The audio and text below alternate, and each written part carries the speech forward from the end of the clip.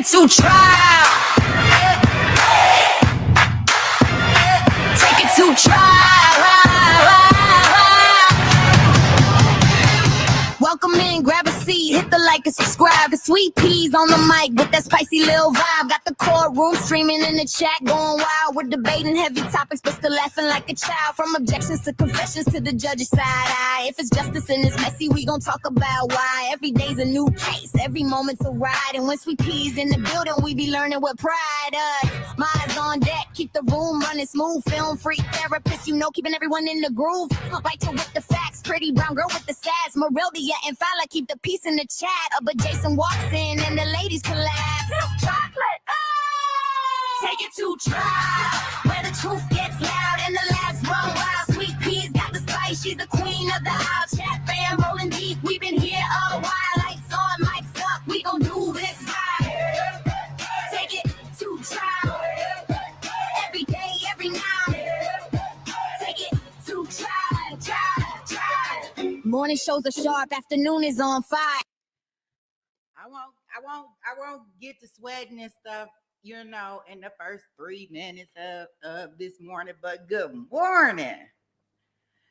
Good morning. How's everybody doing on this fine Monday morning? Hey, Baca. Hey, Jason. Hey, Fowler. Damn it. Hey, Morelda. I tell you. Hey to everybody that's listening out there. Good morning, good morning, good morning. I almost need a good morning song because I want to be like, good morning to you. I don't know. I don't have any other lyrics for it, but whatever. Y'all get what I'm trying to say. Oh, boy. So how's everybody doing on this holiday? Well, for those that celebrated, getting ready for this Thanksgiving holiday. I feel like I got something in my shoe. It's going to drive me crazy. Oh, gosh. Please get out my shoe.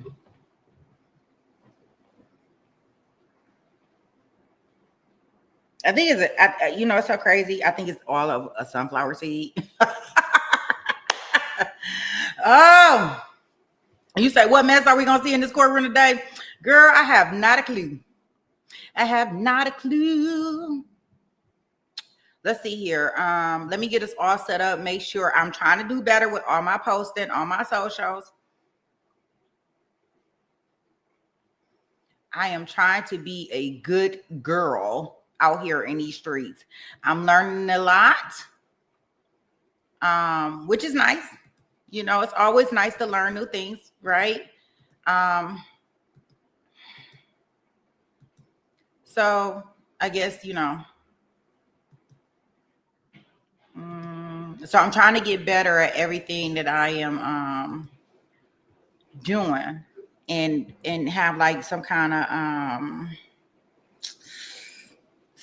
I don't want to say a schedule, but a routine when I get on here. So I can share it to my social media platforms because I'm trying to extend this over on our social media platforms. But, you know, of course, in order to do that, I have to, you know, start posting on there more often and get us some more people for our wonderful community that we are over here building here at Take It to Trial.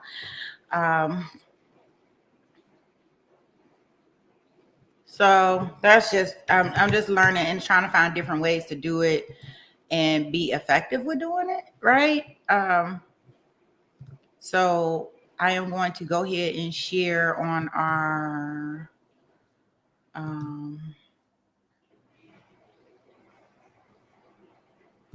get us shared on our Twitter. It looks like, if I'm not mistaken, I don't know what this means or not for us, but I am going to try it.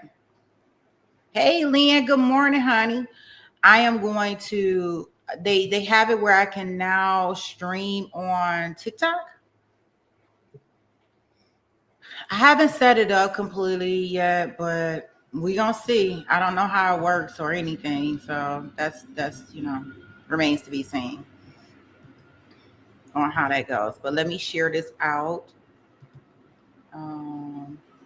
here. Okay, that's the first place I need to share it. And then I am going to, I'll be trying to get it all together. I wish it was stuff. I don't know if I could share it. It's like I can't share it until I go live certain places. So it is what it is.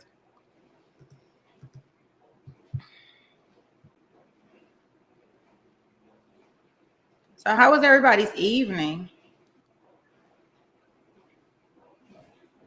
I'm gonna get to our history. So yesterday we left off with in our Holly Bobo case. Um,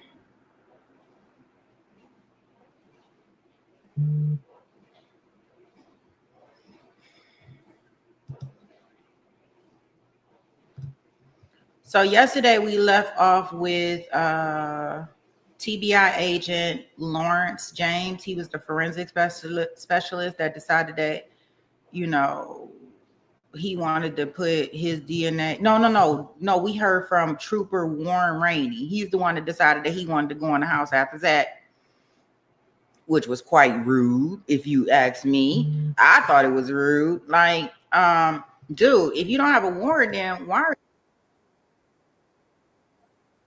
you rude? You know, but he said that he thought that, you know, because there was a mattress on the side of the house, that it was probably something going on. And he did not want that going in there and getting a weapon.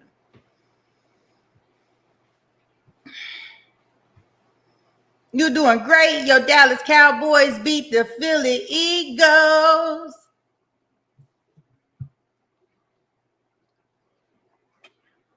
Dallas, which is America's favorite team, right?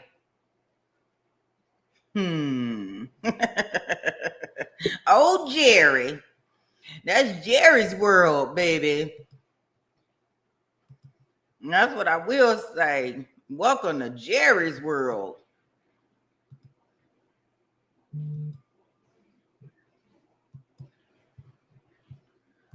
Okay.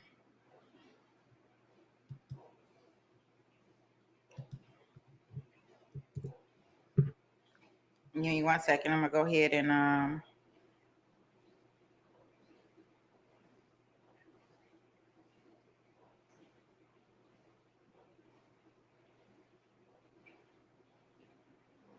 don't even know if I could share this on what's the name yet, but let me see if I could try it.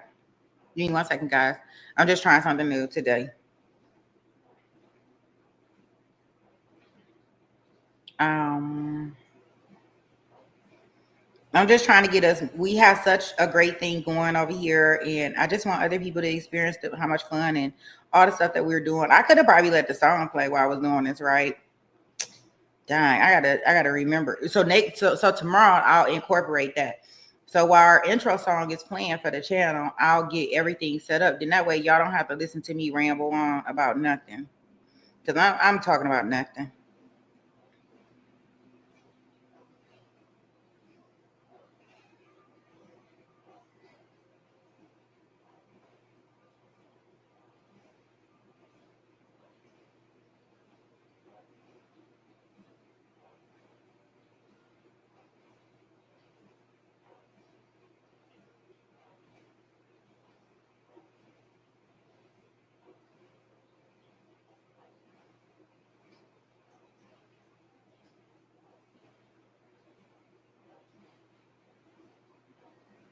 Oh yes, yeah, I'm learning. It say Instagram requires a portrait or a photo of something. So let me see.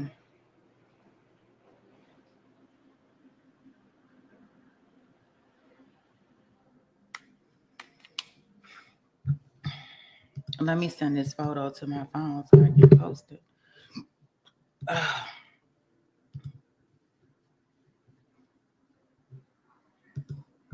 Y'all know I don't know nothing about this stuff. Let me see. Okay.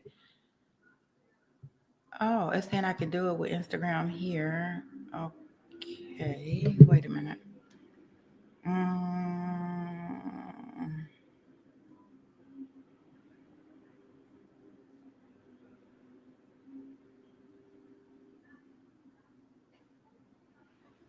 um, Download. Download.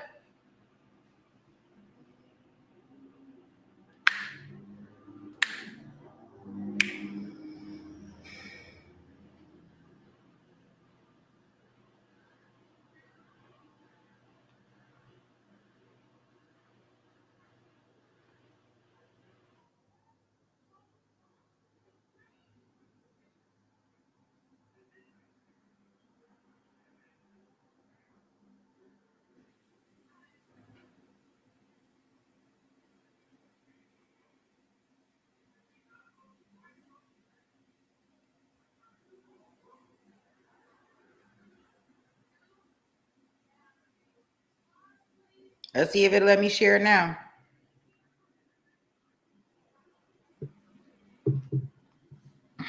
Okay. Well, I tried. Hey, Tanya, how are you? Okay, so let me see what we have in regards to our day. So we on day 2, part 2. So for those that did not see, we did day 1.5 yesterday.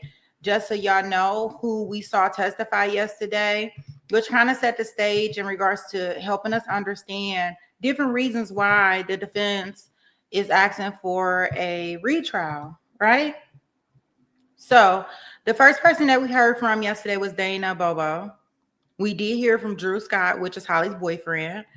We heard from James Barn. He's the neighbor that heard the screams and the argument, the argument or what that was.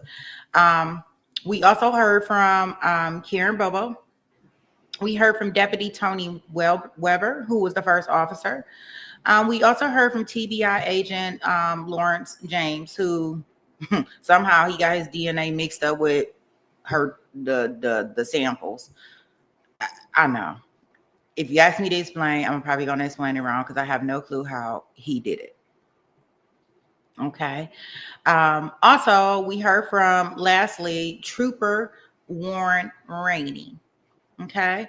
So today we're going into day 2, part 2. And then we'll immediately go into our day 3. Just trying to get through this trial because we do have another trial that we're going to rewatch during this Thanksgiving no live court time period, and that's going to be the Melody Ferris wheel turntable. I don't know. We'll figure it out. Okay, so let me go ahead and get my screen share up here. I haven't decided if I was going to make these into little clips yet. I don't know. I could, but I haven't decided yet. We got our turkey up here, our turkey man. Hey, turkey man, turkey man. We got our turkey man sitting up here. And let's see here. Okay, so if you can see those ones and those SweetPGangs, I will get us into the courtroom. That lets me know that y'all are ready to start court this morning. We're calling the case of Zacharias, Zach Adams, Zach attack. It's something with the Zachs this week. Zach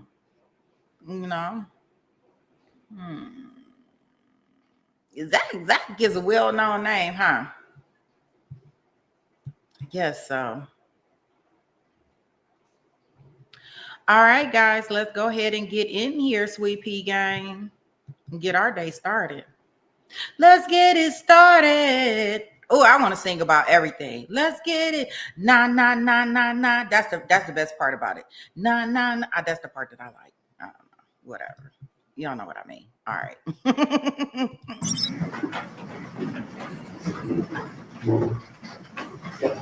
I want to make a general inquiry without making any promises at this time.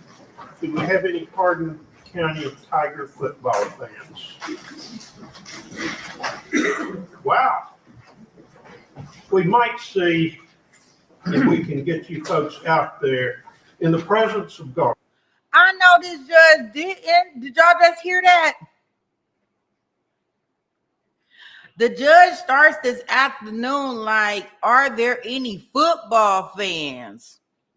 because we gonna try to get y'all out of here.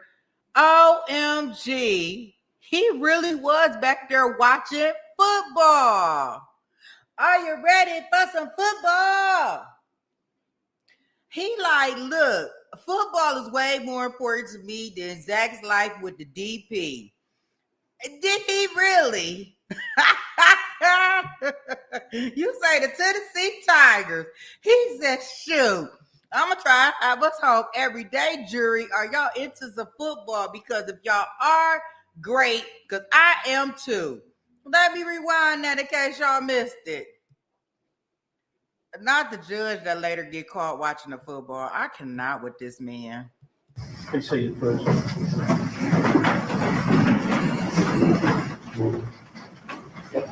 I want to make a general inquiry without making any promises at this time.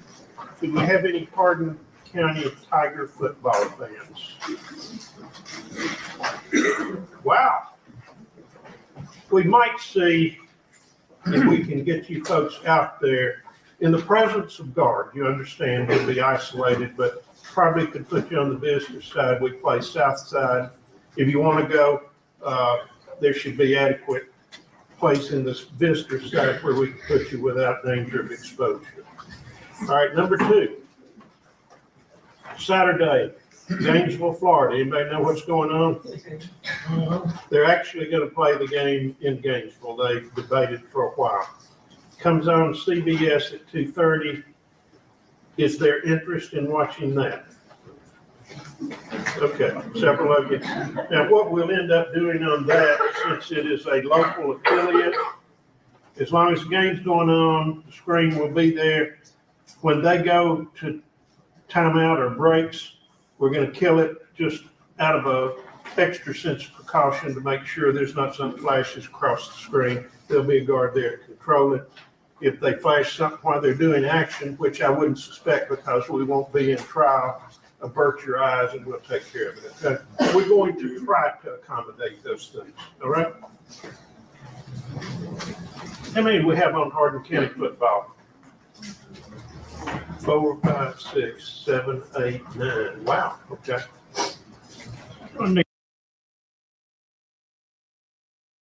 Y'all, I am so done. I cannot believe this man just did a whole 5-minute colloquy on football.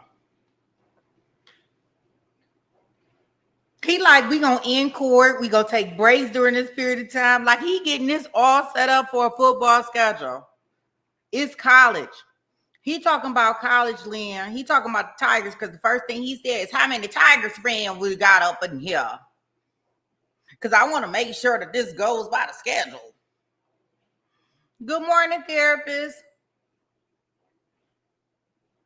Like, really? So I want to make sure that we get y'all out of here.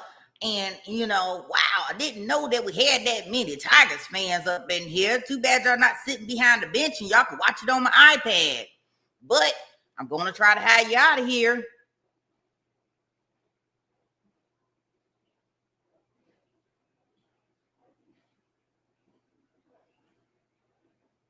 Oh, you seeing the one that's right next to him, Baca? On the bench? That is insane, guys. Insane. I'm gonna clip that because I gotta make sure that everybody understands that he did a football quality. What is it called? A quality? Y'all know what I'm trying to say. Whatever. Quality. That word there. Yeah, we gonna definitely have to clip that part. I can't believe he just did a 5-minute statement in regards to that. All right. Need to talk to our director of schools and get a little cooperation as well. All right, let's y'all have a good lunch. Is that working out pretty good up there? Yes, sir. rather do that than up and about out. Okay. It saves a little time. We're actually starting about 10 minutes late, but a lot of times that happens. Well, my language is follow if you need to say it. is I say a lot of things that I'm probably not supposed to say correctly. I say what I think I should be saying. Yeah, I probably don't. You know what I mean. And if you don't know what I mean, then sorry. I don't even know. But trust and believe. I say a lot of stuff that I'm probably not saying. I don't say right. And I take no offense to it. like Lynn say, we know what you trying to say. Right? You get it. Everybody got it, right? I think. If not, it may be my rough edges slurs. So don't no harm, no foul. Nah, I don't know. Yeah, it's a whole bunch of words that come out of my mouth that is a whole entire mess. Sometimes it's so funny because I don't know if y'all ever experienced this. Like, I think my mouth be talking before my brain puts it together, because I know what the word says, but my mouth is such a garbage can. Like, it just spits out stuff that my brain can't even catch up with it. So stuff just be coming out and it be wrong as hell. I be saying stuff that's stupid wrong. Like, if I would just slow down sometimes, I would probably be okay. All right, crew. Well, call the key. And if not, I'll just rename it to some stuff that I know. He questioning them. How about that? He questioning them. I tried to be all legal and stuff, trying to use the legalese. He just questioning them. How about that? I'll put it in my type of terms.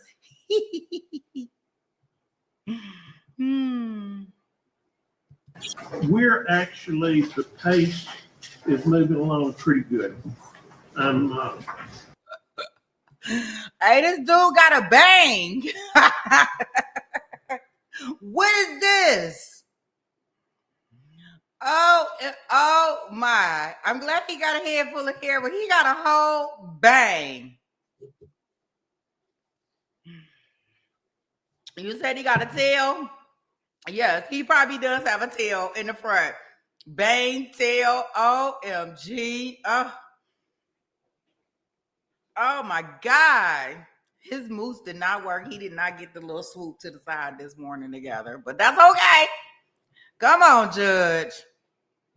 I'm time compulsive, as you folks know, and so far I'm fine with our pace, okay? I want both sides to have adequate opportunity to explore their theories of the case. I'm not going to try to cut them off, but I probably don't need to play poker from up here. They can probably read me pretty well as long as I've been doing it, so I think they'll keep it moving pretty good. Okay? Call your next witness for the state. Brian Young.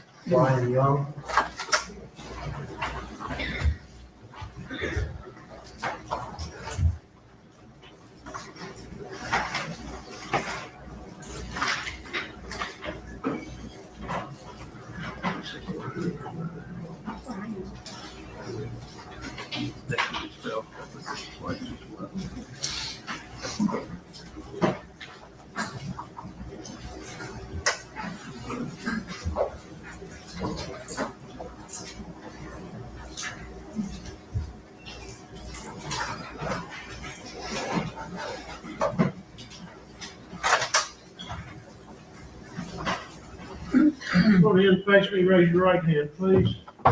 It's the truth, the whole truth, and nothing but the truth, so you guys. Be seated. I want you to state your name for the record and spell first and last. Stephen Brian Young. STEPHEN. Young, YOUNG. As you probably figured out when you leaned up against that mic, it's hot, so you can talk into it and it should amplify you, okay? Can you hear me, Mr. Young? Yes. Tell us, what do you do for a living? I'm a commercial fisherman / restaurant owner. You commercial fisherman, and you also got a restaurant, don't you? Yes. Where's your restaurant at? Little Josh's in Parsons, Texas. and Parsons. Do you remember back in April of 2011? Yes, Did you take any part in the searches for Holly Bobo? yes. And why did you take part in the searches for Holly Bobo? I knew the Bobo family some, and I also knew Drew, which was Holly's boyfriend at the same time. Did you ever had any military experience or anything like that? Yes. What is that? Army National Guard.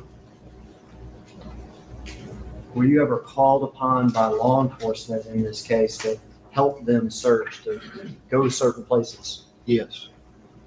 Do you know Warren Rainey with the Highway Patrol? Yes. I want to ask you, did he have you on one occasion go in the woods behind Zach Adams' house? Yes. Tell me what you saw that day. That day when we first got there, Warren had just got through talking to Zach. All right, so Warren had gone to the house, Yes. and where were you when Warren was at the house? We was on the outside perimeter. It was actually 6 of us. 6 of y'all? Yes. And were y'all in the woods or standing on the street? We was standing in the woods, Standing in the woods. or kneeled in the woods actually. Kneel down in the woods? Is it fair to say hiding? Yes.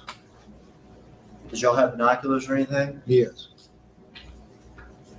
Did you see Mr. Rainey talk to Zach? No. He was on the opposite side of the house. What was the view that you had through the woods at that time? Well, we couldn't see Zach at all at that time. We were just supposed to be covering the outside perimeter of the house. Okay. Is that the back of the house or the side The back of the house. The back of the house? At some point, were you notified that Warren Rainey had left the house? Yes. How was that done? Warren had called us. Warren called y'all? Yes. And what happened next? Actually, what we supposed to have done is seen the movements of Zach, watched the movements of Zach after Warren had left. All right. So y'all were there because you wanted to see what Zach did after Warren left. Yes. What did Zach do after Warren left?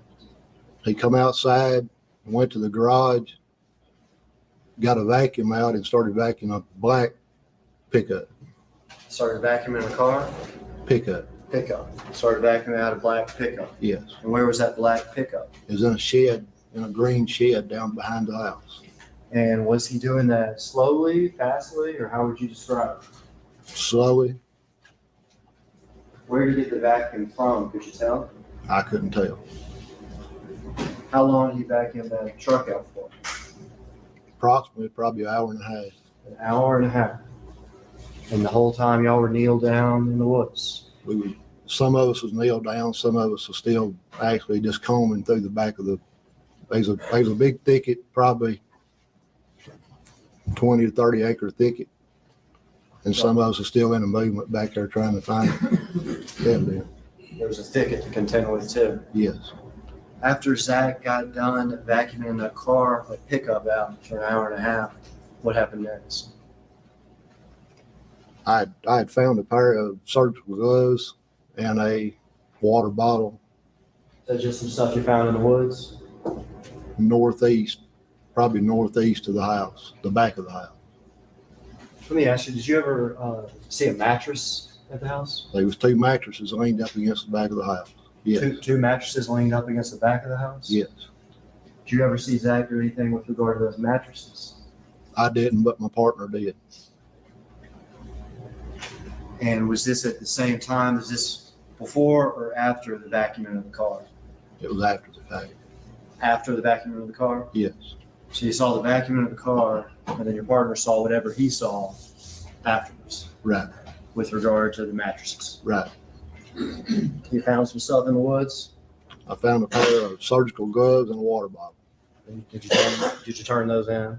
Yes, I had to meet Mr. Ramey at Teasers off of, I'm trying to think of the name of the road, This area here, there's the interstate, is that right? Sugar Tree Road. Okay. There's the interstate, not far, is that correct? Right. There is you just said the name of it, Teasers. What kind of place is that? It's actually a strip bar. Strip club. Right. Close to Teasers. Close to Teasers, there's woods. Is that right? True. If you go through those woods, you can eventually get to what? Back to Zach's house. To Zach's house. So all this is close together. Wooded area, yes. And is this close to Holiday, Tennessee? Yes. And close to the interstate? Yes. Did you ever see the dirt or whatever that had been disturbed behind the house? Yes. Okay. And did y'all report that to Rainey? Yes. Were you there when Rainey checked it? Yes. And you acknowledge it wasn't any sort of grave or anything like that? I can't say that. I don't know. Okay. Did you see Rainey find anything? Rainey wasn't actually with us. Rainey was at the Teasers. Later on? Later on, he come off of Duck Farm Road and met us on Duck Farm Road. Okay. They was actually two dog teams with us. I thought he said they were asking. I just want to make sure, the hearsay. He just said there were 2 dog teams with him.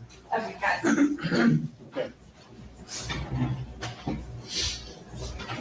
Other than the hour and a half of vacuuming or whatever your partner saw, is that basically what you observed Zach Adams do that day?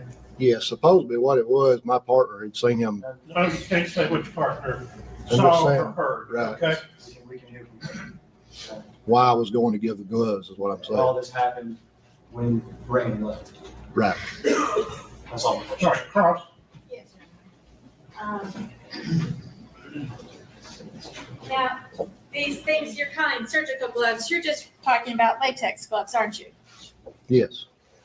White latex gloves, Blue. blue latex gloves, and you're aware that they sell those at Home Depot. Yes. People use them a lot if they're going to do something like paint, Yes. and you might use them if you're going to change the oil in your car. True.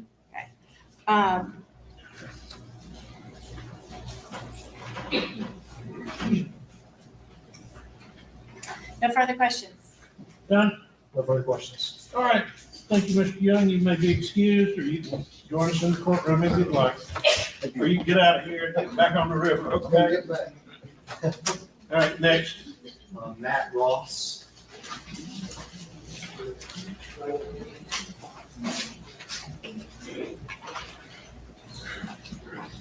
Zach, read him. He can't wait to get out of here.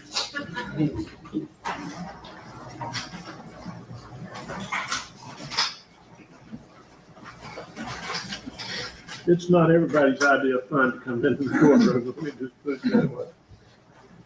Face me right in the right hand, please. Solemnly swear that testimony you're about to give is the truth, the whole truth, and nothing but the truth, so help you God. I do. Be seated, state your name, spell your first and last. It's Matthew Ross, MATTHEWROSS. Thank you. You can proceed. Mr. Ross, what do you do for a living? I'm a special agent with the FBI, And how long have you been doing that? over 15 years, Where are you stationed at? at our Memphis headquarters city location. Well, we're here to talk to you about something that happened pretty far away from Memphis. Okay? Okay. In April 2011, were you involved in the investigation in the search for Holly Bobo? Yes, I was. And how is it that you became involved in that? About a week after she had gone missing, and both the TBI and FBI had opened cases, our office in Memphis asked for volunteers to go to our Jackson resident agency or to Decatur County to help with the investigation. And did you know this area at all or know that area at all? I was somewhat familiar with Decatur County. Prior to being an FBI agent, I was a special agent with the Tennessee Alcohol Beverage Commission. And so every summer we would spend, a week or half a week in Decatur County doing marijuana eradication. I hope you don't know where Teasers is, do you? I've heard of it. On April the 23rd, It used to have a worse name than that. I think it was Bill Dundee's at some point. Too. It was Bill Dundee's. April 23rd, And before you get the wrong idea, I just pass it on the highway going to other courthouses that I serve, okay? April 23rd, 2011. Do you have occasion to speak with anybody involved in this Holly Bobo investigation? Yes, I did. What were you tasked with? What job did they give you that particular day? Well, when I got there, we were basically, myself and several other agents, task force officers, were told to just stand by to help out, possibly cover leads that had been generated from the case agents that were working the case. I guess that'd been 7 or 10 days after she had gone missing. And so we were just waiting around, and at one point someone came up to me and gave me an assignment and said, hey, we need you to go talk to this person or that person. And who was the person that you were supposed to talk to? The first assignment I was given was to go talk to an individual by the name of Zach Adams. Did you know Zach Adams at all? No, never heard of him, didn't know. Would it be fair to say that you had limited information at that time that you were going to talk to him? Yes, that is correct. All right, tell us what happened. Did you go talk to him? I did. Tell us what happened when you went to him. Myself, one of our task force officers from Memphis, she was the Shelby County Sheriff's Deputy, Annette Cotton. I believe the Sheriff of Decatur County and a lieutenant from the Highway Patrol. I don't recall his name. I think we just met him. Okay, that might be him. I don't remember. It's been a while. We traveled to Zach Adams' residence, met him there, and just asked him what he knew about Holly Bobo, if he knew anybody that knew her, if he knew anything about her disappearance, and where was he during the time she went missing. Did you notice anything about Zach Adams on your visit? Yes, as we talked to him, I noticed that he had some pretty visible scratches on his arms and knees, I think, or leg area. And apart from noticing that, did you document it sort of any other way? I took photographs. I asked him if I could take photographs of him and the scratches, and he said yes, I did. Let me pass you a series of 4 photographs. May I approach, Judge? You may. Thanks. Just look through them and tell me if you're familiar with what's pictured in each one.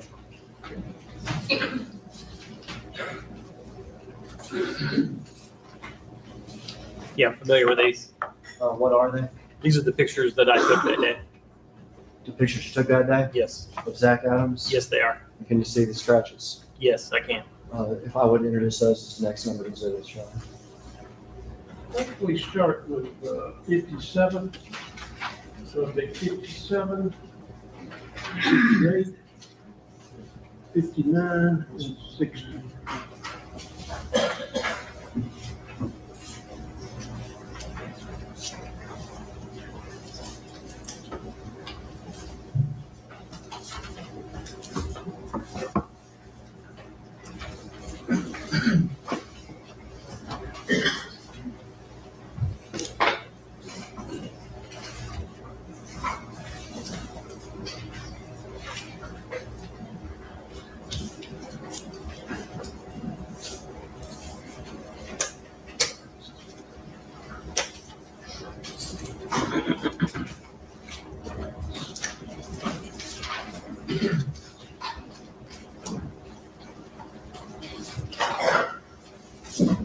Publish these, Judge. You may. It's gonna be on the screen behind you. Is that Zach Adams that day? Yes, it was. This is over at his house, all right? That's correct.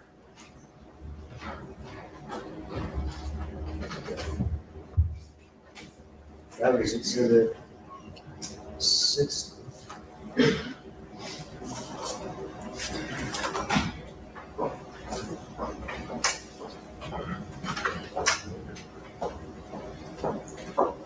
This is exhibit 57. What can I see here? There's pretty visible scratches on the inside of his arm right there. There's a big scab or scar up at the top.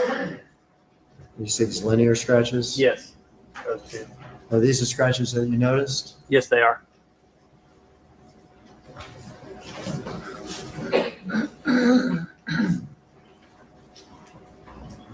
will be exhibit 58.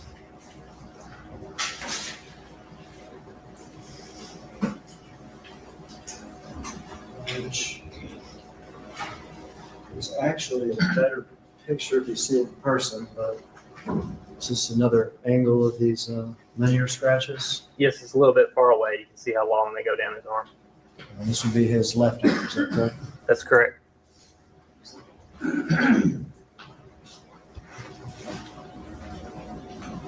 Maybe this will show up a little bit better now. Shows up a little bit worse.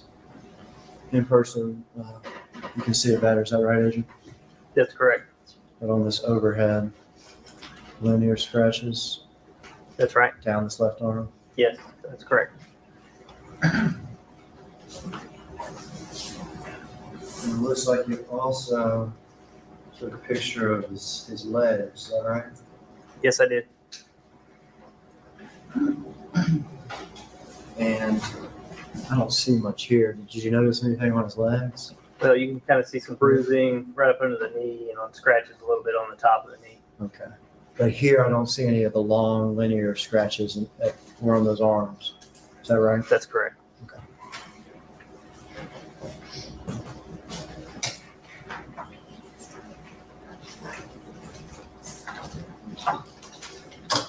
Did you ask him about these scratches? Yes, I did. And did he tell you how he got these scratches? He did tell me. What did he tell you? He told me that he had gotten the scratches after he'd been arrested by the police somewhere. I think it was Henderson County or one of the nearby counties, and that he had run through the woods trying to escape and had gotten cut up by a bunch of briars. Okay. All cut up like briars or whatever. That's correct. While he was running from, what did you say? He said the police.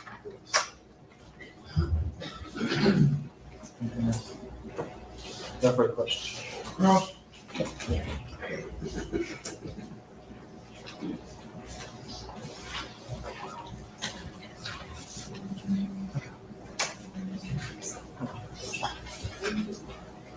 So if Ms. Thompson needs a minute, I'm going to ask you to pass these pictures around anyway. I was gonna use the pictures, so we'll just go ahead. It just doesn't show up.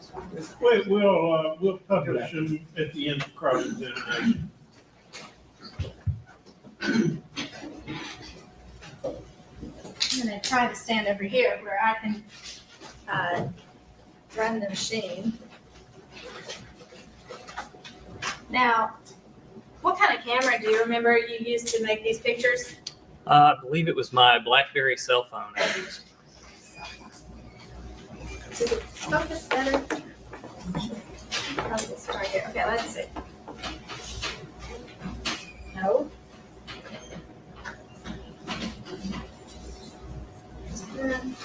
Maybe try zooming. Maybe if I can zoom it a little, then I can tell if it's in focus.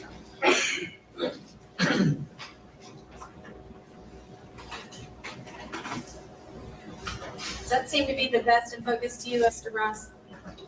Yes, that's a little bit better. Okay. And you certainly seemed very happy that day when he was talking to you. He did have a smile on his face, yes. Yes. And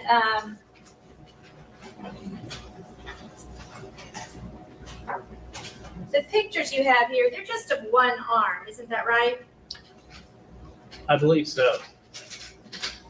I may have taken a picture of the other arm, but I don't recall seeing it in there. Okay. And is that the front of his arm or the back of his arm? That's the front inside part, Okay. I believe, right He's- there. Would you agree with me? He's got a skinny little arm there.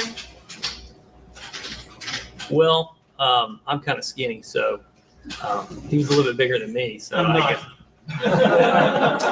So I guess it's all relative, but sure. Okay, let me see if I can zoom up on this stuff too. Now, of course, the picture itself is a little grainy. I mean, if you look at the actual picture itself, it's a little, I'd say digitized. It's got the little kind of square chunks of color in it. Would you agree with me about that? Yes, this picture up here does, yes. So it's not like it's taken with a 35 millimeter quality camera. No, like I said, I took it with my cellular phone. So But what we're looking at here, it seems like there's I'll kind of point it out to you. This is like a little bit of a round bump almost. Would you agree with me? With a Yes. scab in the middle? yes, that's correct. Okay, and it looks like it's definitely been healing on the outside of the scab. Yes, I would say that. And then, and it just has a little bit of a scab left. The other ones, they're reddish pink lines, but they don't even have scabs left on them anymore, do they? They don't appear to, no. And this one actually shows it. Maybe this one shows it a little closer up. Does that one actually show it a little closer up? Yes, a little bit. So they're really more kind of like scars rather than fresh scratches. Is that right? Well, they weren't old scars. They definitely would have happened recent The weeks. pinky scars, pink colored scars. Yes, they were pink colored scars.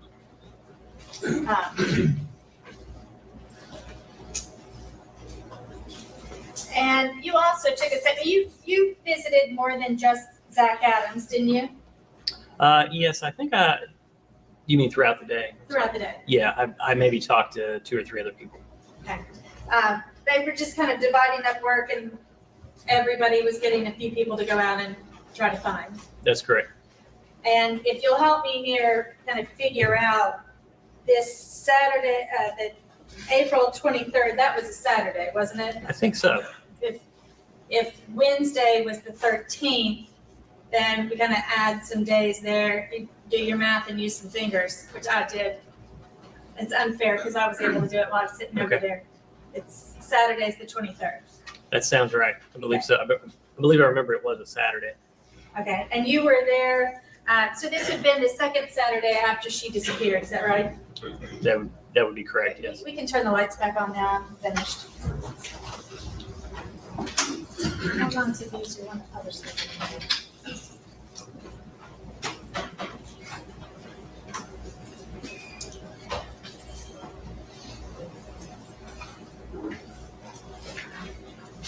And so, and you actually filled out not even a formal report, but you just typed up some paragraphs about what you did and who you talked to. Yes, I believe we filled out, at that time it was called a lead sheet or something to that effect. A what? It's called a lead sheet, I believe is what it was called, what we refer to it as. Okay, well, your report here isn't on lead sheet. It's not on a lead sheet like worksheet. It's a typed written report. Did you type this Right. up? No, I did not. Okay. So you filled out a lead sheet somewhere. Yeah, well, I filled out like the top of it, and I believe Officer Cotton filled out the bulk of it. Okay. And then I believe, I'd have to see it up close, but I believe those are her notes, Okay. her type notes. So, but it would be accurate to say that your interview with him started about 9:25 in the morning. That's right, I remember it being in the morning. That's correct. Okay. And Mr. Adams even gave you a brief summary of what he said he had done that day. Yes, he did. He said that he'd gotten up about 10 or 10:30 in the morning That sounds about right. on April the 13th, 2011. He said that there was no one in the house to verify what he had done or what. That's correct. He said he and his brother Dylan had picked up a friend Shane and then had gone to the Shell station. That's correct. He gave you his telephone number. Yes, he did. There's a phone number and an address. He even gave you a social security number, his driver's license number. I don't exactly remember that, but I'm sure he did. Okay. He disclosed to you that he had a girlfriend, Rebecca Earp, or former girlfriend. Yes, he did. Okay. He gave you consent to search his house. He did as long as he was with me.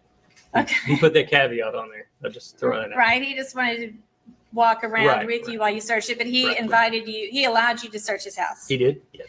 And he even allowed you to search underneath his house in the crawl spaces. Yes, he said we could look. We didn't actually crawl under there. We just opened the doors, took a look inside. Matter of fact, you made a note that it didn't appear, let's see, it did not appear recently disturbed under the crawl spaces. That's correct. Yes. Okay. So looking at that, you chose not to go down. Is that Right. On the outside of the, there's small doors that swing Right. under the crawl space. Didn't appear to be disturbed. We opened the doors, took a look inside, didn't see anything. okay? And he voluntarily let you take pictures of his arms and legs. He wasn't under any kind of warrant regarding that. Is that No, right? he consented to all that. And you were there until 10:55 a.m. It sounds about right. Okay. About an hour or so we were there. Yeah, so 9:25 to 10:55, an hour and 20 minutes, 30 minutes. I have to use fingers. 30 minutes. Does that sound fair? That sounds right. And at the same time, then you also spoke to his grandfather, Dick Adams, and his brother, Dylan Adams. Yes. And they allowed you to look around Dick Adams' house also. I don't believe we looked in his house. But you would have been invited to. I mean, they didn't prevent you from doing that. I don't know that we asked. Okay. And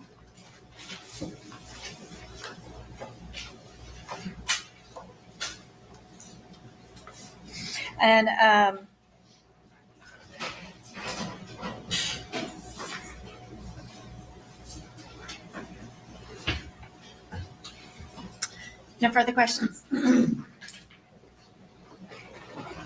Anything else? No questions, just publish these exhibits. All right, step down, you're free to go. Thank you. Thanks, Jeff.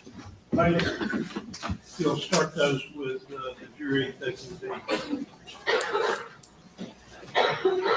They can pass those among themselves. Let's get your next witness while they're doing that. Chris Hill.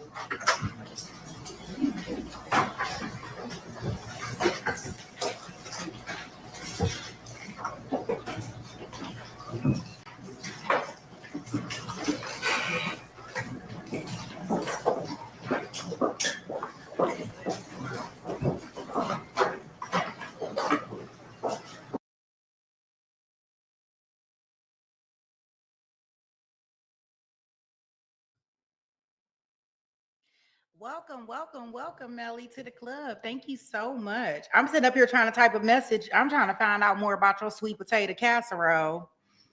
So since I done stopped it, thank you so much for becoming a member. Oh, so I was typing in the chat. Do you do your sweet potato casserole? Do you put nuts or you use marshmallows? I'm just being nosy. Oh gosh, the one good thing about this and us all being together and everybody sharing what they cooking for Thanksgiving, y'all reminded me of stuff that I probably need to fix, but don't want to fix, but trying to find a shortcut. Marshmallow and nuts. Okay. Yeah, I think I may just try mine with marshmallows this time. I didn't know how it may come out, but I don't know if any of y'all go to Crackle Barrel.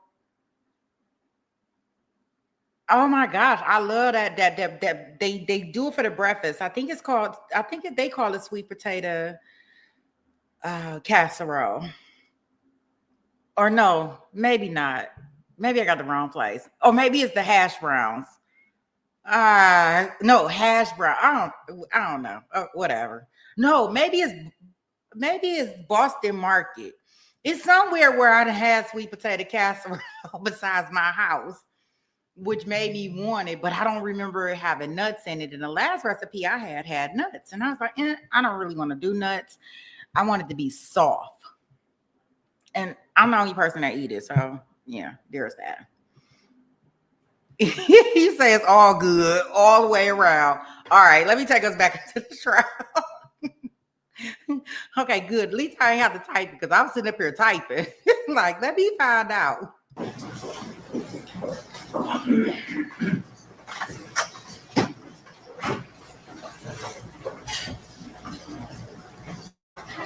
Raise your right hand. On swear that testimony you're about to give is the truth, the whole truth, and nothing but the truth, so help you God. Yes, I do. Be seated. State your first and last name and spell them for the benefit of the court reporter. It's Chris Hill, ChrisHill. Okay, let's hold up just a minute. Let them finish passing the photos and then.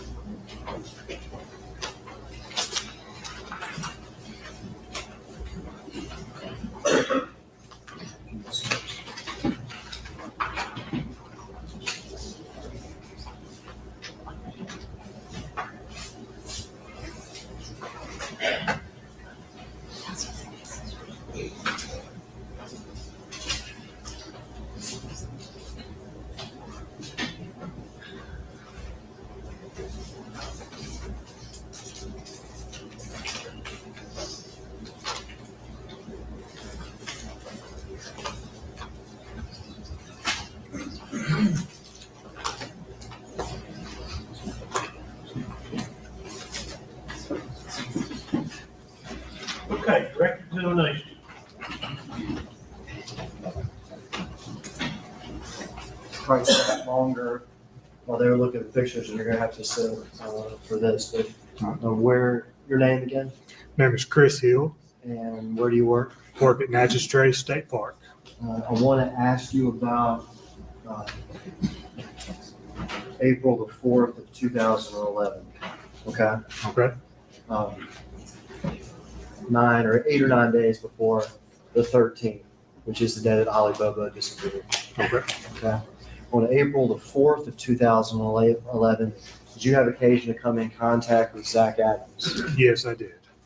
And whereabouts were you on? And it was a traffic stop on Highway 114 in the park. Was it a routine traffic stop? I mean, did it go routinely? It did not. Okay. At some point, what did Mr. Adams do? He fled on foot. Was he pursued? He was. And was he arrested? Yes, he was arrested. Did you have occasion to observe him before he took off running? Yes, I did. And did you have occasion to observe him face to face, body to body, after he was arrested? Yes.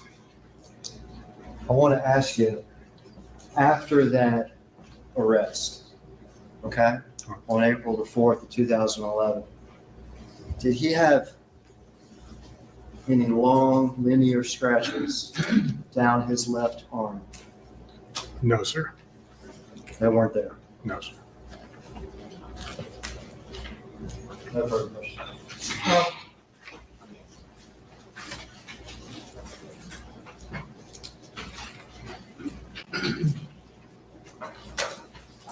Okay, now, on April the 4th, 2011, this whole incident began because there was a tree down, power lines down due to a tree in the state park. Isn't that right? That is correct.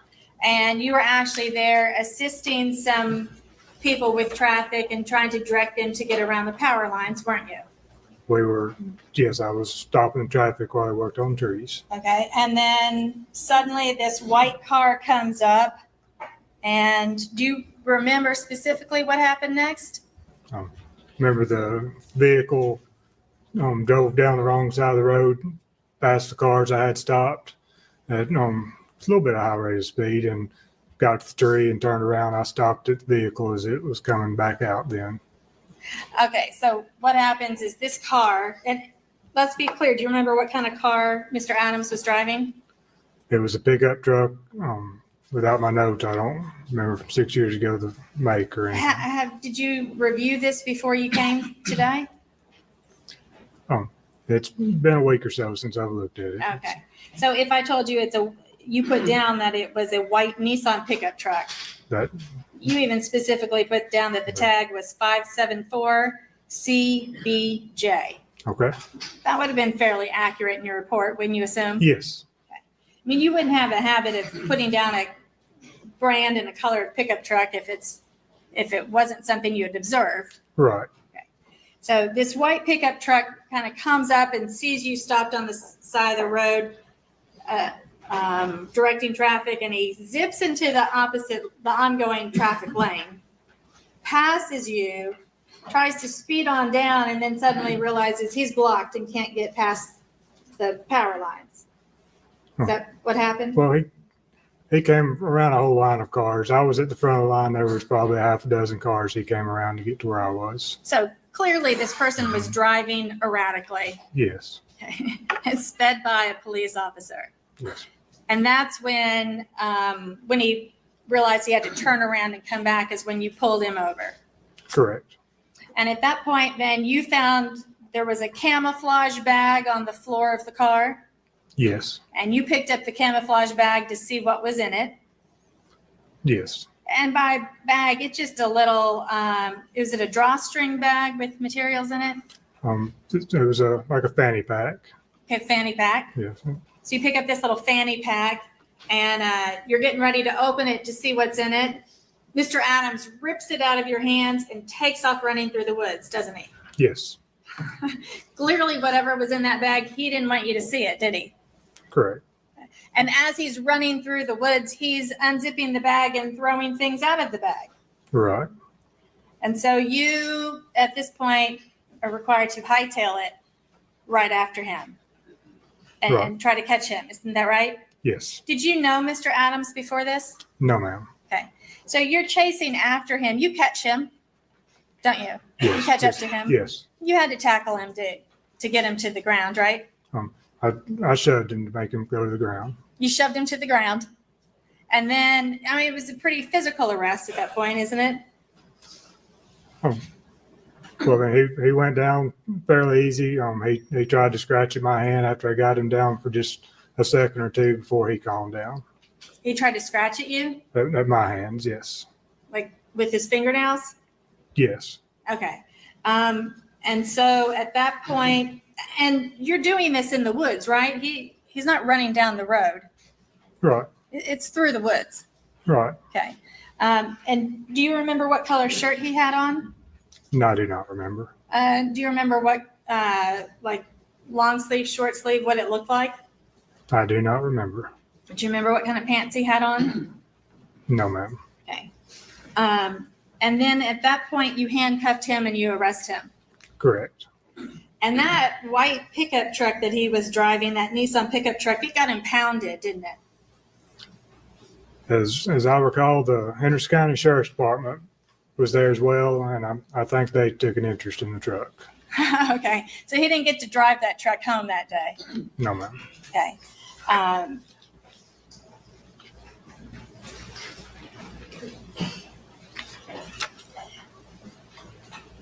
Now, after you had physical, you kind of went full hands-on with Mr. Adams, right? Okay. Pushing him to the ground. Did you fill out an incident report about the physical contact you had with him? That was included in the incident report for the whole event. So, under your department regulations, you're not required to fill out a special physical contact report when you have full hands-on contact with a potential arrestee? No, ma'am. Okay, so you didn't fill out anything other than just this arrest report and what happened right here, isn't that right? That's correct. Under what conditions are you required to fill out a full hands-on report? If there was an injury or if we had to use some type of a weapon, Okay, and then that goes in your record too, doesn't it? yes. So you would prefer not to have those filled out, wouldn't you? It really would make no difference to me. It's No?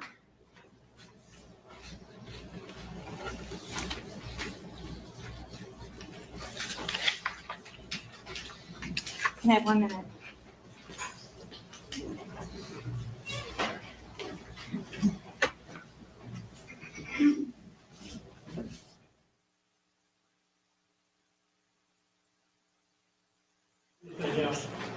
Just real quick. Talked about impounding the truck, right? Say something about that? As I recall, the local sheriff's department talked about it, and I believe it was released just a day or two later.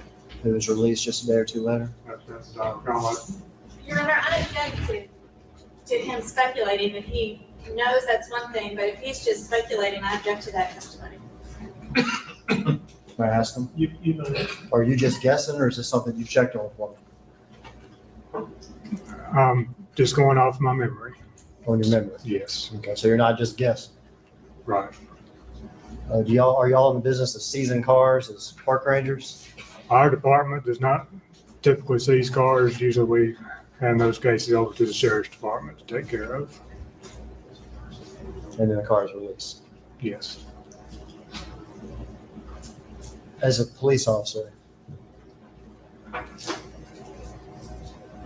do you try to take note after you arrest somebody, especially if you've had to put your hands on them, as to their physical condition? Absolutely. Why do you do that? Because don't want any chance of any kind of contamination between any kind of bodily fluids they might have and ourselves. Okay, so you're looking for blood, whether or Right. not blood's been transferred? Exactly. How about to ensure the person doesn't claim you did something that you didn't do? Right. I mean, do you try to protect yourself too? Yes. Yes. And so if you had seen bloody linear scratches, is that something you would have taken note of? Absolutely. But they weren't there. Right. I do have follow-up. okay. Am I asking about this truck now? You said Henderson County Sheriff's Department is the one that came and impounded the truck. Isn't that correct? Yes. Do you remember specifically who the registered owner of that truck was? I don't remember the name. I believe it was Mr. Adams' grandfather. And so how is it that you happen to remember that? It's in my mind. Okay. Was that something that you had discussed with the district attorney? Did the district attorney tell you that? No, ma'am. But you weren't involved because you're a park ranger, you wouldn't have been there when the truck was released. Correct. And actually, you don't even know where it was. Do you know where it was towed to? It would be speculation. Okay. All right. So no further questions. Done. John. All right, thank you, Mr. Hill. You're free to leave if you'd like. Oh, you're next. Christy Cleany. That last name. Cleany.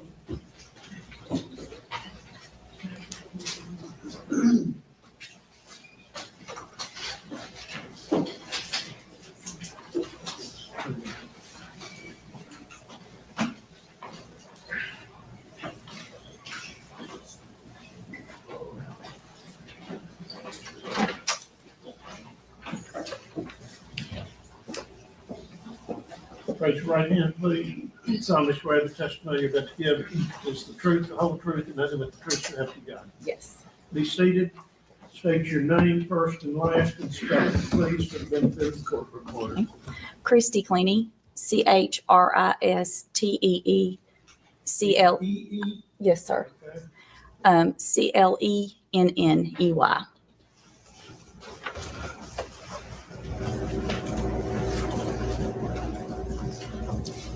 Sound like there's a lot of E's in there. Yes.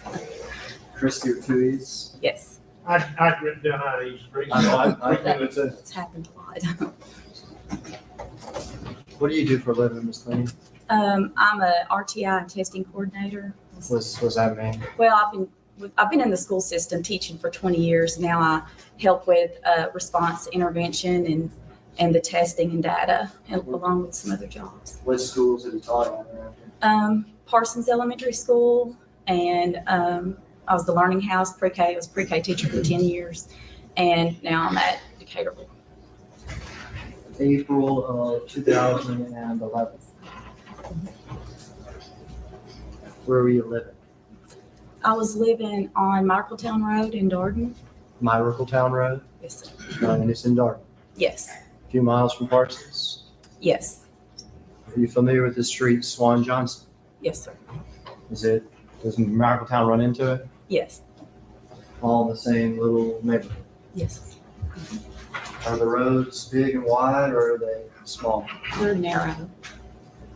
Are the roads frequent traffic all the time, or not? No, not really. Not a whole lot of traffic. Something notable or strange happened to you one morning. Yes. All right. Well, tell us what you were doing. Okay, I've been recovering from neck surgery. So I was out of work for 6 weeks, and I've been walking every morning, somewhere between 7:30 and 8:30 every morning. And so after a few weeks, one morning, I was walking, and I would always walk to Swan Johnson Road and back. Yes, I would walk on Myrickletown Road to Swan Johnson Road, and I would stop there and go back to my house. And I would usually do that about 3 times because that was about 3 miles. And that was part of my rehabilitation for the neck, is what he wanted me to do. And so one morning I walked to Swan Johnson. I was on my way back, and I just heard a loud truck. And so I turned around, and there was one idling on Swan Johnson Road. And I heard it. At this point, let me interrupt you. At this point, is that anything particularly strange? Well, I mean, I wasn't alarmed at that moment. I mean, I just turned around. I mean, I heard it is why I turned around. And, I like to get out of the road completely when cars are coming up and down. So I was just kind of looking backwards.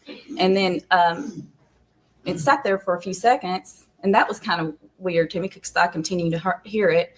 And then Where was it at, like physically? it was physically like at the very end of Swan Johnson Road where the stop sign was. And do you know the Bobos? Do you know Karen and Dana Bobo at all? Yes, Do you know where they live? yes.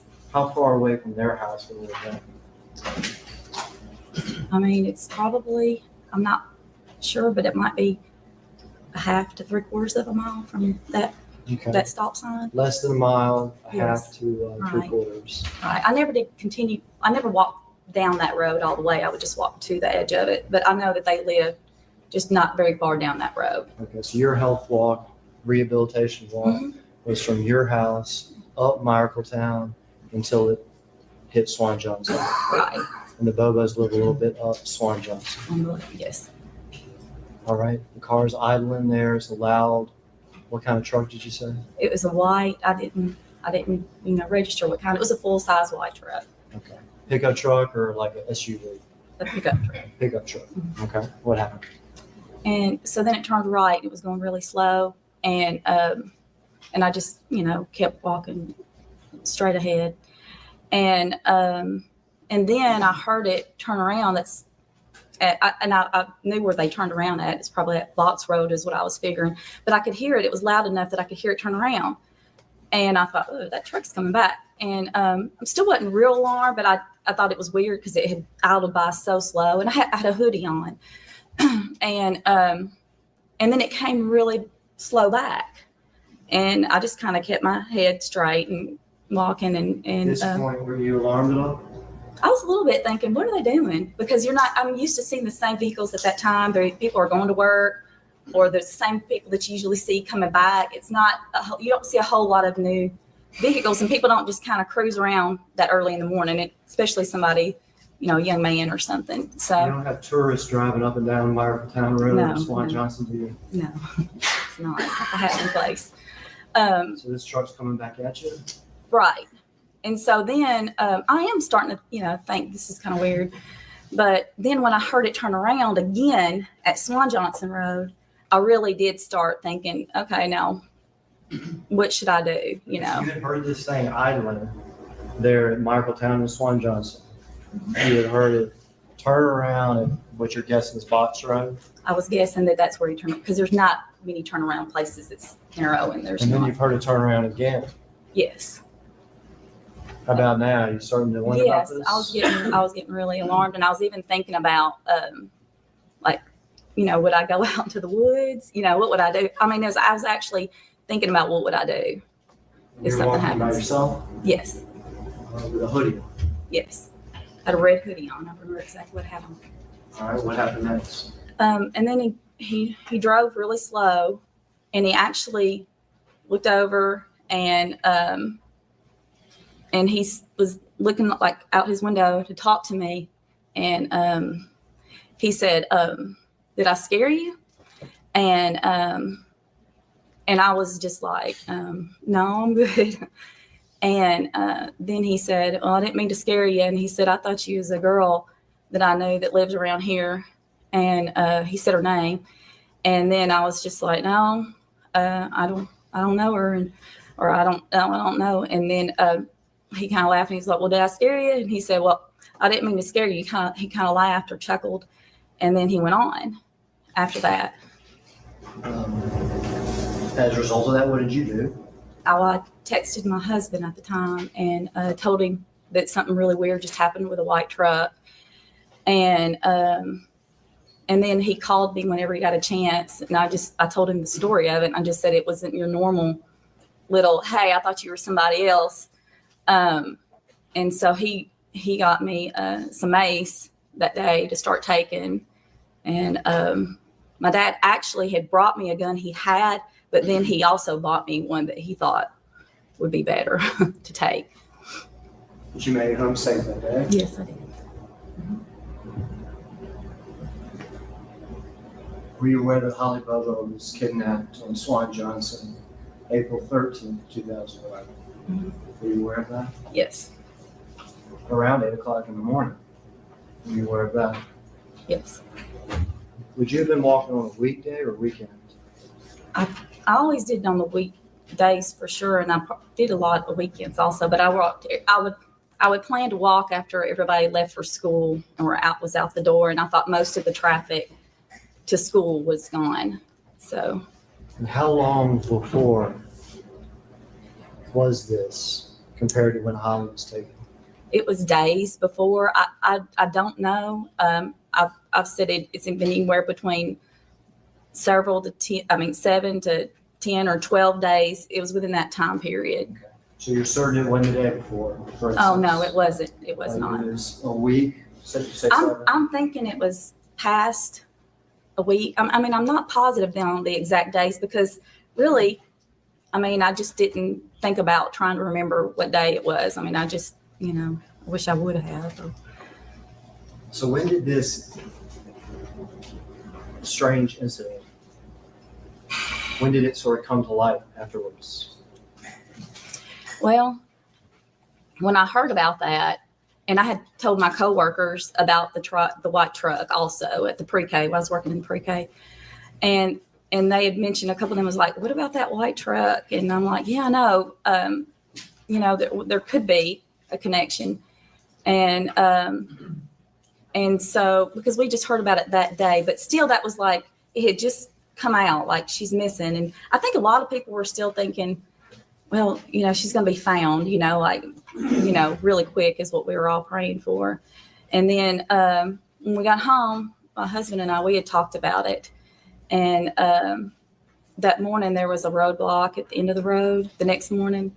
And he had mentioned to the police officers or whoever was there at the end of the road about the white truck.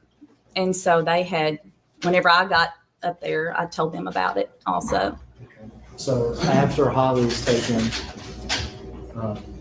a day, 2 days, did you remember? We talked about that day, but it was whatever day the roadblock was, which I'm not positive exactly So when. after she was taken, there were roadblocks at various places. Yes. And so you got to this roadblock, and did you tell the policeman or whoever about this? Yes. What did he tell you to do? He said they'd be contacting me. So you gave him your information. Yes. Is it ex-husband now? Yes. Was your husband with you then?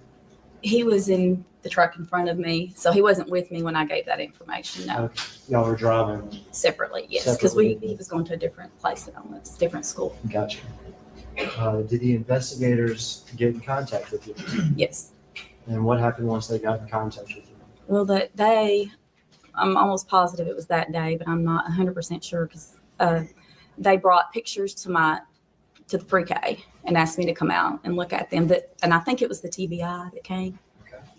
And did you see the man from the truck in those pictures they brought to you? No, I didn't. Okay.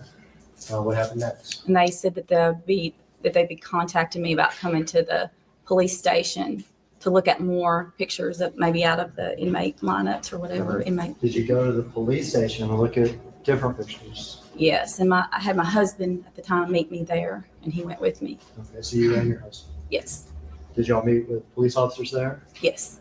And you said you looked at different pictures. Did you recognize anybody?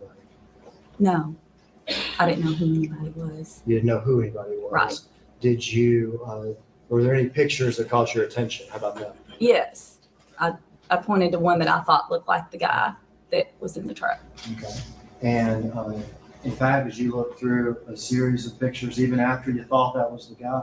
Yes. And describe how you kept on coming back to that one picture? Well, I was looking through it and I'm like, yeah, he looks like this. And then I said, I continued to look, and there was other ones that had that kind of look or the same color hair. And I was going, yeah, these have that look too. But then I said, going back to the front, that one was the one that I thought looked mostly like him.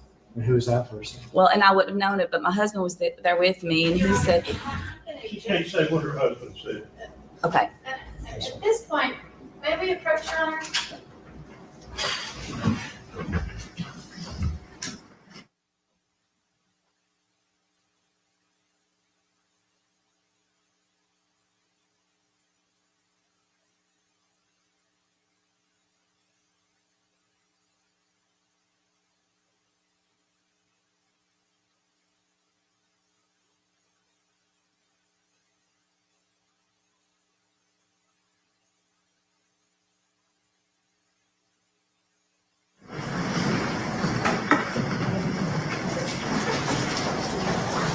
Did you say your husband recognized the guy? Yes, sir. And he was there with you, standing next to you? Yes. What's his name? My husband's name, Timothy Clooney. Timothy? Please. That's the church. Cross.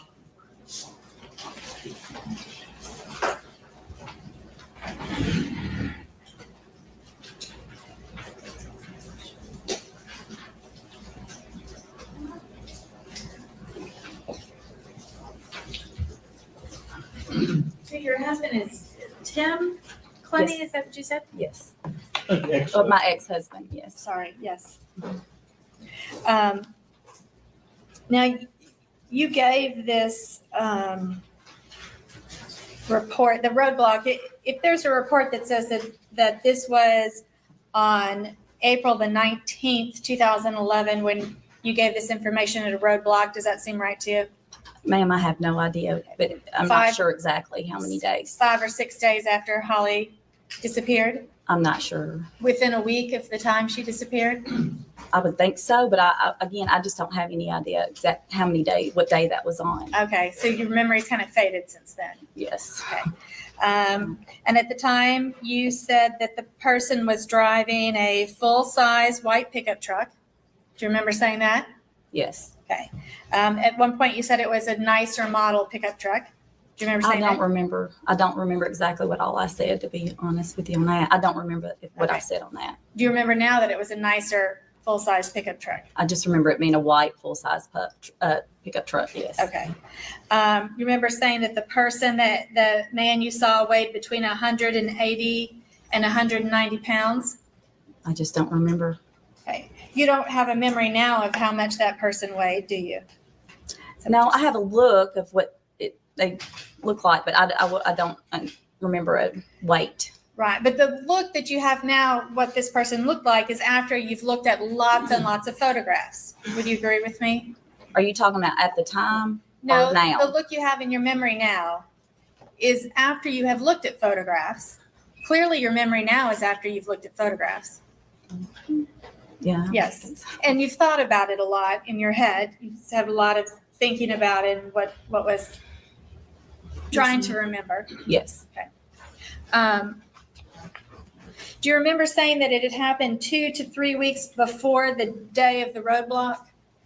No, I don't remember exactly what I said on the time. Okay. If it would have happened 2 weeks before the roadblock, and the roadblock, well, if it happened 2 weeks, you said, tell me again what you said earlier about how close in time it was to when Holly disappeared. It was several days. I don't know exactly. I'm estimating, so this is not a fact, but I would think it would have been anywhere between a week to 2 week period of time. You know, I mean, I have averaged it. It was like 10 or 12 days, you know, but I didn't know for a fact. Okay. But if the report said the 19th, that's probably right, because there would be no reason for them. You didn't report this more than once to the roadblock, right? Correct. So if there's a report that says it's on the 19th is when you gave this information at the roadblock, that would most likely be correct. I would think whatever. Yeah, I mean, I'm not disputing. Right. Okay. So you're not disputing that. No. Okay. And if at the time you said that this incident with the white pickup truck had occurred 2 to 3 weeks earlier, your memory then was certainly better than your memory is now. I mean, I would think it would be too. Right. So that was probably accurate information from you at the time, 2 to 3 weeks earlier. I can't imagine me saying 3 weeks, but I don't, you know, I can't imagine me saying 3 weeks earlier. Because that would have been way past what I would think that it would have been. Do you remember? I don't ever remember saying 3 weeks, as a matter of You fact. don't? Okay. Do you remember saying that the person was in their early to mid-20s? Yes. And do you remember saying light brown hair? Mm-hmm. Yes. Yes. Brown hair. Yes. Well, do you remember saying light brown hair? I don't remember saying, like, specifying light brown hair, but I remember saying that there was brown hair. Yes. Okay.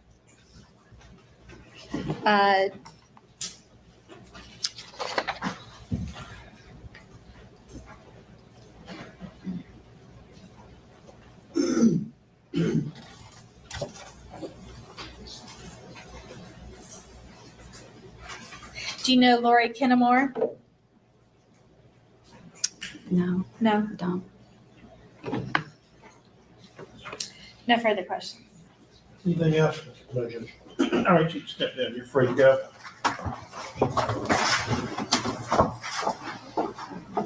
Let's try Timothy Queen. All right. Your Honor, I like the person.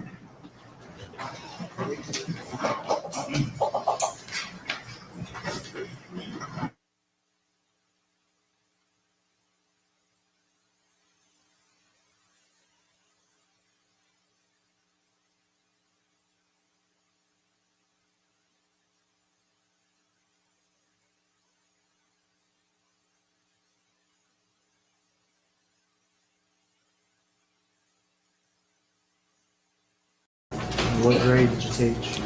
In 2011, I was teaching middle school, 7th or 8th, not sure exactly which one. 2011, were you married to Christy? Yes, Did y'all work at the same school or different schools? different schools. Do you remember a morning when she called you and told you something strange had happened? Yes, Is that something y'all talked about? absolutely. Do you remember her reporting that to law enforcement?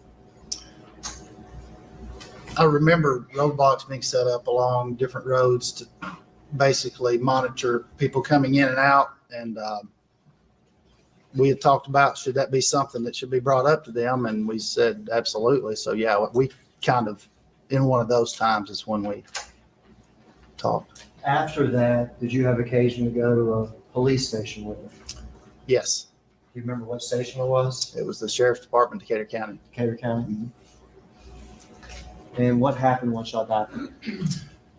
We went through mug shots basically of current and past inmates and things of that nature. And we'd go through, and of course, having been a teacher for so long, I knew almost everybody in there. And when it came to that particular one, That doesn't mean you're a bad teacher. right. Law of averages. So when it came to that particular person, she pointed to them, and I was naming off several of them, and I said the name of the individual. She said it was a bill. She didn't say that is the person that I have seen, but she said that fits the description. Was there a picture she kept on coming back to and back to? Yes, And who was that person? it was Zach Adams. That's interesting. Yeah, Your Honor, first I'd ask for Jinx material. I didn't even know this person was going to be a witness. Got anything on him? We do not, Judge. All right, Well, no, I'm going to ask if they have notes. Surely they've interviewed him. If they have notes of that, there's some case law that says if there's no other materials, we can have notes. We can approach, Judge, if you feel like.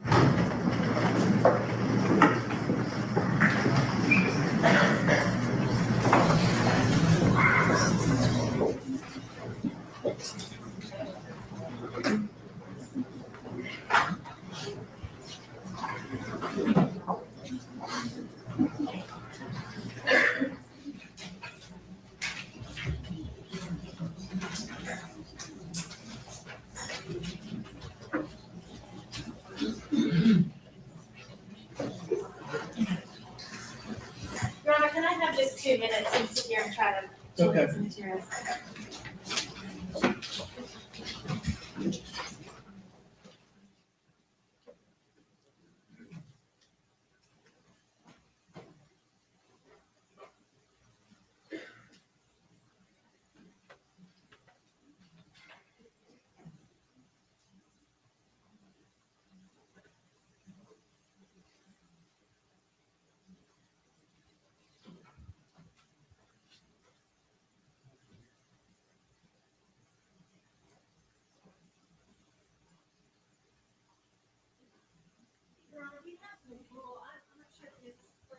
Has already left, or is she in the courtroom?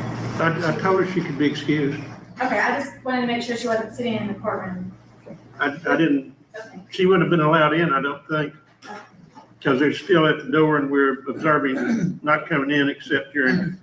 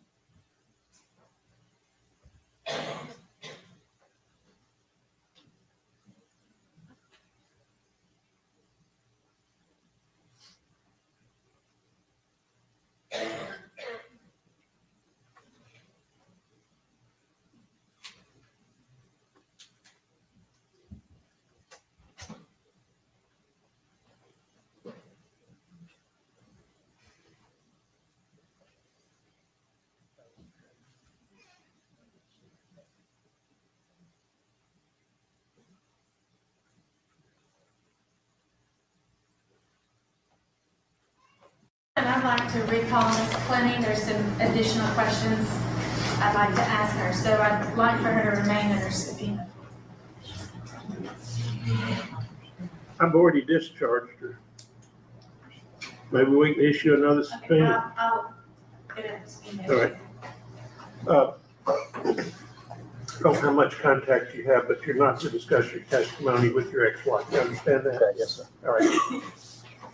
He can step down. We're gonna take a recess. Let's see if she's left. If she hadn't, then we'll tell her she remains under subpoena.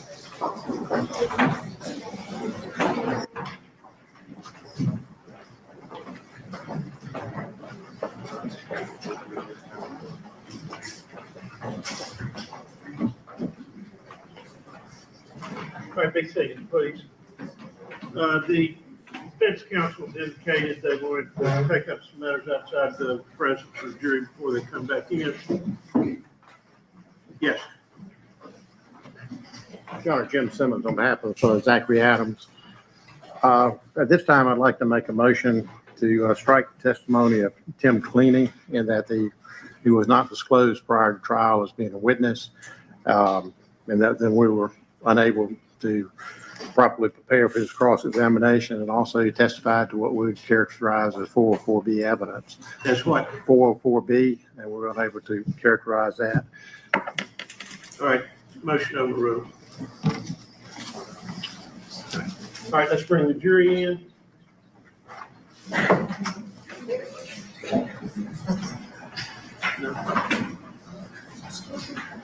said earlier, they talked.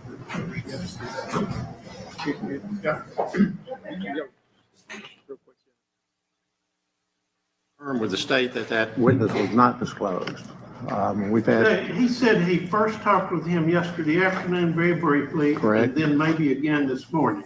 So they've disclosed everything they could disclose, basically. Okay, again, Your Honor, for the record, I move for mistrial. All right, overruled. Oh, I'm gonna go into a very brief description of Jinx material, JINX.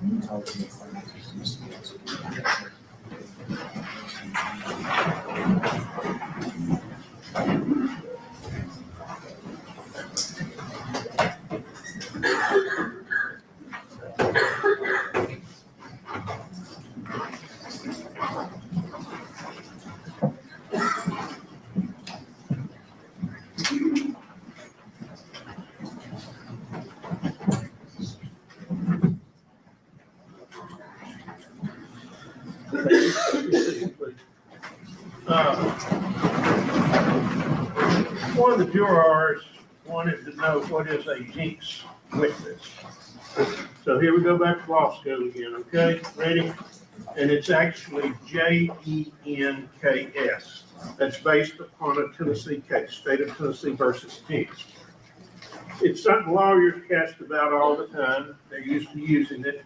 But Jinx material is essentially if someone has given a statement, made a statement, whatever, the other side is entitled to view that.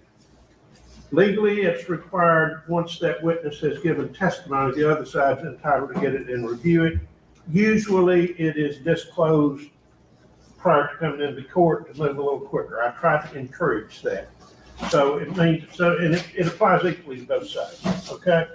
So you might hear the state, if the defendant chooses to put on proof, they might ask for Jinx material. But it's just, if that person has given a statement, the other side's entitled to examine it to make sure there's nothing prior inconsistent or something like that. So, all right, another little lesson in law. Call you next. Rebecca Earp.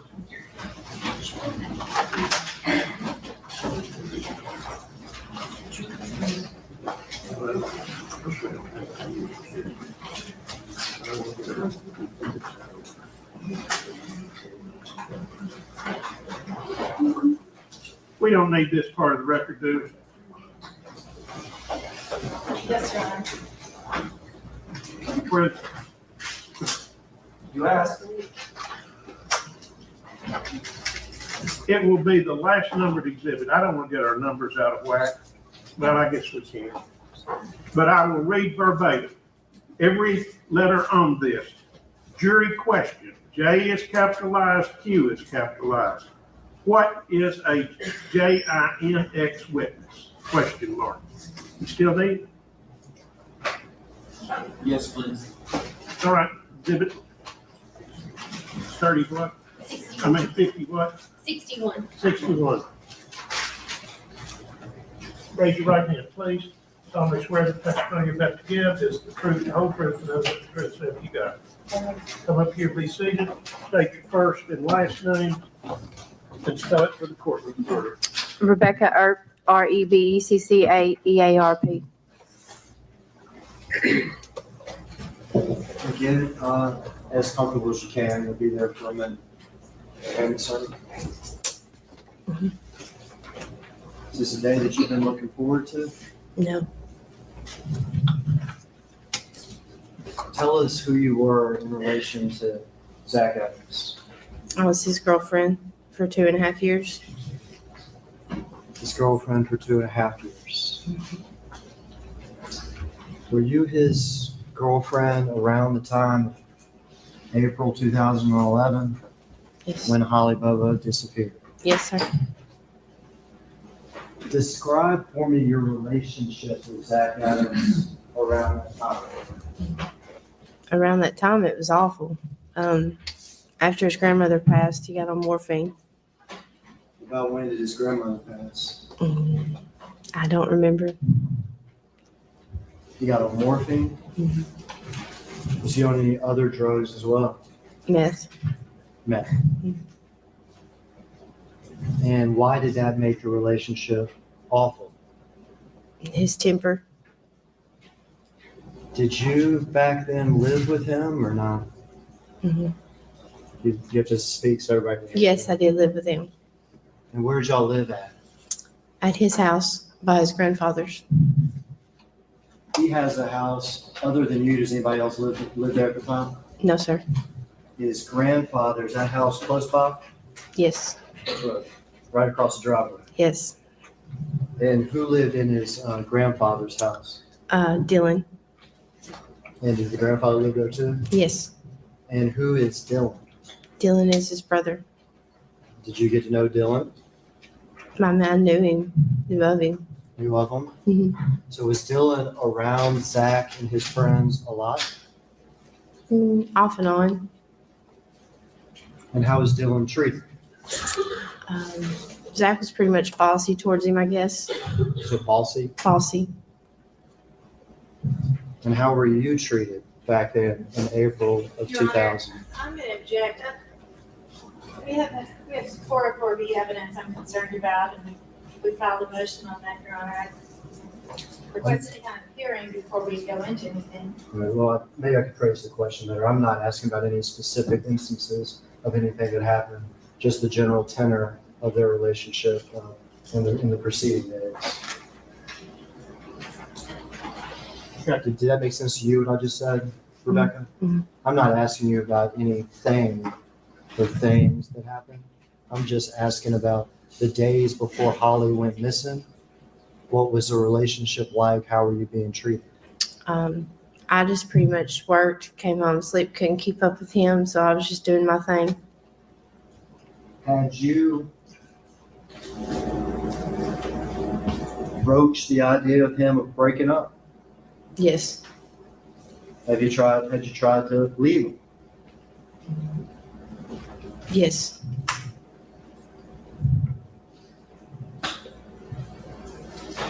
Again, I'm not asking about specific incidents, but what was his attitude towards your trying to leave? He would always talk me into coming back, and he would be very stern or threaten me. Stern and threatening. Mhm. Objection, Your Honor. I object to the phrase threatened. I think she said stern approach or something like that. Stern. Overrode. In fact, on the very day before Holly went missing, Did you try to leave him again on that day? I was at my mother's that day. I'm sorry, I didn't mean physically with him or not. Did you try to leave him as boyfriend and girlfriend? Yes. Did you try to break up with him? Yes.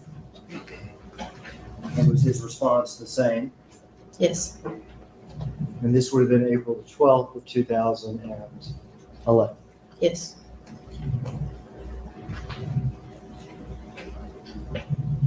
The time he was on morphine and meth. Is that right? Yes, sir. Who else did he hang out with? Did you know Shane Austin? Yes, sir. Did you ever observe Shane Austin to be involved in meth and morphine? Yes, sir. Frequently or infrequently? He was more on pills. He was more on pills. Yes, sir. Do you know Jason Autry? Yes, sir. Do you know, you've already said, Dylan Adams? Mhm. Were these people that would hang around Zach Adams? Yes. Would they come to his house? Yes. Would Zach go to theirs? Yes. Did you know where Shane lived? Yes. And I'm not asking you the address. Did you know what street he lived on? It's by Yellow Springs Church. By Yellow Springs Church. Mm-hmm. And is that close to Zach's? Yes, across the highway. The highway's Interstate 40. Mhm. And that's Holiday, Tennessee. Yes, sir. April the 12th, 2011. Yes, sir. Tell me about that night, April the 12th, 2011. He talked me into coming in and staying with him. I couldn't quite hear when you first. He taught me to come stay with him that night. He talked you to come in? He talked me into coming to stay with him that night, so I did. So that day, breakup, Mm-hmm. but that night, where were you? His house. Do you remember what time you arrived at his house? No, sir. It was late though. Late. Mm-hmm. When you got to his house, was he there? Yes. Was there anybody else with him? Not that I remember. Did y'all interact with each other late when you got to that house? We talked a little bit, but then I went to bed and he stayed up. Did he ever come to bed that night? Not that I remember, no. What woke you up that morning? Zach, And what was he doing to wake you up? he kissed me on the forehead and he said he was going to haul off scrap.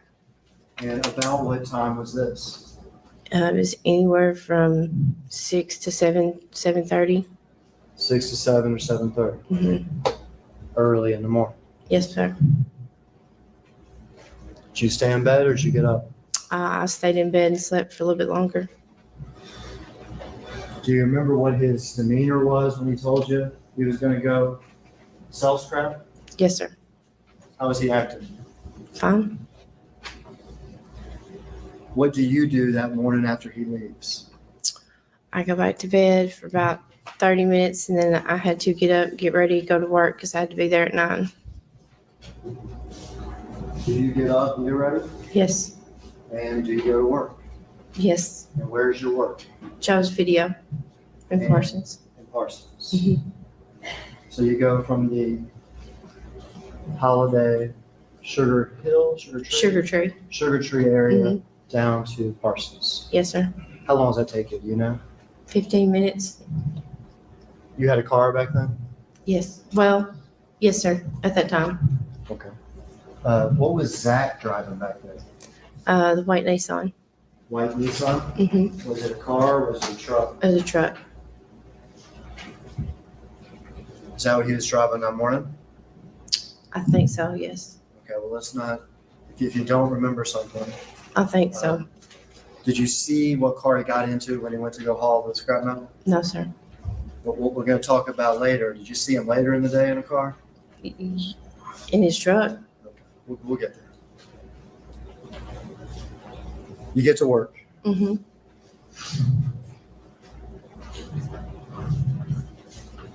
It is 9 o'clock, 10 o'clock. Has anything strange happened that morning? Yes. What's that? Holly came up missing.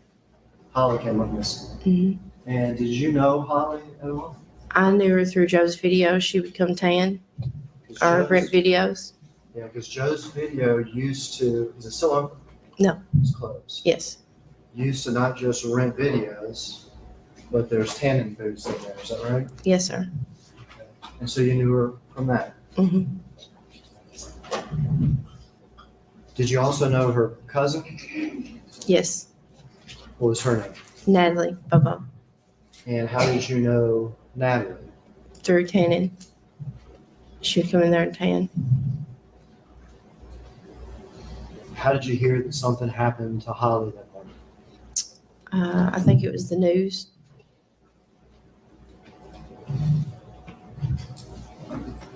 When do you hear or see Zach Adams again that morning? It was close to the afternoon. He come by my work. To Parsons? Mm-hmm. Close to the afternoon to Parsons. Mm-hmm. And what was his demeanor? Or did you personally see him when he came back from Parsons? Yes. We got into an argument, of course. And we was arguing because I thought he was lying about going to the scrapyard because he switched phones. Who switched phones? Zach. What do you mean by switched phones? He was using his brother's phone that he would use, which was Becky's. How do you know he was using his brother's phone? Because he takes me from it. And that was unusual. Yes. And so you immediately thought he wasn't scrapping. Yes. And did you confront him about this? I don't remember. Did you have a conversation with him about this? Not necessarily about the phone. No. No, not about the phone, but about the fact that you didn't think he was scrapping. Oh, yes. And what happened? We got into it Where? at Joe's video. And what happened? He grabbed my head. Objection, Your Honor. All right, let's not go into specifics.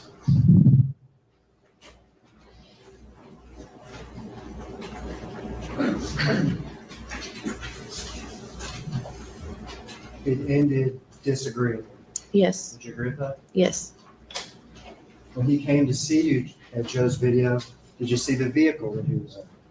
Yes. What vehicle was he in? The Nissan.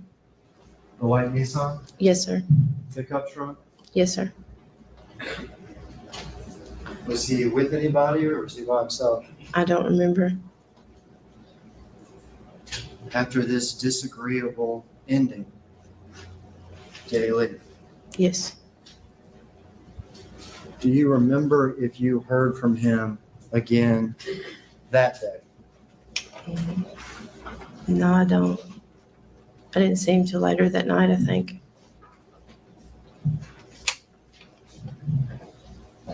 Now I want to ask you about particular things that happened after that day, after the day that Holly disappeared. Okay. That next day, was there an occasion that you were at Zach's house and Zach and Shane were there? Yes.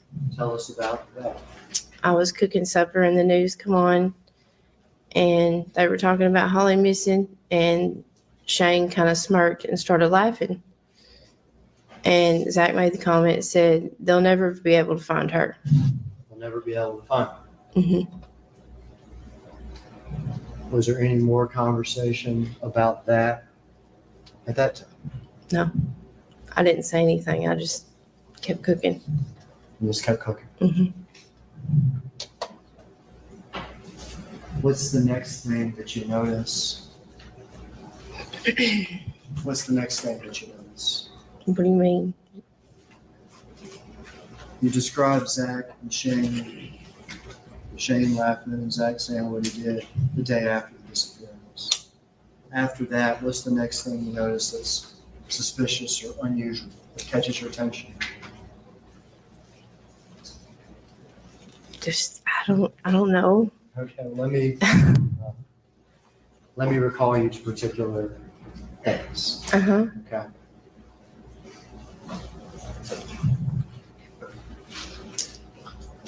Did you notice any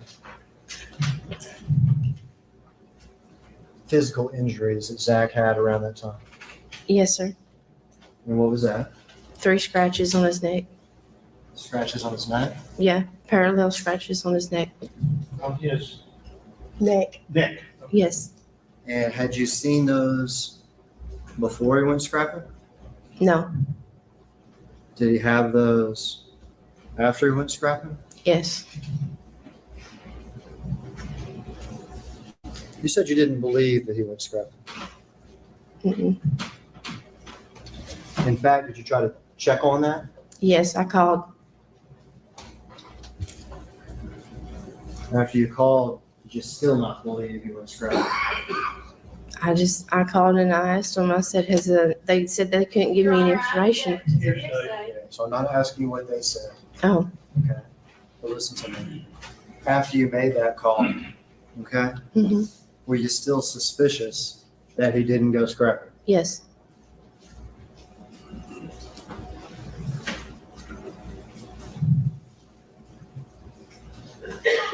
Did you ask Zach about these scratches he had on him? No.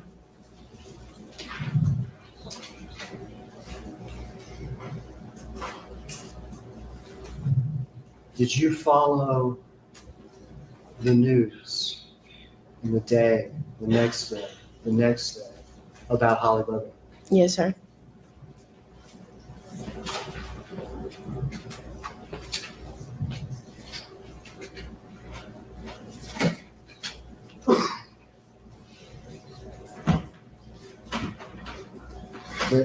Were you familiar with the roads and the area around her house? Yes, sir. Did you know if Zach Adams was familiar with the roads and the area around her house? Yes, sir. And how did you know that? Because we rode them together.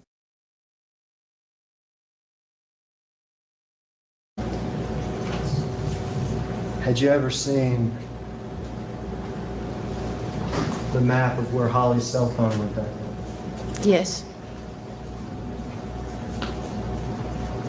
Did that catch your attention? Yes, sir. Why is that? Because that's the road he took all the time.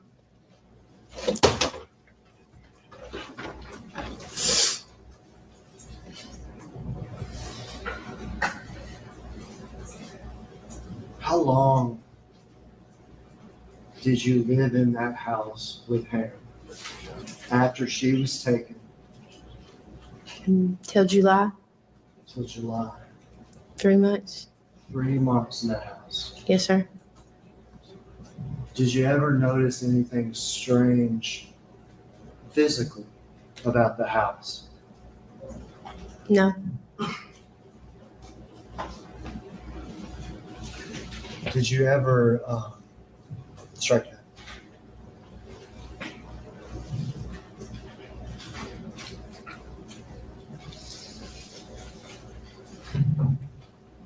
Let's go to July.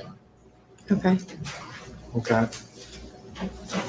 Again, I'm not asking you about a particular incident. Okay. Okay. When you finally left in July, Yes, sir.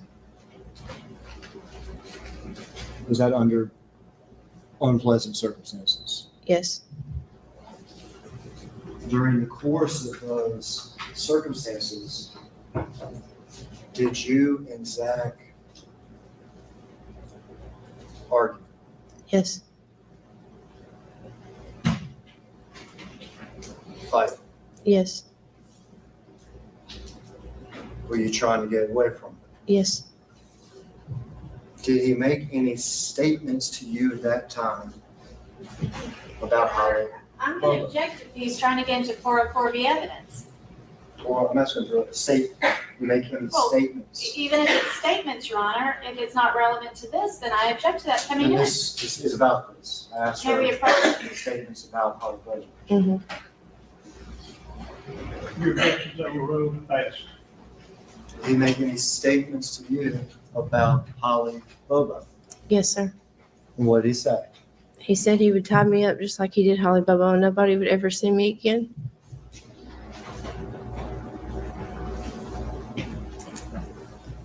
Did he tie you up like Holly Bobo and nobody ever see you? Yes, sir.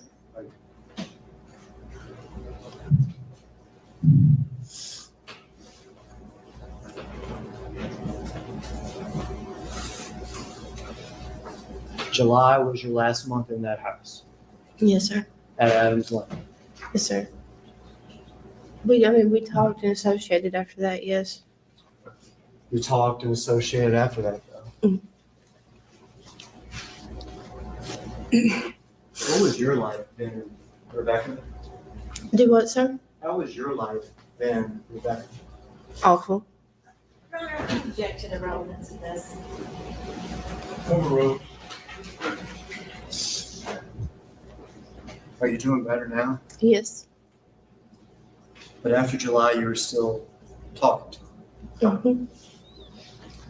Was there an occasion after July in which you heard him make any statements about Holly Bobo? Do what now? It was kind of general. After July, Uh-huh. when you were still talking to him, Mm-hmm. you're still I mean, I would still go over there and stay the night and stuff. seeing him, Mm-hmm. sometimes staying the night. Mm-hmm. And if the witness can be instructed to actually verbalize the answer, I think she is, but make sure you answer the court reporter's taking down what you say. Okay. I'll try to help you. If you nod your head, I'll try to hear. Okay. There you go. Did you ever overhear a conversation that Zach had with another person having to do with Holly Bobo? Yes, sir. And tell me about that. It was at John Mitchell's house. And who's, just generally, who is John Mitchell? It's one of his friends. His friend, you mean Zach? Yes. What'd you hear? That everything was ready to go in the back of the truck to be put up under the Birdsong Bridge. To be put up under the Birdsong Bridge. Mm-hmm. And they say what this was, it was going to be put up. They said it was the remains of Holly. But when they found out that I found out about it, they said that it was remnants of making meth is what they got rid of. So let me just back up so I understand. Do John Mitchell and Zach know that you're there? Yes. Zach says something about, tell me again, I don't want to miss. What does Zach say? Zach said that everything was in the truck ready to go. Everything's in the trunk truck. Truck. Everything in the truck ready to go to do what? Take that Tupperware, it was a blue Tupperware thing, to Birdsong. The bridge. Mm-hmm. And you know where that area is, don't you? Mm-hmm. And that it was, who said something about the remains of Holly Bobo? I can't remember. Was it either Zach or Mr. Mitchell? Yes, sir. And then you said something about actually what it was with methamphetamines. Yes. And how did you figure that out? Because later on they told me that it was just a joke just to see if I would call the TBI. They told you it was a joke to see if you would call. John told me, Police. yes.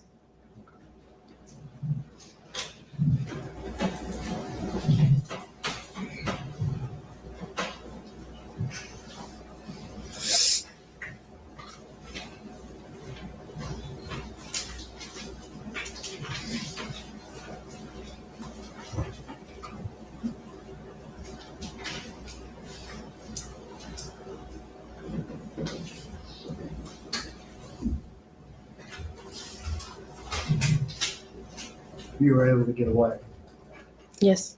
to get out of this. Yes. He never tied you up and did you like Holly Bobo. No. And you're doing better now. Yes, sir. Way better. What's that? I said a lot better. I have a son now. Just a few more things I just want to ask you about, Okay. okay? You said you know Natalie Bobo. Yes. Do you know whether or not Zach Adams knew Natalie Bobo? Yes, I introduced him.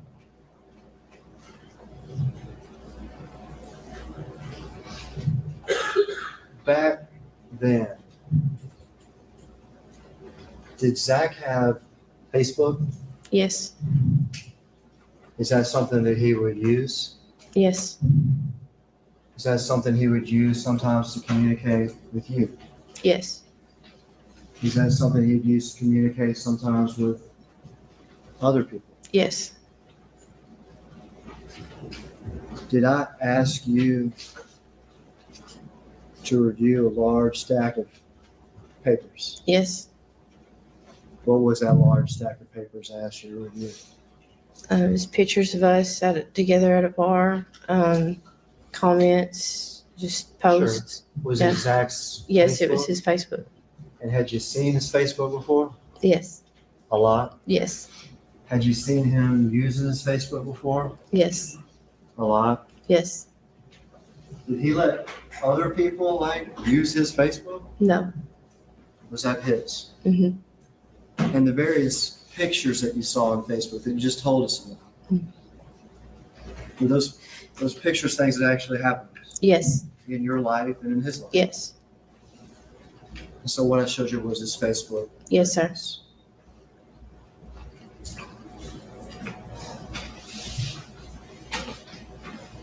I just want you to look at the top paper from that approach. Is this the Facebook records that I showed you?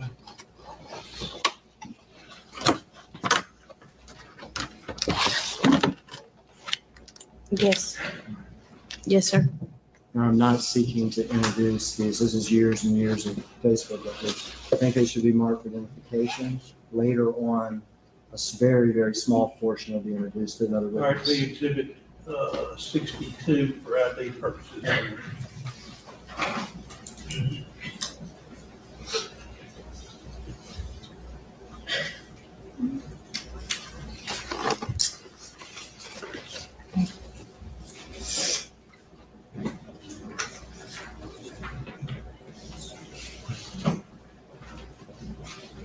My approach to witness again, Your Honor. You bet. Do you recognize this photo? Yes. Is that Zach Adams? Yes, sir. Is that his Facebook profile? Yes, sir. No, I would have that picture marked. The exhibit 63.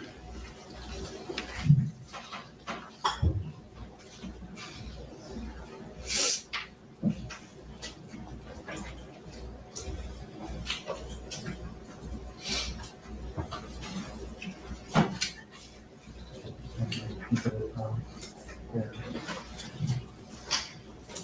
Can I approach the witness again, Your Honor? You bet.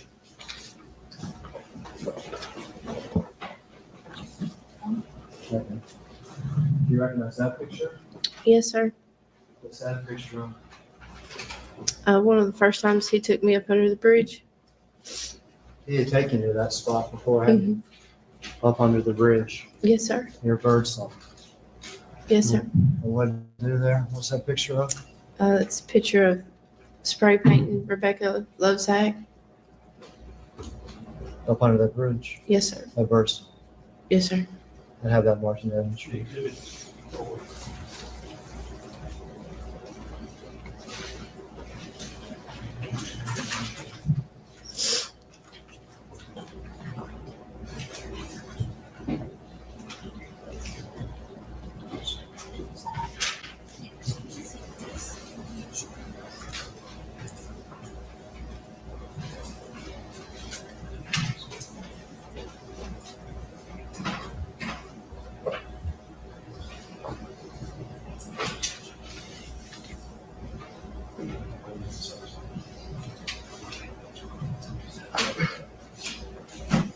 Can I publish it? You bet.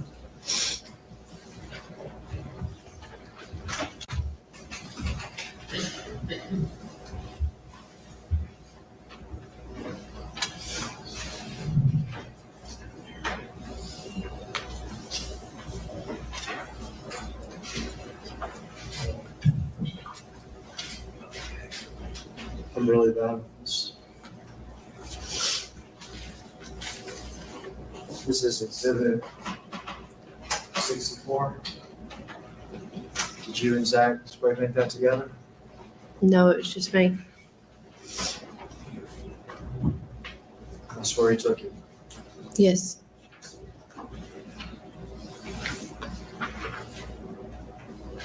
Exhibit 63.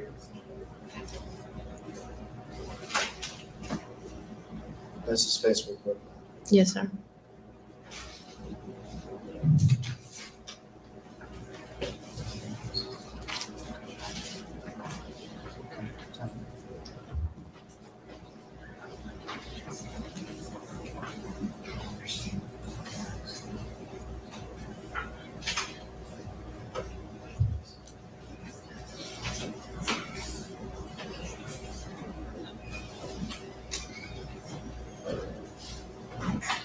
Can I see that last picture just?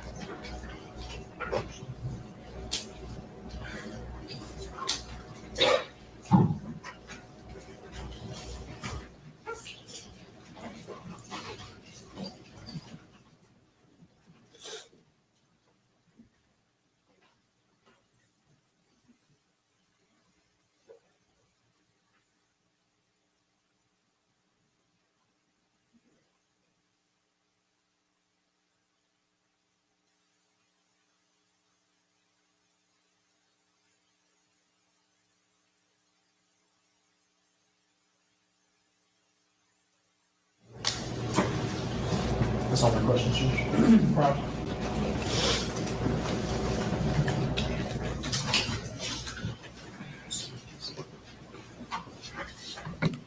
So back in September of 2014, you were pregnant with your first child, weren't you? Yes. And that was after Zachary Adams had been arrested on charges in this case, wasn't it? Yes. And you specifically remember that Valerie Trout, a TBI agent, came to talk to you at your mother's house, don't you? Yes. And at that time, she threatened to take your unborn baby away from you and put it in DCS custody, didn't she? Yes. Matter of fact, she said that was based on whether or not you were going to be a fit person to take care of your child. It was threatening me to say that if I told them all the truth and everything. I said I've been nothing but honest. Right, but she specifically said that if you weren't going to tell them the truth, that they were going to Yes. take your unborn baby away. Yes. And that's not Zachary Adams' child, is it? It's No. another man's. Yes. So I want to go back and talk with you. You've given multiple statements in this case, haven't you? Yes. And you would agree with me, your statements have changed over time. Yes. So the first statement you gave was actually in April of 2011. Yes. Do you remember? I mean, just early on, someone stopped by and talked to you. Yes. Okay. And at that time, you gave absolutely no indication that Zachary Adams was involved in what had occurred. Right. And you even acknowledged at that time that Zach had scratches on him that he had gotten while he was being chased by an officer at the park, didn't you? Yes. And so then you gave your next statement in July of 2011. Mm-hmm. Okay. And this was shortly after you and Zach had broken up for your final time of living together, wasn't it? Yes. And at that time, you were very upset with Mr. Adams. Yes. And to be clear, Rebecca, just to be honest, back in the day, you were using meth also, weren't you? Yes, ma'am. And you were using a lot of Xanax, weren't you? Yes. Okay. And you would use meth with Zach and use drugs with Zach, isn't that right? Yes, ma'am. So much of the time you spent high. At the first of it, yes. Okay. And Zach was high also, wasn't he? Yes. That's one of the things that attracted you all to each other. Yes. And you had a very volatile relationship. It was full of very highs and lows, wasn't it? Yes. Okay. I mean, at some point you really loved him. Yes. And I loved he- him a lot. What? I loved him a lot.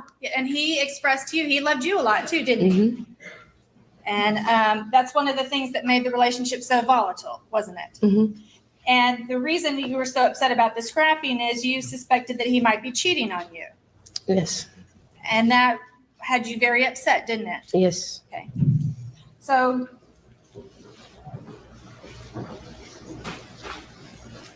in the July of 2011, you spoke to investigator Ricky Inman about Zach Adams. Yes.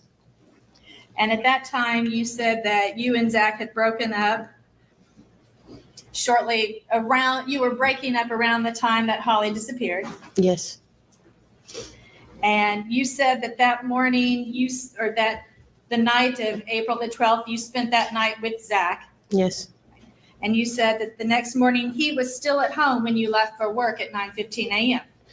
You've got to understand I was under the influence then to where I was scared. I didn't know. So, yes, my statements are going to be different. Yeah, but you were also under the influence of drugs too, weren't you? Yes. Okay. And so you said at that time that he was still at home that morning and you left around 9:15 a.m. Mm-hmm. Is that a yes? Yes. It's just the court reporter. I understand what you're saying, but she needs to be able to write yes or no.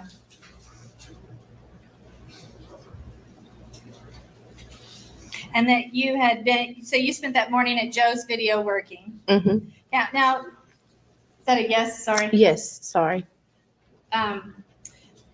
And you, Zach Adams' grandmother died on April the 1st, didn't she?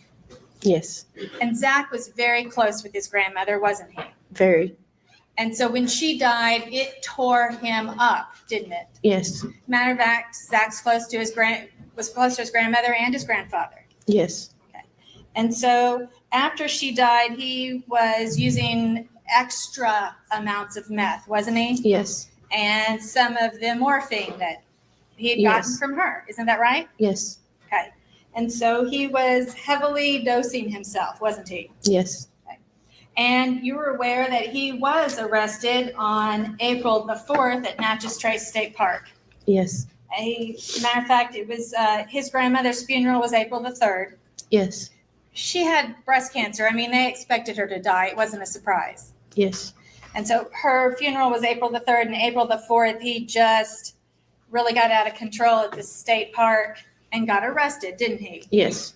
And at that time, his truck got impounded, didn't it? Yes. And Dick Adams actually owned that white truck, didn't he? I think so. And I think you said earlier it was a new truck, but it was a 98 Nissan pickup truck, wasn't it? Yes. And it was a mid-size pickup. It was not one of Not a the full giant. size, no. What? It's not a full size, no. Okay, it's not a full size.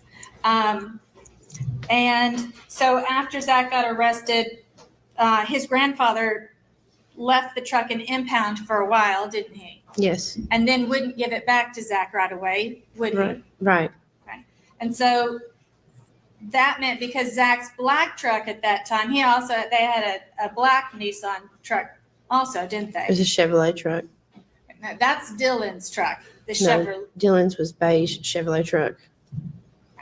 If the actual title to the truck shows that Dylan had a charcoal black or a graphite Well, colored then it truck. might have been in Dylan's name. I don't know. Okay. That's that. I thought that was Zach's truck. The The- black one. Black one. Didn't Mhm. Zach have a dark green truck at some point? Not that I remember. Zach went through a lot of cars. Yes. Can we say that? Yes. Okay. And so at some point, Zach is then looking around for transportation, wasn't he? Yes. And Shane Austin did not have transportation because he had wrecked his truck, hadn't he? Yes. Matter of fact, Shane had also been in a motorcycle wreck, hadn't he? Yes. And He had also had an accident where he fell off a cooling tower. Yes. Matter of fact, was it the motorcycle accident that left one of his eyes kind of Yes. crooked? Droopy. Yes. Droopy. So like the eyelid didn't go up right next to the eye, and it kind of drooped. You could see the pink under his eye, couldn't you? Right. And he had some scarring on his face too, didn't he? Yes. Okay. And so initially, when you talked to Ricky Inman, and Ricky Inman's an investigator for the local police department, correct? Yes. He's not a TBI agent. No. And initially, when you talked to Ricky Inman, you said that you thought Zach and his friend Victor Dinsmore were hauling scrap that day. Yes. And you didn't know for sure if Zach had talked with Shane Austin or not. Right. You said at that time that Zach, and this is just a few months later, but you said at that time Zach had never made comments to you about Holly Bobo, had never made comments about Holly before she was taken. Because when that had do what now? He had not made comments about Holly No. before she was taken. No. Okay.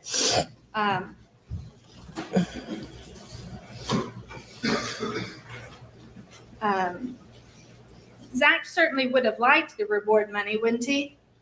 Yeah. I mean, everybody was aware that there was a large reward out. In the end, how much do you remember it being? $250,000. $250,000. And you specifically do remember telling Ricky Inman that Shane was dependent on other people to drive him around because he didn't have a car. Yes. And you also did not believe that Zach had gone to the coon hunt that year. Right.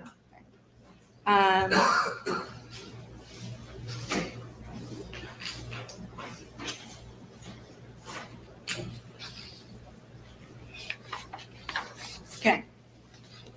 So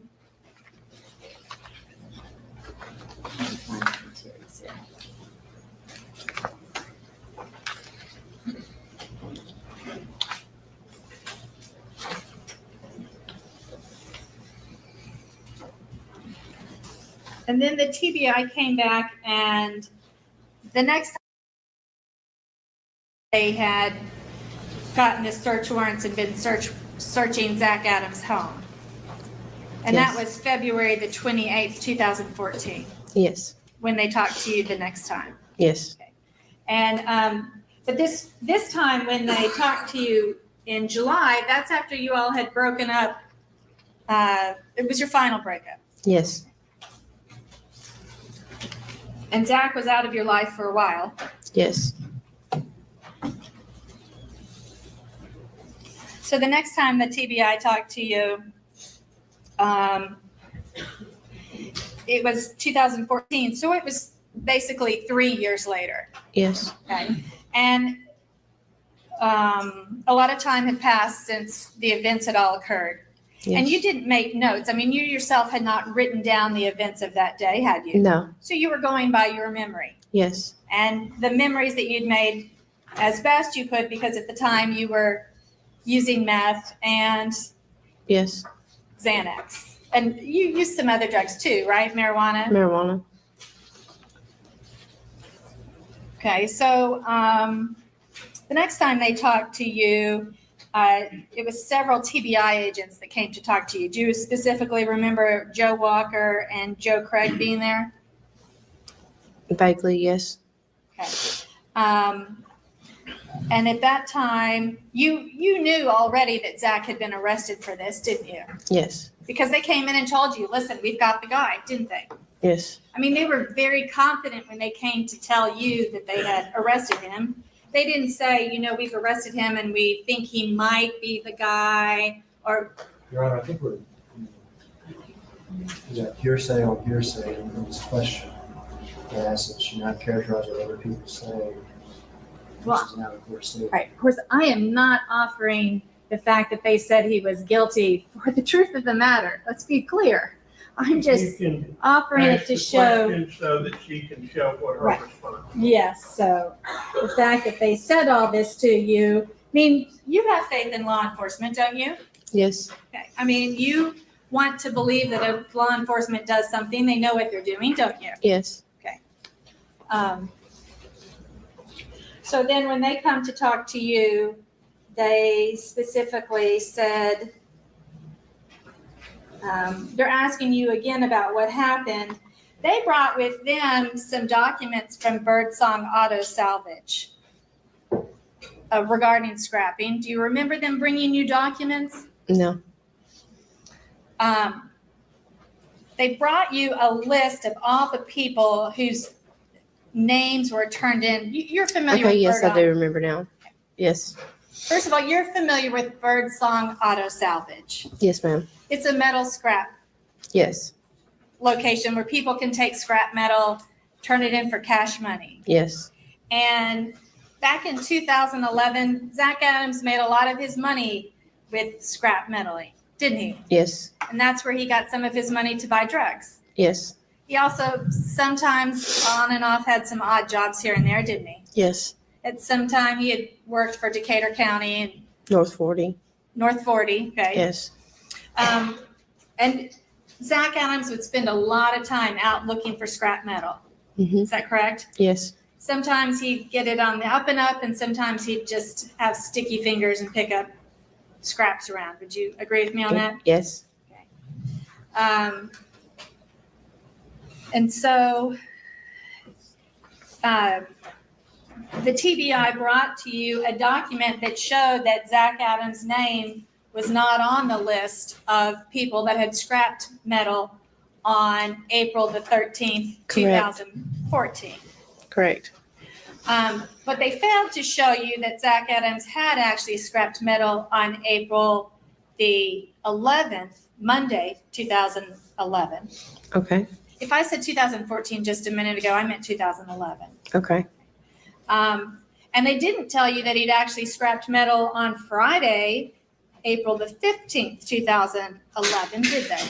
No. And so your memory 3 months later was that he had told you he'd gone to do scrap metal that day. Yes. Okay. But you didn't specifically write that down anywhere that he had gone to do scrap metal. No. You were going by memory in July from an event that had happened in April April 13th. Yes. And Zach did do scrap metaling a lot back in those days, didn't he? Yes, ma'am. Okay.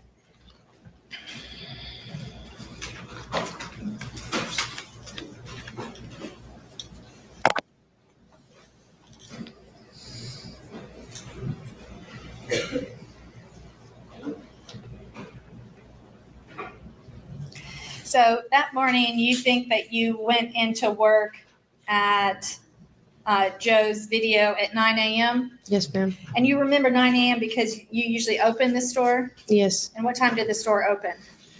10 o'clock. Okay, so you would get there at 9 to get things ready? Yes. Yes, because I had to go to the bank to do the deposit. Okay.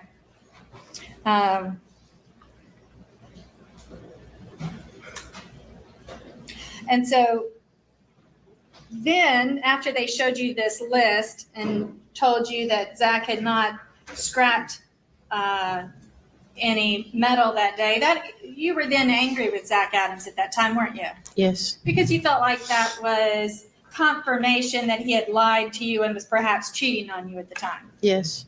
And you're an emotional person, clearly.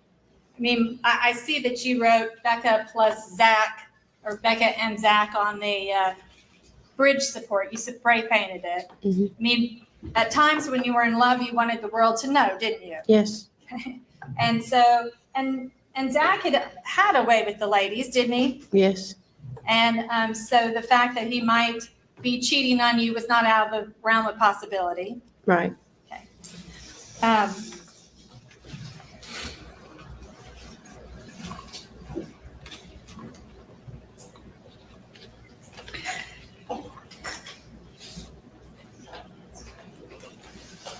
So you remembered in February of 2014 that you didn't get back until 9 o'clock or 10 o'clock that night after having worked. Is that right? I don't remember. Okay. You don't have a memory of that now as to what time you got home, do you? No.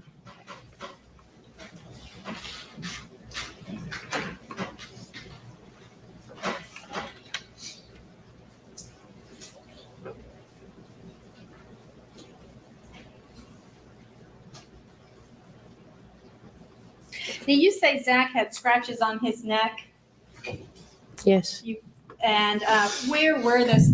Since you're saying neck and not throat, I'm assuming you mean around in the. They were right here on the So- side of his neck. So, okay, let's see. I just want to be clear for the record. You are pointing to your left-hand side? Is that your right-hand side? Yes, right. Left-right problem. So you're saying that the scratches would have been on his right side of his neck, Yes, ma'am. and they would have gone under the jawline from the Towards the ear Adam's apple. towards the Adam's apple. Yes. And how many scratches were there? 3. There were 3 scratches right there. Yes. And how deep were those scratches? Not very deep. Not very deep? Mm-mm. Okay. At that point, did it alarm you when you say you saw those scratches? Yes, but I never spoke of it. So why wouldn't you speak of it? I was scared. Why were you scared? I just was. Mm-mm. Okay, so knowing that at some point there was reward out, there was a $250,000 reward, did it ever occur to you to say something before he was arrested by the TBI? I did. I have. You have what? I have called the TBI and informed them before. You called the TBI before that? Oh, well, when did you call the TBI? Well, whenever I heard about the remains. Oh, but you heard about the remains after he was arrested. Yes. Okay, so no, I'm talking about before he was arrested. Okay. When did you call and tell them about Oh, I scratches? didn't. Okay, you didn't. No. Okay.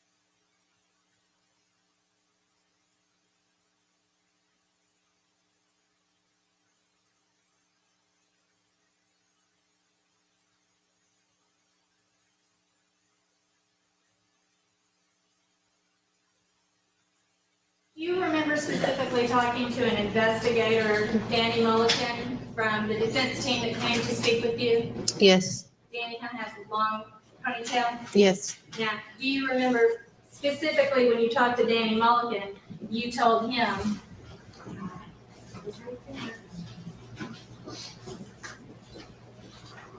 see, I had it up. That's computers when it's not on the paper. Do you remember telling him that the scratches on Zach's arms referenced in the report, and you say emphatically that the scratches were from a different day when Zach was running from the cops in Lexington and were not from the day that Holly Bobo disappeared? yes. He always had scratches on him.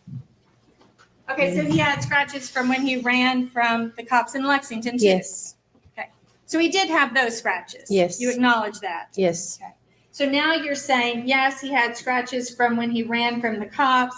And when we say Lexington, you're talking about the Natchez Trace incident. yes, ma'am. So he did have those scratches, but now you're saying he had some additional scratches on his neck that were new, okay? Yes. So now you're saying he had two sets of scratches, Mm-hmm, at least, mm-hmm, because you say he always was getting scratches. yes, Okay. Then, do you also remember telling Mr. Mulligan that you weren't sure that it was incorrect in Joe Walker's report that you had worked till 10 o'clock p.m. that night? Do you remember telling Mr. Mulligan that you had what not? night? On the night that Holly disappeared, April the 13th, 2011. Do you remember telling my investigator that part of Joe Walker's report was inaccurate? No, I don't remember. Is there a reason you wouldn't remember specifically what you said to our investigator? I remember working the night before, but I don't, I mean, my 2-year-old was there No, I'm sorry. when he was interviewing me. That's not what I'm talking about. Let's go back because I've confused you. When Danny Mulligan came to talk to you, you specifically remember he pulled out these TBI reports and handed you the written copies, right? Yes, let me read them all. He let you read them all. Mm-hmm, And then you took a highlighter and you highlighted things in the report and then you marked on them. Do you remember that? yes, that wasn't true and was true.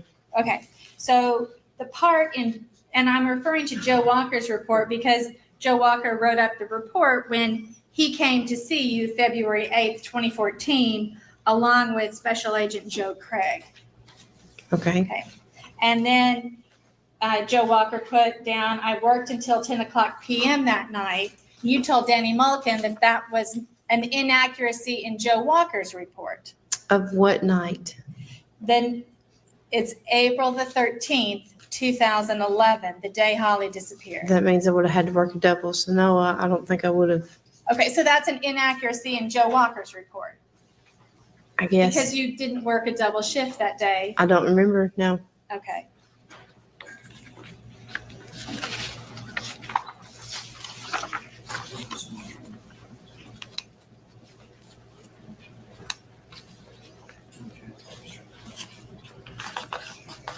And even after you and Zach broke up for the last time in July of 2011, you all still remained friends at yes. some point. Yes? Yes, And you occasionally would spend the night over there and hang out with him.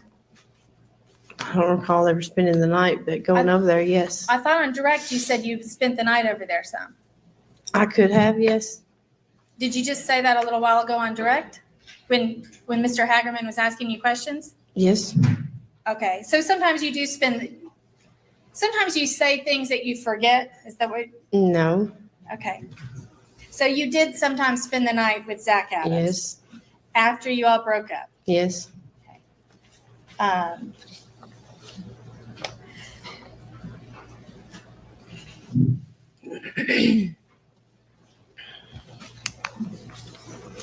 do you consider yourself to be a psychic type person? No, Okay.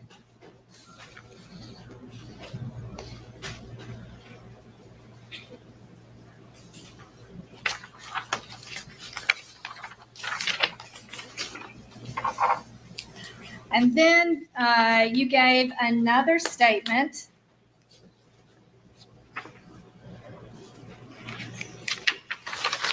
The next day, because 2014, well, that statement was on the 28th of February, and then you gave a statement on March the 1st, and I think 2014 was a leap year, so it would have been 2 days later. Does that sound right to you? I guess. Okay. And so in that statement, they actually sat down and went over some telephone numbers with you. Yes. And they went over your call records that day. Yes. Because you do recognize that the TBI went ahead and subpoenaed your telephone records from the day Holly disappeared from AT&T. Yes. And they went over your telephone record with you very carefully to ask you what numbers were what. Yes. And I think earlier I heard you testify that on the day Holly disappeared, Zach Adams called you from his brother Dylan's cell phone. Text me, yes. Texted you from his brother Dylan's cell phone. Yes. But would you be surprised to know that Dylan's cell phone records do not show that a text call was made to you from his phone? He also had this spoofing card that he could make it come up any number. Okay, but what the spoofing card did was made caller ID look like any number. Mm-hmm. You would agree with me the way the spoofing card worked, because you heard him use it. He Mm-hmm. used it as a joke, right? Mm-hmm. He could, Yes. you dial the spoofing card telephone number, right? I guess, yes. And then there's a little second, you put in the phone number that you want to show up in caller ID, Yes. and then you dial the number you want to call. Right? Then you can pick another kind of voice too, because you can have it alter your voice to make it sound like a woman or a man, something like that, right? Yes. It just alters the tone of the voice, kind of like Auto Song does tunes or Auto Tune does songs, right? Yes. But there still would be a record of you calling into the spoof card line phone number, right? I guess. Okay. So if the Dylan's telephone does not show that any calls were made on it that day, then does that surprise you that the phone wasn't actually used? No, I think she's already answered this. I think that's how we started this whole What was the question? Was it surprised that he called from? No, that he didn't really use Dylan's phone to call you that day. I just remember him calling me from a different number that wasn't his, is what made me led to believe that he did not go to the scrapyard. Okay, so he called you on your cell phone number? Yes. So what time of day did he call you on that cell phone? I don't remember. So, but you don't know for sure it was Dylan's number? I thought it was his grandmother's, the one that Dylan was using, yes. Okay.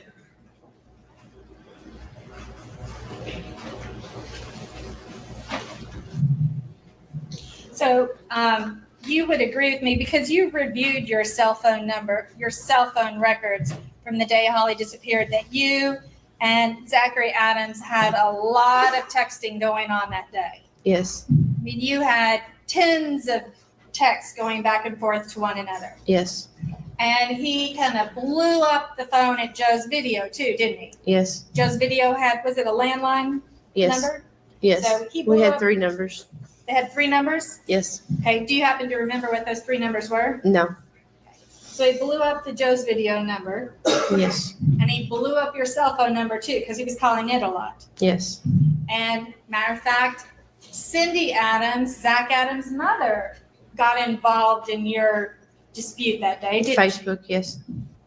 On Facebook? Yes. But she also was on the phone with you and was on the phone with Zach, wasn't she? Yes. And she had a Georgia telephone number Yes, ma'am. because she lived in Georgia. Yes. Okay.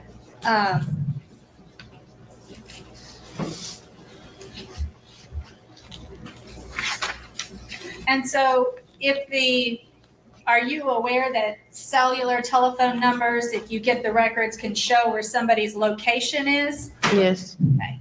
And are you aware that your cellular telephone records from the night before Holly disappeared, April the 12th, show that you stayed or they show that your phone was hitting off of the tower in South Parsons.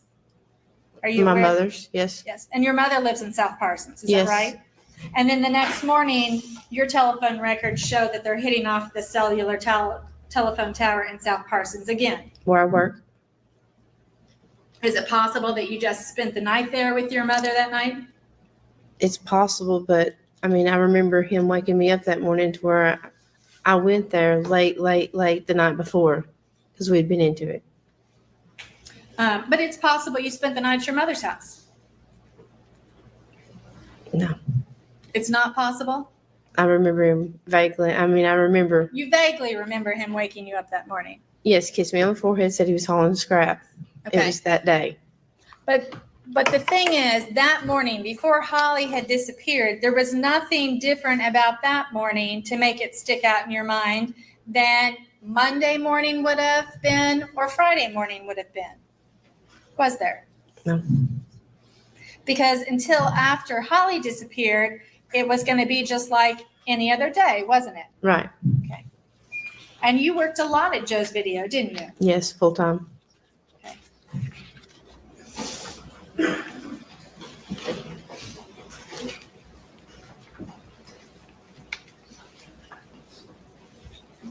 And I see that you wrote, you're the one that spray painted Becca and Zach on the bridge.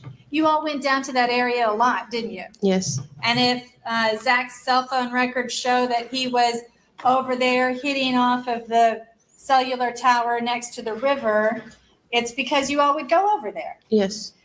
They have a greenway over there under the bridge, don't they? Yes. Where people go and exercise and walk, don't they? Yes. People go over there to fish. It's a great fishing spot, isn't it? Yes. And there's a lot of people that go over there to that greenway, aren't there? Yes. Okay. And it's really just a beautiful place with birds and wildlife and trees, isn't it? Mm-hmm. Is that a yes? Yes.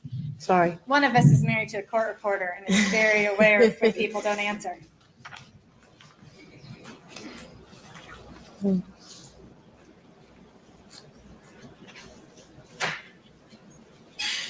So you actually, on March 1st, went over all of your calls with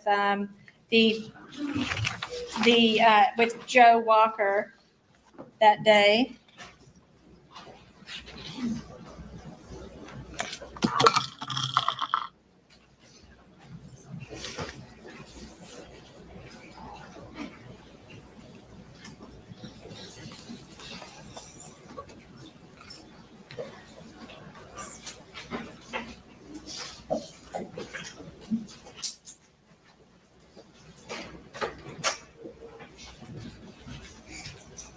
So the night before, there were multiple calls between you and Zach Adams, after 10 o'clock p.m. So this is on April the 12th. There were multiple calls between you and Zach Adams after 10 p.m. Up until about 1 o'clock a.m. Yes. And all of those calls were made. You recognize that location showed that you were hitting off of your mother's tower. Your cell phone was hitting off your mother's tower. Okay. Where her house is. Yes. And nobody else would have been using your phone. It would have been you using that phone at that time. Is that right? Not necessarily. Sometimes I use my mother's phone, cell phone. But nobody else, there's not another woman that would have called Zach Adams from your phone. Mm-mm. Okay. So if somebody's calling Zach Adams from your cell phone, it would have been you. Isn't that Yes. right? Okay.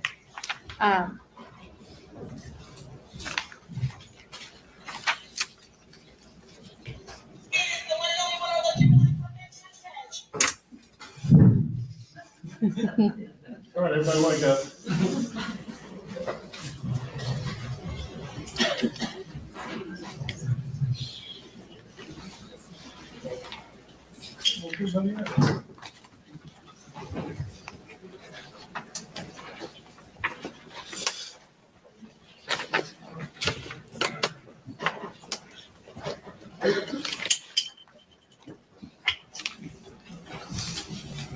Okay, and then the TBI, they had another little follow-up question for you also on March 1st about your telephone.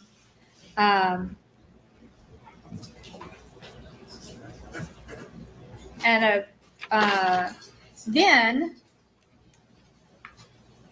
they came back and talked to you again on March the 5th. Do you remember that? No. Okay. They talked to you a lot Yes. right after they searched Zach's house. Isn't that right? Yes. And you testified today that at some point, Zach, you said it's in July when you were finally breaking up, that Zach told you that he was going to tie you up. Yes. Nobody would find you, said he would tie you, I tried to write it down verbatim, said he would tie you up like he did Holly Bobo and nobody would ever see you. Correct. But at some point, didn't you tell the TBI later on that he said he would tie you up and put you in his closet? We were in his closet when it happened. And didn't he indicate to you something about you're claiming that he indicated to you that he would tie you up and put you in the closet like he did Holly Bobo? No, I never said that.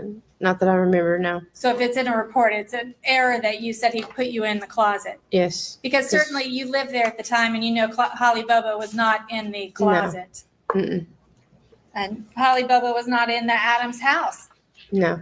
She wasn't kept there because you lived there, didn't you? Yes. Okay. And you certainly wouldn't have tolerated or hidden that fact from the police, would you? No. I mean, you weren't so in love with Zach Adams that you would cover up and hide a horrible crime like that for him, would you? No. And part of your conflict that you have is, when the DA was asking you if it had been very hard, part of it's because you now feel like you dated and were in love with a person who's been charged with this horrible crime. Yes. And so that's something that's very hard for you to take because you feel like you've exposed yourself. Yes. Wouldn't you agree? Yes. And so in a way, you're wanting to do the very best you can because you feel like you need to rectify some wrong.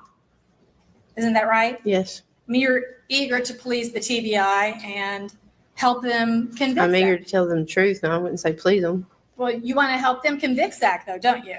Yes.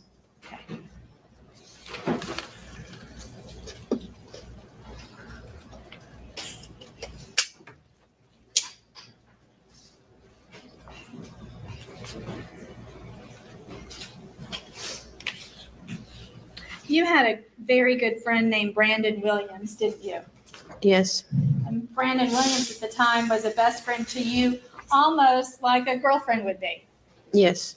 And so Zach Adams actually on the day that Holly disappeared spent some time talking to Brandon Williams also on the telephone, didn't he? I guess. And he would have talked to Brandon Williams because Your Honor, I'm going to check this is not even conversations, this is a party to. She's talking about her client speaking with. Talking to Brandon Williams. right. The hearsay on hearsay. Well, I didn't say what he said. I just said he had spoken to him. Because I'm objecting. She said he had spoken to him. Yeah, and Brandon Williams was contacting you that day too, right? Yes. So when he was contacting you, he was working out the relationship with you. All were working on relationship problems with Zach Adams. Isn't that right? I don't think so. No, I don't remember. But you don't remember specifically. No. Okay.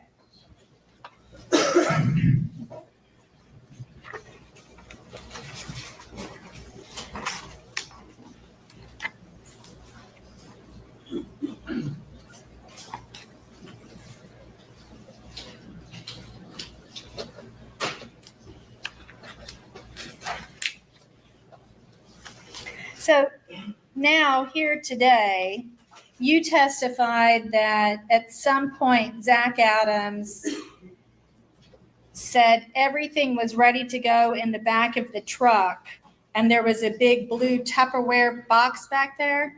Yes. And he told you it was the remains of Holly Bobo? Didn't tell me, no. You're saying he said They out was having loud, their own conversation. I was in a different room. and you're saying now that he said out loud it was the remains of Holly Bobo. One of them had said that, yes. Okay. Well, you could certainly tell the difference between Zach's voice and John Mitchell's voice, couldn't you? I just don't remember. I just remember going straight to my mother's after that. Okay. So you didn't go to the police and report it. No, And all those times that the TBIs talked to you, you've not mentioned I that. called the TBI after that. Okay. You called the TBI after that. Yes, Now, ma'am. this is before you all broke up for the last time. Is that right? I think so. Okay, so you would have had an opportunity to mention the fact that they said, and did you decide they were joking about that? Or No, were they serious? ended up telling me it was a joke to see if I would call the TBI. So did you think it was a joke, or did you think in fact her remains were in the I box? just blew it off. No, I didn't think that was her remains. No. So you thought it was a joke? Mhm. Okay, and so you say you called the TBI, but this would have been before July of 2011, is that right? No, this was after. After July of 2011? Yes, because me and Zach was already broke up when we was at John's house. Okay, you know that the TBI has kept records. I mean, they have thousands of telephone calls that they've received from Mhm. people. Did you give your name when you called in and said that it was in a big blue I Tupperware? think so. You gave them your name. I think so. Okay, well then when Joe Walker came out to talk to you February 28th, 2014, why didn't you say, by the way, why didn't you follow up on the fact that I said he had Holly's remains in a big blue tub? When I talked to them on the phone, they said that they were going to go down there and check it. But you didn't mention that. I didn't think I had to mention it to him because I've already told him. They are there on February 28th to talk to you about what you know about the disappearance of Holly Bobo. Yes. And at that time, you think it is not necessary to mention to them that at some point he said, Because it was played off as a joke. okay, so now you're saying it was a joke. You did go ahead and call it into TBI, even though it was a joke, but you didn't mention it when you talked to them February 28th, March 5th, or March 1st. I didn't think I had to because I 5th. think it would be on records. Okay. You certainly repeated a lot of other facts at that time, though, didn't you? I guess. I don't know. Okay. Just trying to shut it down.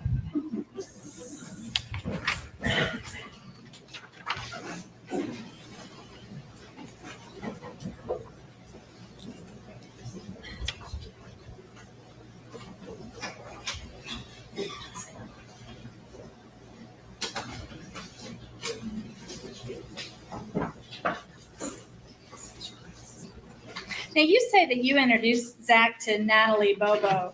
That would have been after Holly disappeared, wasn't it? No, it was right when me and Zach had started talking. This was before we even got serious. It was when I lived on 6th Street in Parsons. And so it's just, I mean, you've never before told the TBI that you had introduced Zach to Yes. Natalie. When did you tell the TBI this? From the get-go, I guess. From the very get-go. Well, we reviewed that first report that you had with Ricky Inman. You didn't mention it to Ricky Inman. No, not then. I didn't. Okay.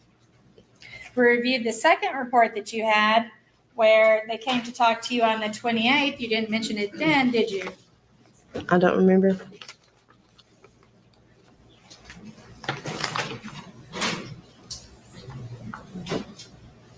So you're saying here today that you were the one that introduced Zach to Natalie Bobo?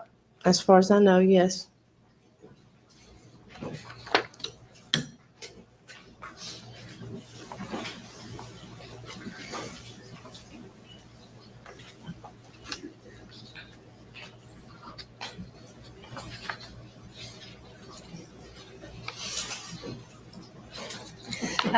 You're talking earlier about your car, but in fact, you had an accident and wrecked your car in May of 2011, didn't you? Yes, ma'am. And after that, Zach allowed you to drive his truck, didn't he?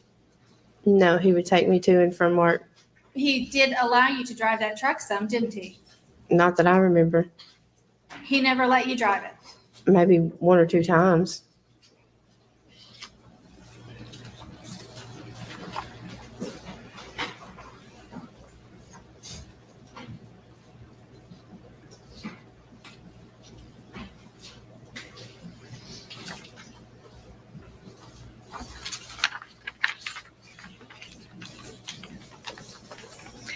Did the TBI or DCS come take away your child after it was born? No, ma'am.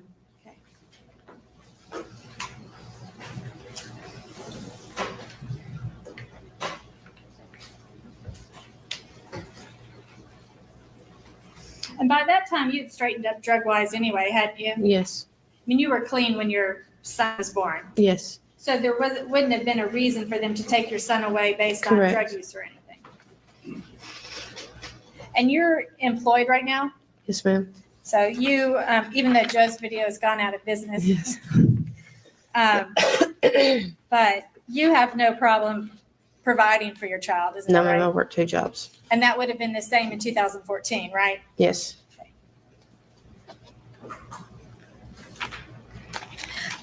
Now, in the process of you breaking up with Zach Adams back in 2011, at some point you had some of your furniture and belongings over at Zach's house, didn't you? At what time? In 2011, when you all were living together, Yes. you had Yes. some of your furnishings and belongings over there, didn't you? Yes. You had a mattress over there, in fact. Yes. And when you all were breaking up, you at some point moved that mattress back home and then moved it back to Zach's? Yes.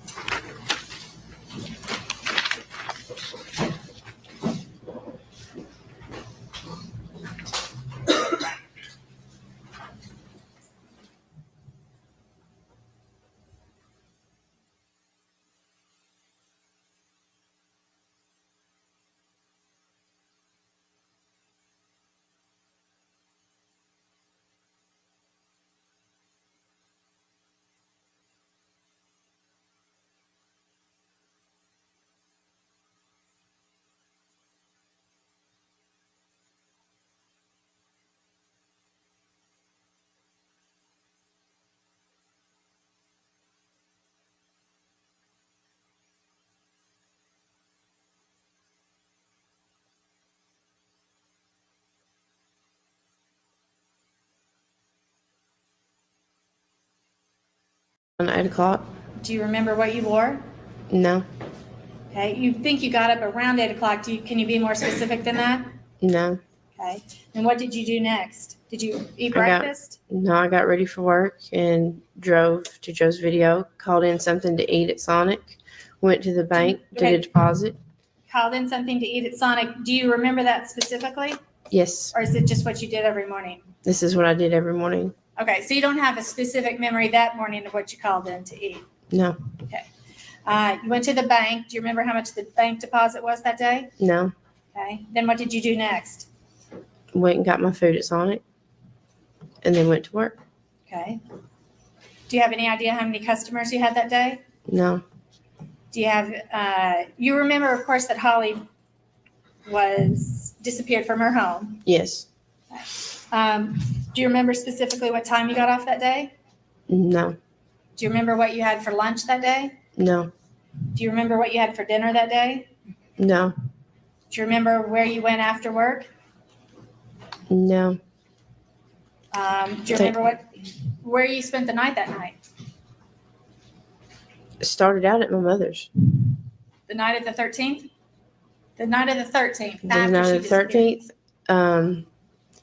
I was at work. I worked late, I know. But I don't remember where I went afterwards, no. Okay. Do you remember what time you went to bed? Mm-mm.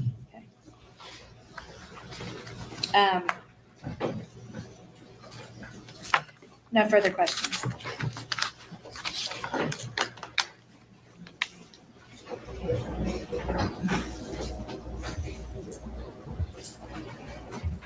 But there was Yes, a while more. yes. Okay. She asked you why you were scared. Isn't that right? Yes. Let's start with the day y'all finally broke up. Okay? Your Honor, I'm gonna object. I'm Okay, gonna bro. object to any kind of 404B, Your Honor. I think the door's wide open. I did not open that door, Your Honor. That was not the intent of that question. Let's, We can approach. let's take a recess. Take about 15 minutes and then we'll continue.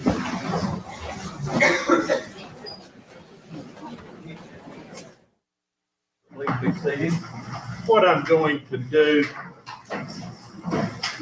rather than make each of these an exhibit, I'm just going to give them the court reporter and there'll be collective exhibit, whatever the note was, okay? And I'll go ahead and tell you what these are. One of them says, what is 404B content? I'm going to tell them that that's a rule of evidence and that we really don't need to go into it. It's strictly legal grounds, okay? And the other one, they want to know what game I was playing. I think that's the one the sound went off. Your Honor, before they did come in, I did want to put on the record that the state filed a supplement to the state's notice of intention to use evidence in, I guess. 404D is attached on the back of that set of motions at the end of May. And in that motion to introduce 404B evidence, we included the domestic violence. Well, we included actually, looks like 12 things, including the information that we sought to admit today. We are asking the court to allow us to hear that motion. At the time, we had motion hearings, and the defense, of course, I guess, did not want us to introduce that. Your Honor said that we would take that up in the course of the trial as these things came. Do you want to take it up now? I do, because this is the right witness. This would have been the witness. All right, let's bring the witness in. Keep the jury out.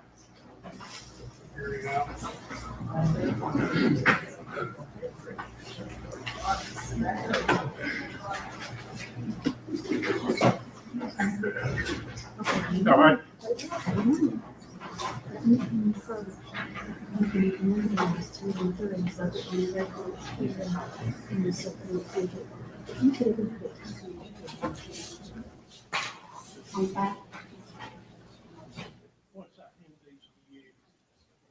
Put a 1 on the first one, 2 on one of these, 3 on the other.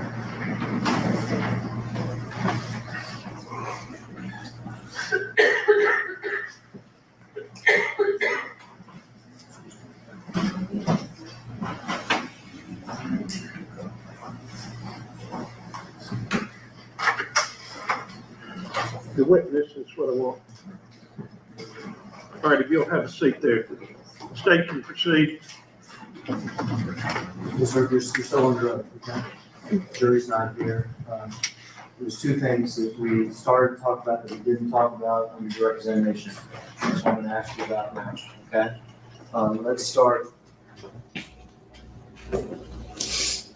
Let's start on the day that you finally left in July. Okay. Zach Adams. Mhm. Do you remember that day? The day that I left? Yes. Yes, Is it something you'll ever forget? correct. Listen to my question. Uh-huh. Is it something that you'll ever forget? Oh, no, no. Can you tell us what happened that day? We got into it physically. I was trying to get away. I took off running, ran in the closet, and he held me down and was trying to tie my feet up with one of his belts. And he told me that he was going to tie me up just like he did Holly Bobo, and nobody would ever find me again. And somehow I got away. He was in his boxer shorts, and I grabbed his manly as tight as I could and pulled, and that's how I got away, and I took off running. And at the time that he said that, his demeanor, was he joking with you? No, Was he being very violent with you? Yes. Was he being very serious with you? Yes. And is that something that you'll ever forget? No. Rewind to the day that Holly Bobo went missing. Okay. You described how Zach came to Joe's video. Is Yes. that correct? Yes. You described it as being getting toward noon Mm-hmm. or getting toward the afternoon. Mm-hmm. Is that correct? Yes. What happened when Zach came to Joe's video? The reason why we was into it, I don't really remember, but when he got out of the truck and he came up to me forcefully and grabbed my head as tight as he could and headbutted me. That was on the very day that she went missing, Yes. hours afterwards. Yes. And when he did that, was he joking or was he doing No. violent? No. The fact he'd been violent with you, were those reasons why you were afraid of him? Yes. That you were still there living with him? Yes.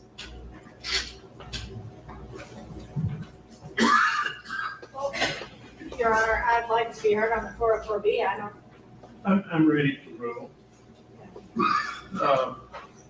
As far as 404B, court finds that these acts of domestic violence, I find that they did occur by clear and convincing evidence. They might conserve a material issue as far as showing her fear. But as far as the last part of that, the court must exclude the evidence if its probative value is outweighed by the danger of unfair prejudice, and the court so. So we won't go further into those matters. Let's bring our jury in, please.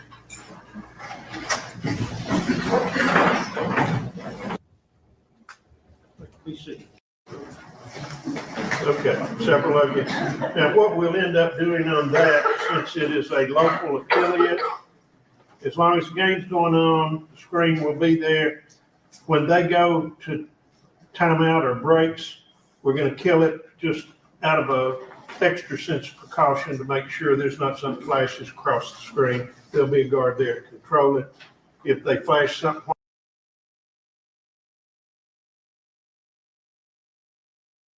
Possible, isn't it? No. Okay. So the fact that there happens to be an auto salvage card taped to this note does not help you remember what specific day this occurred on, does it? Not this specific question. we're about to beat this thing to death. Go Um, because in fact, he already knew where to go scrapping. He didn't need a card to go scrap there. He didn't need to pick up a card so he knew where to go that day. Correct. So you say that he gets to Joe's video and you have a fight at Joe's video with him over scrapping. Is that what you had an argument with him at Joe's video over scrapping? Yes. Okay. And he shows up at Joe's video. You say he has the trailer on the truck at Joe's video? No, the trailer wasn't on there. No. Okay. So he shows up only with the car. The truck. Sorry. Yes. Truck.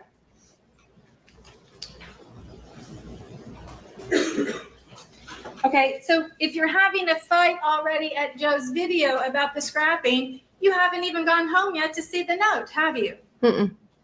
So already at Joe's video, you suspected apparently that he hadn't gone scrapping.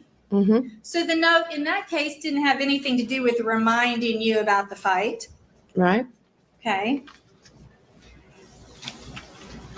And it's possible he could have gone scrapping and still gone home before you, isn't it?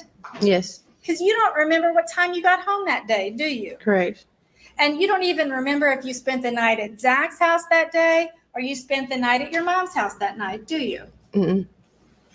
No. You don't remember what you had for dinner that day, do you? Yes. I thought on direct you testified. Because actually, when the conversation about her being missing, and Zach said that they'd never find her, I remember what I was cooking that night and eating, and so that was the day that she'd come up missing. So you're saying this very day now that that it comes up on the news and he says they'll never find her Mm-hmm. is the very day that she disappeared? It was either that day or the day after. Oh, but you don't remember. So now No. you don't remember. So now you don't know for sure what you were I just cooking for remember dinner. specific details that stuck out to me that didn't seem right.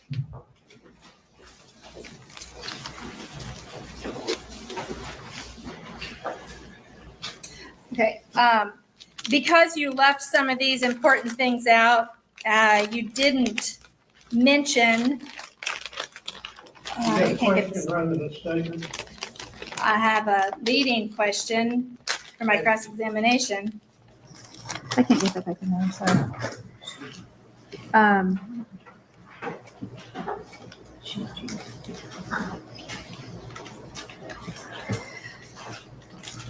You have not been charged with lying to any of the TBI agents, even though you've changed your story multiple times, have you? Mm-mm. No, I'm gonna object. There's not such a charge. She There's wasn't obstruction of justice. There is obstruction of You can justice. ask And her if she's been charged. you've not been She charged said with. she has not been charged. Okay. No further questions. All right, step in. Please don't discuss your testimony with anyone. You're free to go. We're at 5:25. I think it's time to break for the evening. Be ready to go first thing in the morning. I hope we can pick up the pace at that time. There's been a whole lot of repetitive, and I want council to concentrate and try to focus to avoid redundancy. All the admonitions I gave you at the outset, leave your notebooks here, be secured overnight. Hope you do as well as you can do tonight, okay? Thank you.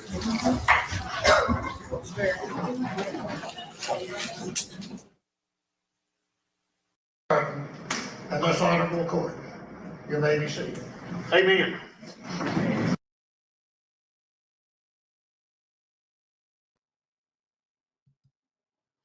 So before we go into, so that's the end of day 2. So we know that the judge was watching the football the day when he asked them to.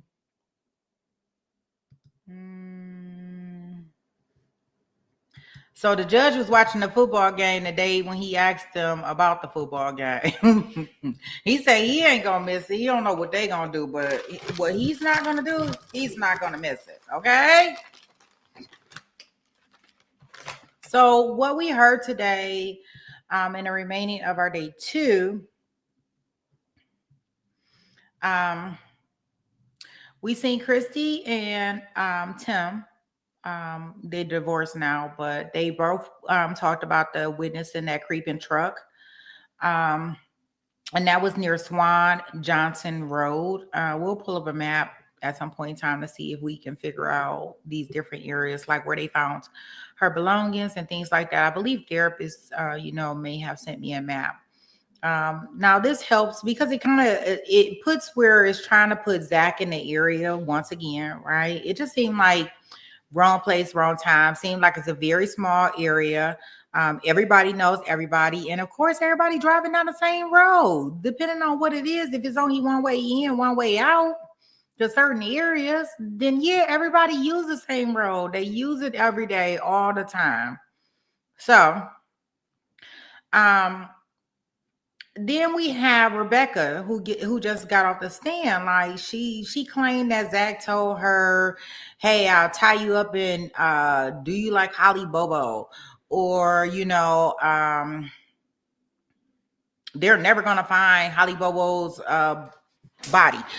I got a couple different things that I can say about that because I think people just say stuff just to be saying stuff at different points in time. It may not have nothing to do with anything. So as far as right now, the only thing that I'm seeing that may put an inkling on him being there is maybe the white truck that was creeping out. But then we have the difference between a full truck and a mid-sized truck. So I don't know if Rebecca helped the state or not. It just sounded like her statements were kind of inconsistent. They got a lot, when you doing a lot of drugs, I don't know what you may be doing. And I don't know if she had a lot of pressure on her story. So we are going into day 3. Yeah, so this is day 3. So let's see what other friends and what other people are going to be testifying in day 3. Let's go ahead and get started here. Hopefully, I don't know if the game is still going on for the judge in the next day, but we'll see. Okay, we're about 5 minutes still. They're in the process of bringing the jury down. Are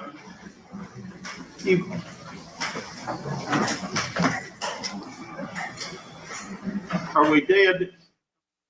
And I actually was off mic during that, so I remembered that. State, call your next witness, please. Dennis McKenzie.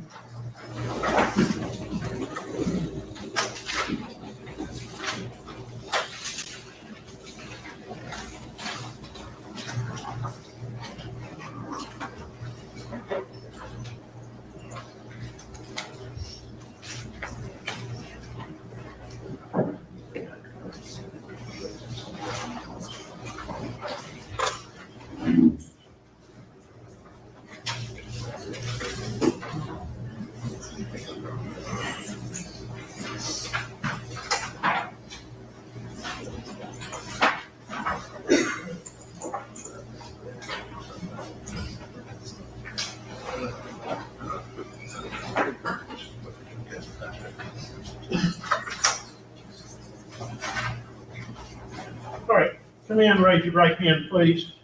Solemnly swear the testimony you're about to give is the truth, the whole truth, and nothing but the truth, so help you God. Be seated there, and I want you to state your name and spell first and last name for the benefit of the court reporter. Dennis McKenzie, DENNIS MCKENZIE. All right, thank you. You may proceed. We have heard your name twice in this trial. Okay. So let's start with April of 2011. What was your job? What was your business? McKenzie Tree Service. I actually owned McKenzie Tree Service at the time, and Dana worked for me. He was working for me. Did you have a lot of people working for you? Had right at 100 employees. Yes. 100 employees? Yes, sir. Big operation? Yes, sir. It was your business? It was, yes. Did you know Dana? I knew Dana and Karen both for a long time. Just through work or socially too? Well, socially, I knew Karen when she started doing student teaching up Scotts Hill. I was actually a senior in high school, and she was up there doing her student teaching. She graduated from college, and then as we all got older and had kids, our kids played on the same t-ball team together, and got to know them through that way. Of course, we all live in a small, tight community, and then later on down the road, Dana got to working for me and done me a real good job. When Holly went missing, yes, sir. Did you help searching? I did, yes. Yes, us, myself, and several more employees did for several weeks there before finally had to let someone go back to work. They didn't want to go back to work, but some of us had to. And so we were just trying our best to help find, maybe put an end to what was a nightmare. So, how much searching did you do? If I don't mind mentioning, me and Brian probably was the two that stayed the most. I guess we was by ourselves probably 18 months, I guess. That mean getting out in the woods? Yes, we stayed in the woods about all the time, and creeks and the springs, and pretty much that's every weekend thing, and a lot of afternoons. I want to ask you about one particular day.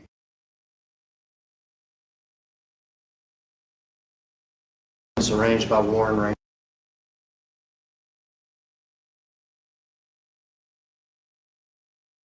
It's arranged by Warren Rain.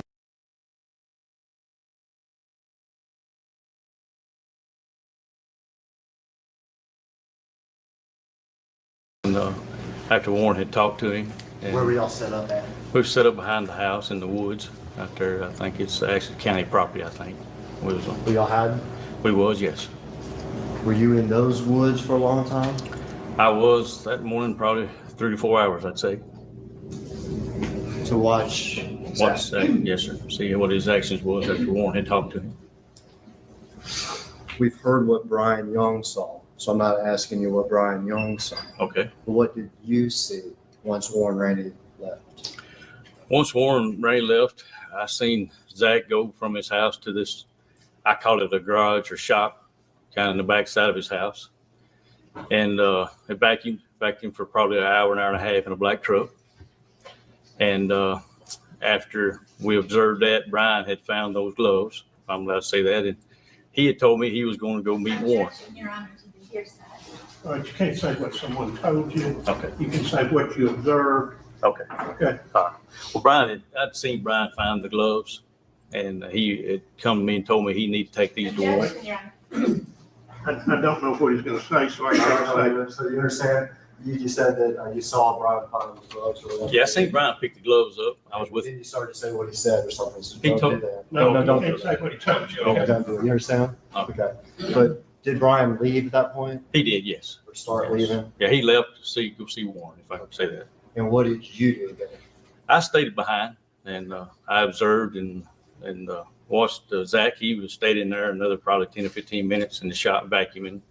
He came out of the shop and the two mattresses on the kind of northeast end of the house was leaned up against the back of the house. And he picked up the water hose and went to rinsing off the mattresses, which he didn't stand there for a long time. It wasn't 15 or 20 minutes worth. It was probably about 5 minutes, just enough to wet down both mattresses pretty good.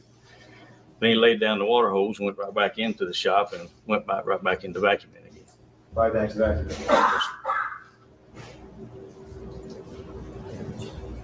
Nothing else, Judge. Cross.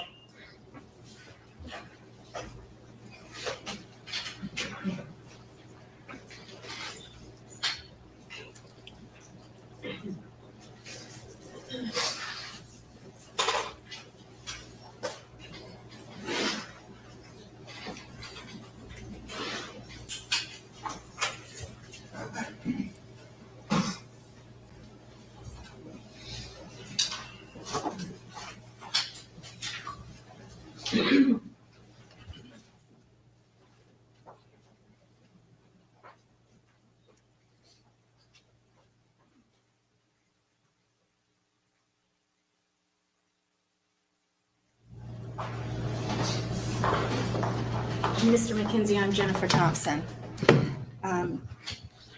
Now, you just now testified that Zach Adams pulled out did you say a water hose and began to wash these mattresses? Yes, ma'am. Went to Okay. spray them off.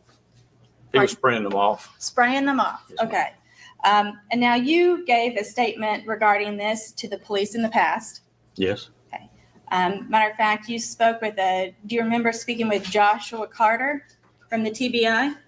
Yes, I spoke to several. Yes, And you gave a statement after Zachary Adams had been arrested in this case. correct. And if I told you it was March 26, 2014 at 11:45 a.m., would that sound reasonable? Yes, ma'am. Okay. Yes, ma'am. And you knew that Zach Adams at that point had been charged with the crime, Yes, ma'am. and you definitely wanted to help the Bobo family find the killer of Holly Bobo. Yes, ma'am. I mean, it means it's important to you. Is that right? Yes, it was. It's personal. Okay, personal. Yeah. Now, when you gave that statement at the time, you specifically said that you saw Zach Adams pull out the vacuum and vacuum the mattresses that were outside, didn't you? Yes, I did. Okay. Mhm. So now you're saying that you remember that he pulled out a water hose and washed the mattresses. He actually did both, to be honest with you. Okay, so now you're saying that you left out the vacuum part? I did, yes. Okay, so now the way that you remember it is he vacuumed the mattresses and then he washed the mattresses off. That's correct. Yes. But that's a detail that you left out when you spoke to the police 3 years ago. Right. It's been a long time now. Okay. No further questions. None? Nothing further. No, I'm looking, sorry. I know you were, sorry. Step down. You're free to go, or you can come back in the courtroom. Just don't discuss your testimony with anyone, okay? Thank you. Thank you, Mr. McKenzie. Next, John Graves. John. Graves.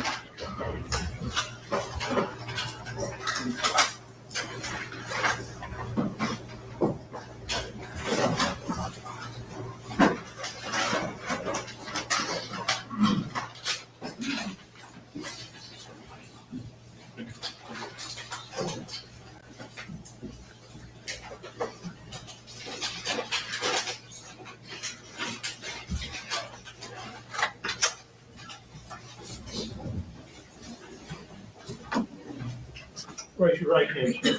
Solemnly swear the testimony you're about to give is the truth, the whole truth, and nothing but the truth, so help you God. I do. Be seated. State your name and spell first and last name for the court reporter, please. John Graves, JONGRAVES. Okay, you can see. And Mr. Graves, I'm not asking for your address, but where do you live? I live on Gibson Road, What county is that in, or what That's- town? Decatur County. Is that close, near to Parsons in that area? Yes, about probably 5 miles north. Right. And did you grow up in that area? I did. You know a lot of people in the area? Yes, ma'am. Prior to April of 2011, did you know a family last name Bobo? I did. And how did you know them? Well, Miss Karen was my 7th grade school teacher, actually. See her today in the courtroom back there? Yes, I do. And what about her husband? You know Dana? I knew of Dana, yes. Other than being your 7th grade teacher, were you, I guess, close friends or just? Just acquaintances, yes. What about their children? Did you know No, Holly? I did not. Do you recall, what is your business? Well, we're in a construction business in Parsons. And that's Graves? Graves and Graves Construction, yes, ma'am. Is that a family business? It is. Grandfather, father, and now you? They correct, yes. Is it fair to say that because you're in the construction business that you are very familiar with most of the roads in and around the area? Well, yes, and living there as well, yes. Do you recall April the 13th, 2011, when Holly Bobo went missing? Yes, I do. When you heard that news, did you immediately know or hear that she was the daughter of Dana and Karen? Yes, ma'am. Over the next several days, or actually that day and the next, did you become aware that there were people searching for Holly? Yes, ma'am, I did. And how did you explain to the jury, please, how you became aware of that? Well, obviously, in a small town and in a setting like we live in Decatur County, you pretty well, when something tragic like this happens, you're aware of it. And actually, we knew that people were out looking for Holly, and of course, everybody wanted to do their part because it's like one of us. Did you have some property or a home where searchers actually came to your property or home? I did. Before you go any further, was that the day of or the day after? I think it's the day after. So that would be April the 14th, that Thursday? Yes, ma'am. Okay. Tell the jury what happened.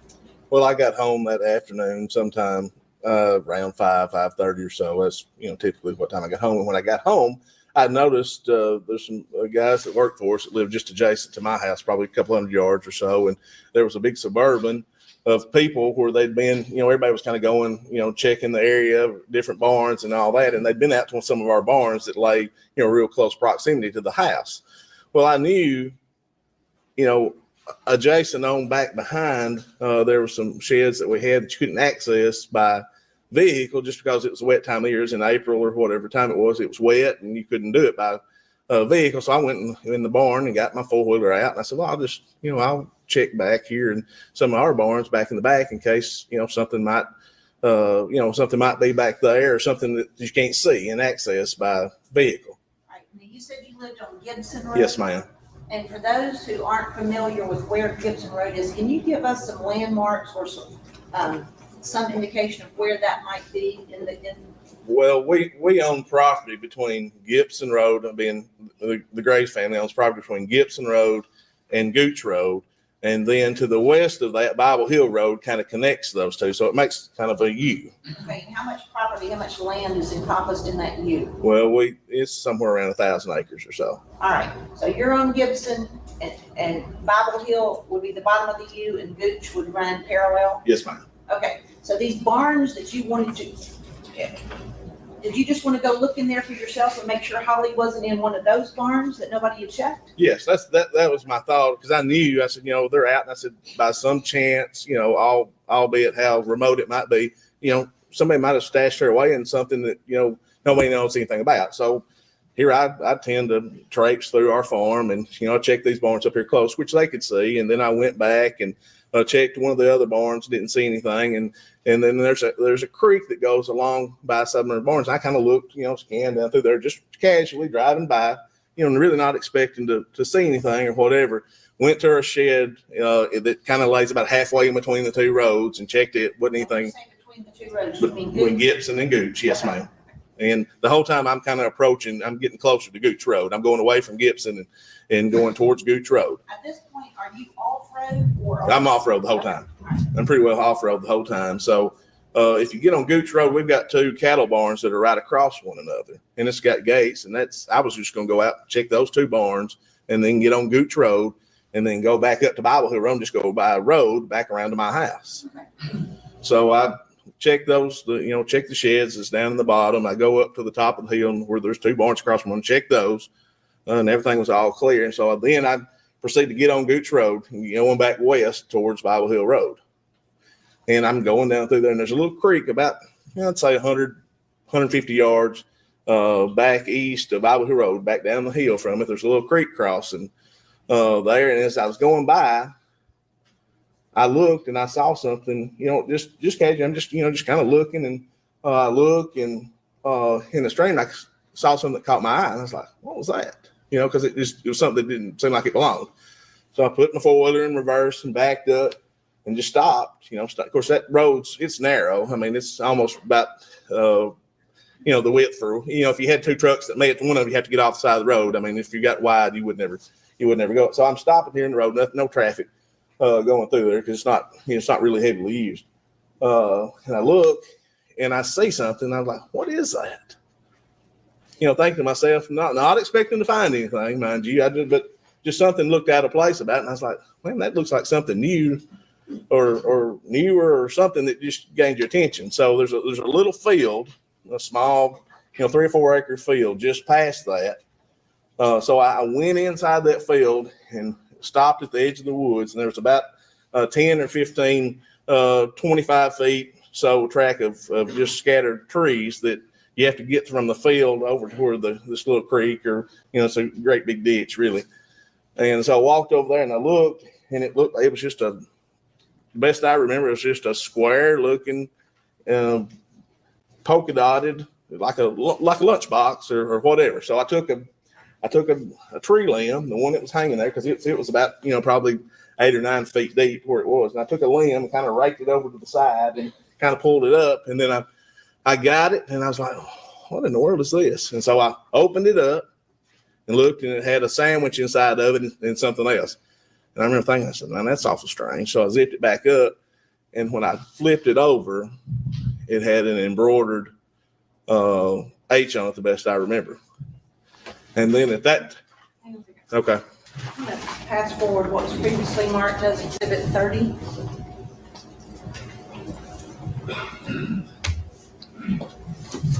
And ask if you recognize this. Yes, ma'am. Is this what you found there? Yes, ma'am.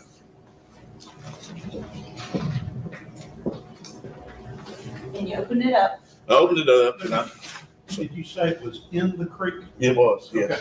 Yes, it was in the creek. And the way that creek flows is it made a little nook back to the left. And the way the flow of the water was, it carried it over, and it kind of got hung up on the side. So anyway. Let me back up. So Okay. you fished it out with a stick out of the creek. Yep. All right. So you're on the I'm on the, ground. that's right. All right. So you open it up there on the ground. You see the sandwich and lunch. Right. Did you see the H? But I did, because when I picked it up, you couldn't see the H. That was kind of on the water side down.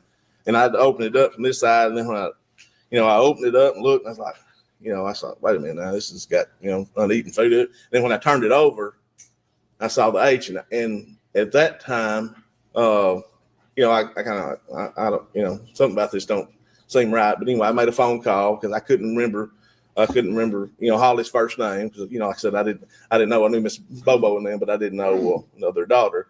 And I made a phone call. I said, what was the young lady's name? And whoever I talked to, the guy I talked to, he told me it was Holly. And I was like, well, I said, you need to get a hold of somebody. And we tried to get a hold of the sheriff and Henderson County Sheriff. I said, they come on out. I said, this may be nothing, or it may be something.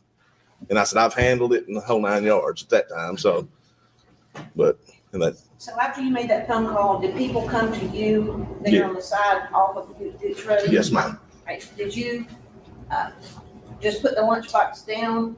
This lunchbox down on the ground there where you were? Yeah, and I said it was close to the edge of the road. It was actually, I got it over close to the road, so I'd moved it some, probably, before I'd walked out of the woods, and I just sit down right there by the edge of the ditch. So the jury understands you didn't try and put it back in the creek where you had No, found ma'am. it? No, ma'am.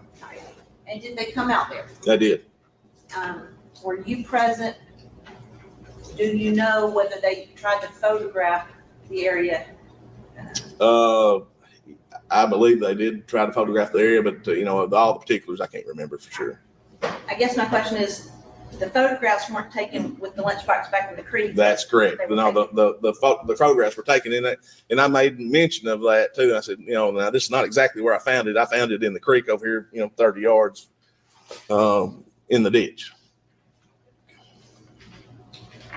I'm going to pass forward the photograph and ask, and it's dark, because this was getting dark time. Yeah. Previous exhibit.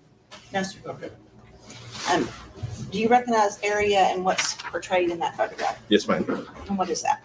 That's the lunchbox. And is that where you put it, where you set it back down? Yes, ma'am. All right, I'm going to put it on the overhead. Can you see the creek that you described?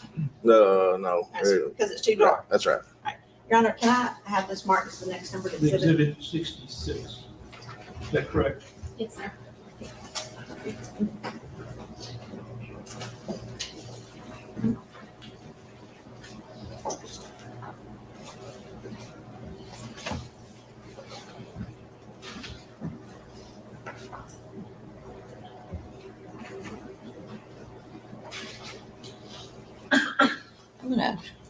Here's the laser pointer. Okay. If you can show the jury where this creek is, I know you were. Yeah. So the roadside ditch is here, and the road is right here. This is just adjacent. Okay. You can separate, is this an aerial photograph? It's It's not. just- It's taken from, Yeah, just from the Okay. side of the road. okay, so for purposes of describing, when you said the road is right here, are you talking, as we look at this exhibit, is it? Yeah, it's just at like- the bottom of the picture. Yes. Okay. Yeah, the road be running like this, and the little road ditch sitting, between where the picture was taken and the Right. purse. Gotcha. And then the creek ditch, the creek runs, perpendicular to the road. All right, so if you're looking at this picture as the jury all is, just use your pointer to show us the Yeah. direction. Yeah, the creek would be running this way. The road is running this way. All right, so the creek will be running from the bottom to the top That's right. area. Yes, ma'am. This way, road's running this way. Gotcha. Thank you.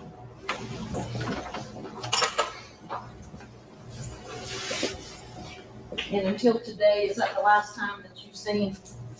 Yes, ma'am. Yes. I don't have anything to say. All right, cross-examination.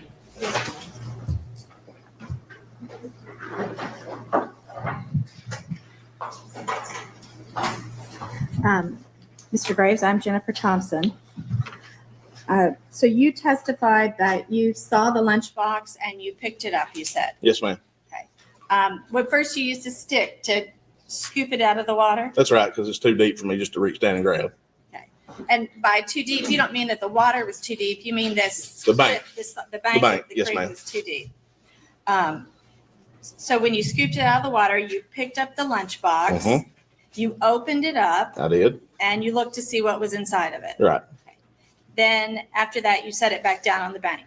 That's right. Well, I walked back out to the edge of the road. Yes. And you have a clear memory of that today. Is that Yes. right? Yes.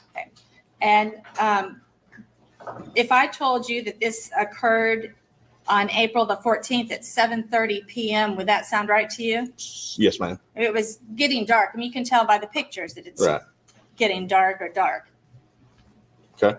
And you called did you call the TBI and they came right away? I think I called a friend and called one of the sheriff departments. I can't remember if it was Decatur County or Henderson County, one of the sheriff departments. But yes, they did come out. And then you spoke at that time to a special agent, Terry Dykus, who was with the TBI. Isn't that right? That sounds accurate. Yes. He interviewed you on the scene right there, didn't he? Correct. And he was taking notes as he spoke to you, wasn't he? I assume. And you were being cooperative with him. Yes. Okay. So when you talked to him, you specifically told him that you had looked back and to the left as you were That's right. driving, and saw something in the creek. It just caught your eye. Yes. And then you told him you pulled up closer and you used a post to dip it out of the creek. Yeah. And then you specifically told him you never touched the lunchbox. No. You told him at the time. Your Honor, I'm going to object. First of all, ask him the question instead of just reading a statement. I let it go on, but that's improper. She can ask if he made that statement. She cannot say, you never told him. Ask him if he made the statement, then you can use the statement if you feel appropriate for impeachment purposes. Okay. So you never told, you told him you did not touch the lunchbox, didn't you? No, ma'am. So if he's put it in his report that you said you did not touch the lunchbox, the agent is wrong? I don't have any recollection of that. Because I did specifically touch the lunchbox. There was no ifs, ands, or nowheres about that. Okay. And that's how you remember it today? Yes. Your son told people he had Holly Bobo locked up. Wait. I'm not using it for the truth, Your Honor. This is not. If your son told people? Your son told people? Your If son. Your son said anything, Your Honor. We got John Graves here. Question, anything that John Graves told somebody? Okay, if fair you want to game. call the son, you can call the son. Your Honor, I'm not using it to prove the truth. It's a hearsay statement, but it meets an exception in that it's something that his son said at the time. And he's very aware of it, Your Honor, because he went to Take the school. jury out.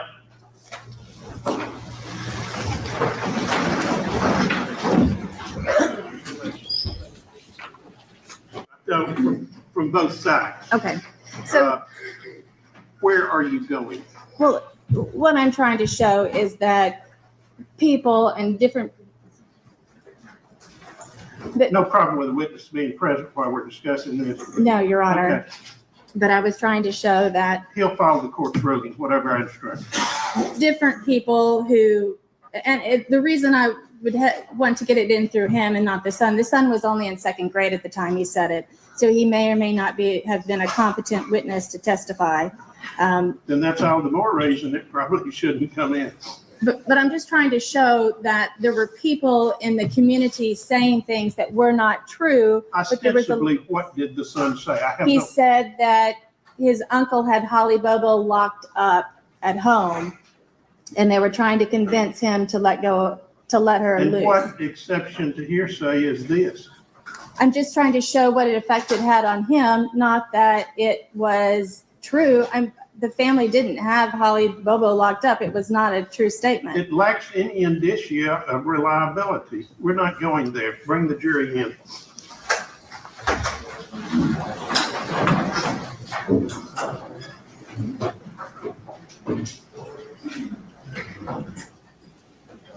Good. Before we do that, can I do an offer of proof? Just All right, jury back out.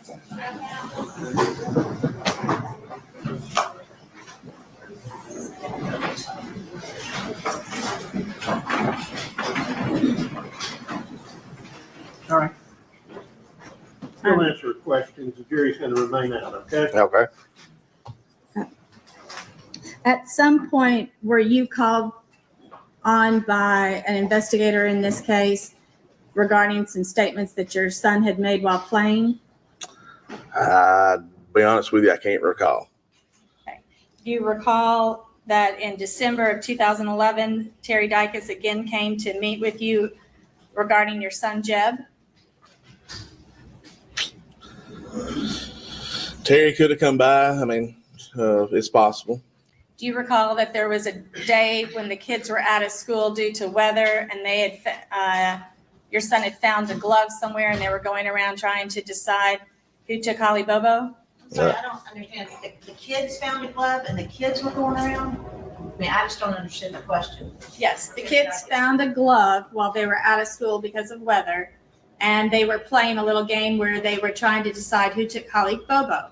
You remember that, don't you? Seemed like I do remember something about a glove at our office, and that, yes, A glove at your office, not. and not anywhere close to the side. I mean, it's a worker's glove that was laying on the ground. Like we have nails and hammers So they and, were playing. right. They were playing a game, yes. Let her ask a question. Okay. They were playing a game, weren't they? Same, yes. And at some point, they were pretending like they were trying to find out who took Holly Bobo, weren't they? Same, yes. And at some point, your son just made a little plain statement about the fact that his uncle had Holly Bobo locked up. Okay, at this point, I'm gonna just interject. Does he know, was he present when this statement was made? All right. Otherwise, it's asking. Were you present when this speculation. statement was made? No.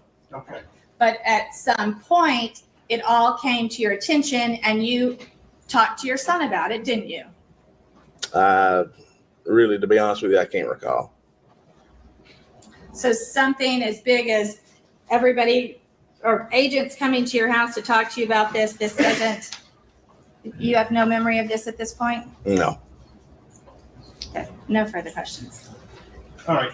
How old was your son approximately at the time that this so-called statement that you Well, didn't hear was made? he's 12 years old now, so as of June, so whatever, I mean, every year says, yeah, 5. 5 years old? Yeah. Okay. I'm even more certain that this is absolutely inappropriate. There's no indicia of reliability. A 5-year-old to start with is presumed not competent to testify unless the court qualifies. And some statement made during a childhood game is miles away from relevance as far as this case. So I'm even more certain that this is not appropriate. The reason I was wanting to offer it, Your Honor, is not because I think it's reliable or I was trying to show that this happened. What I was trying to show was that the community was very, very sensitive at the time. So anytime anybody said anything about Holly Bobo or somebody possibly having Holly Bobo, everybody overreacted. A 5-year-old game has no place. Okay? Right, but people were overreacting in the community at the time. If he doesn't remember it, then We've it's already not had relevant. legions of testimony concerning the extent of involvement in the community, and that is precisely the reasons that I granted change of venue, is the emotional uproar Yes. state in Decatur County for a period. The last witness said he searched for 18 months. That's how deep the involvement is.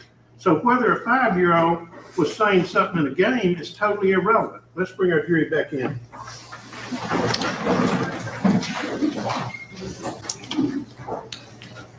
Rules say.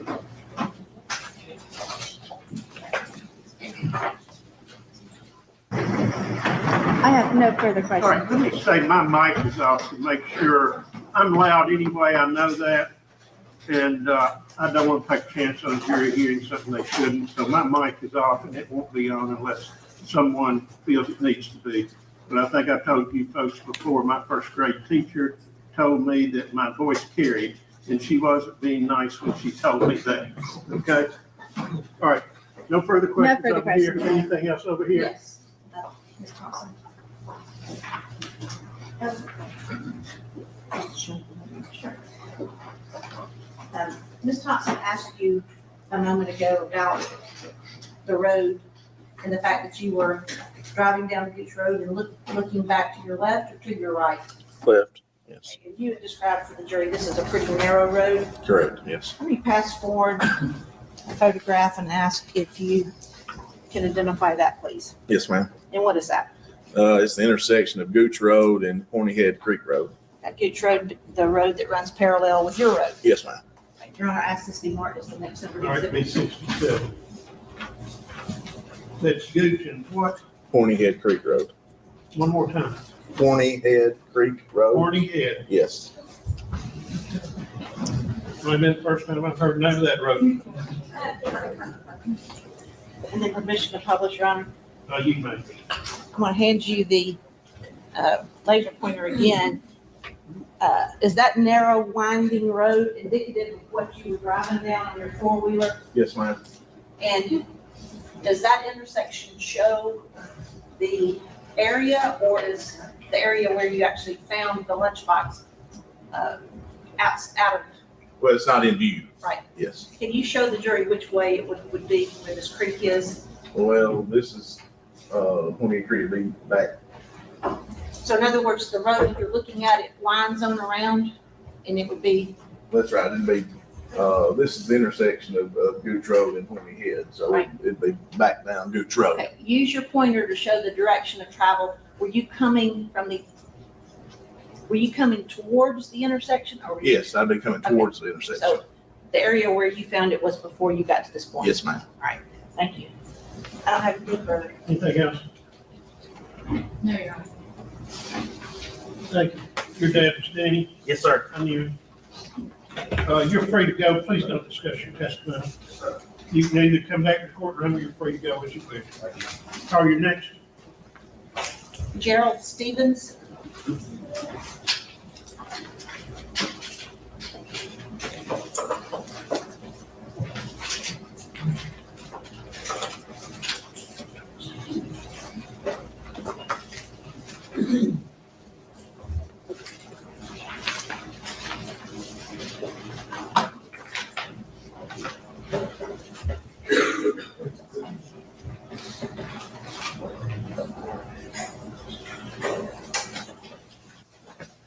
Raise your right hand, please.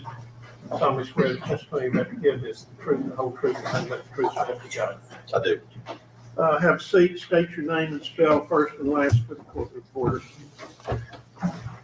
My name is Gerald Stevens, GERALD STEPHENS. Thank you. Keep your seat. You say B or PH? PH, sir. All right, thank you. Would you tell the jury, I guess, a little bit about yourself, such as where you live and what you do for a living? I live in an adjacent county, Henderson County, outside of Natchez Trace Park. Me and my father there run a farming operation. We row crop as well as run quite a few cattle. And, I'm sorry, I'm gonna pass some pictures to the defense, some different pictures.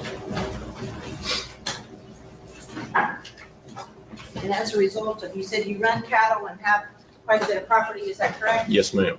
And does your property, does your work include an area, I guess, in Parsons? Parking, We Holiday, that area? yes, ma'am. We farm in 3 counties: Henderson County, Benton County, as well as Decatur County. So we have property that we either own or rent in various locations. Most of our cattle are run in Decatur County, in the northern part of the county, in what I call the Yellow Springs area. So, I was gonna ask you that. Yellow Springs is actually a road, is that correct? yes, ma'am. Yellow Springs is known as a church and a community there with an adjacent road that runs through there by that church. And is it actually sort of run alongside 40? Not right alongside 40. It runs into another road that does, but it's not very far from I-40. It's on the south side of I-40. Because you have business dealings in 3 different counties, do you know a family by the name of the Bobos? Yes, ma'am. I have came to know that family. Before April 13th, 2011, did you know them? No, ma'am. Did you nevertheless become aware that their daughter Holly had been reported as missing? Yes, ma'am. I did become aware of that through a phone call from my sister, who also lives in Decatur County. She called that morning and notified me and my family. And when you heard that she had become missing, did you also become aware that there were searches going on all around? Not at that very moment. I was not aware. I didn't mean at that moment. I meant after, like in the coming days. Yes, ma'am. We on one of the farms we were working, we saw helicopters and other people were traveling up and down the road, stopping and actually checking even some of our home property there in Henderson County. Yes, ma'am. And was that fine with you that they looked at your property? Absolutely. We not only supported that, but we then began looking ourselves. And when you say they were checking your property, do you mean like sheds and barns and structures that were on different? Yes, ma'am. They came and checked barns that we have that are open, that are not being used, as well as our main shop, our main area there where my parents live. Yes, ma'am. At some point, did you, or on a particular day, did you decide that you yourself would search? Yes, ma'am. If you'll describe for the jury why you picked that particular day and how that came about. Well, we were busy in the field spraying on Wednesday and Thursday. Of the week it happened? Yes, ma'am. Okay. And Thursday night it rained, so we were not able to go back and spray. I actually had 2 guys spraying in the Yellow Springs area. So everybody was back at the shop then, and we were doing cattle work and shop work Friday because of the rain. And I made a venture myself to head out and not necessarily start looking, just start kind of observing, just trying to put together in my mind, if me and my guys could be of any help. And you had this day available because you'd basically been rained out. That's correct. That was on Friday. So this is the Friday after she went missing on Wednesday. Yes, ma'am. So what area did you decide to look for your drive? Well, I drove toward Parsons, and that's when I identified a road to my left as I was traveling toward Bible Hill and Parsons as Gooch Road with a tremendous amount of law enforcement lights and activity. Seems that the road was either blocked or almost blocked off. I then proceeded to Parsons and circled around to try to orient where the Bobo location was. I'd never been to their house, and other than as a small child, had never even been by that house. And at the driveway of their house, there were law enforcement there. Someone who I knew personally was coming out of the driveway, and so immediately I stopped, and me and that person had a conversation. All right. I'm not asking, in fact, you can't tell the jury what the other individual said, but did you inquire about or determine that you were going to go in a particular area to look? Yes, ma'am. And that person identified what had been found to me on Gooch Road. And once I obtained that information, momentarily I left, because in my mind, because I'm real familiar with the north part of the county, because our cattle being there, me or my guys are in the north part every day. And in my mind, if something was found on Gooch Road, somebody was going north, and in my mind, going toward the interstate, because that would be a back road to get to the north part of the county, and in my mind, to the interstate. And so with that information, understanding about the roads, you set off towards the road? I did not travel on Gooch Road because of the law enforcement. I bypassed Gooch Road, picked up the road just north of there, and started traveling maybe 15 miles an hour, maybe 20, really slow, just strictly trying to observe. Because in the news media, I guess my wife had made me You can't say what you heard on the news? Okay. Okay. Were you looking for a particular color? Were you looking for a particular thing?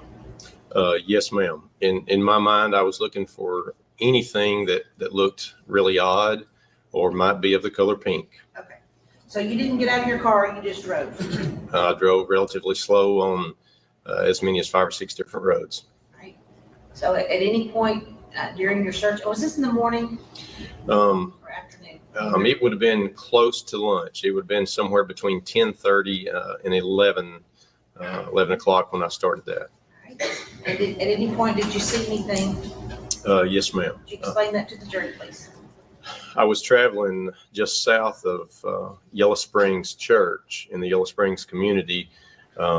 I just came off of Fred Jr. Inman Road, traveling then what would be north, and going really slow there. Something appeared to be of the color pink on the right side of the road. So I immediately stopped, and it was a garment that was pink in color. All right, what garment was it? It was a pair of pink panties. Okay. So you saw something pink, you stopped, you stepped in your car and got out of your car at that point? Yes, ma'am. And what did you do when you walked over and saw what it was? I immediately called the sheriff's office in Decatur County, and they either put me through or gave me another number to call the headquarters, which was at that time at the fairgrounds, the headquarters for the, I guess, the coordination for the search for this girl. And the detective that they put me on the phone with was Detective Ricky Inman. He asked. Again, well, if he asked you a question such as where you were and that kind of thing, you have Yes. to answer out loud.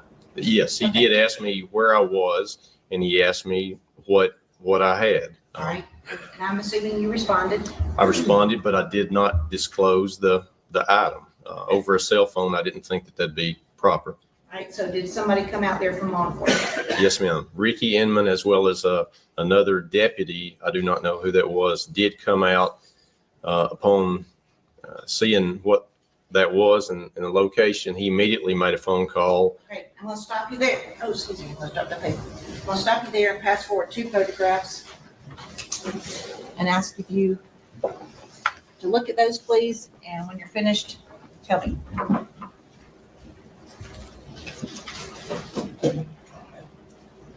Yes, ma'am. Do you recognize what's in both of those photographs? Yes, ma'am. What's in the first one? In the first photograph is the pair of pink panties. Your Honor, ask that be marked as the next numbered exhibit. 68.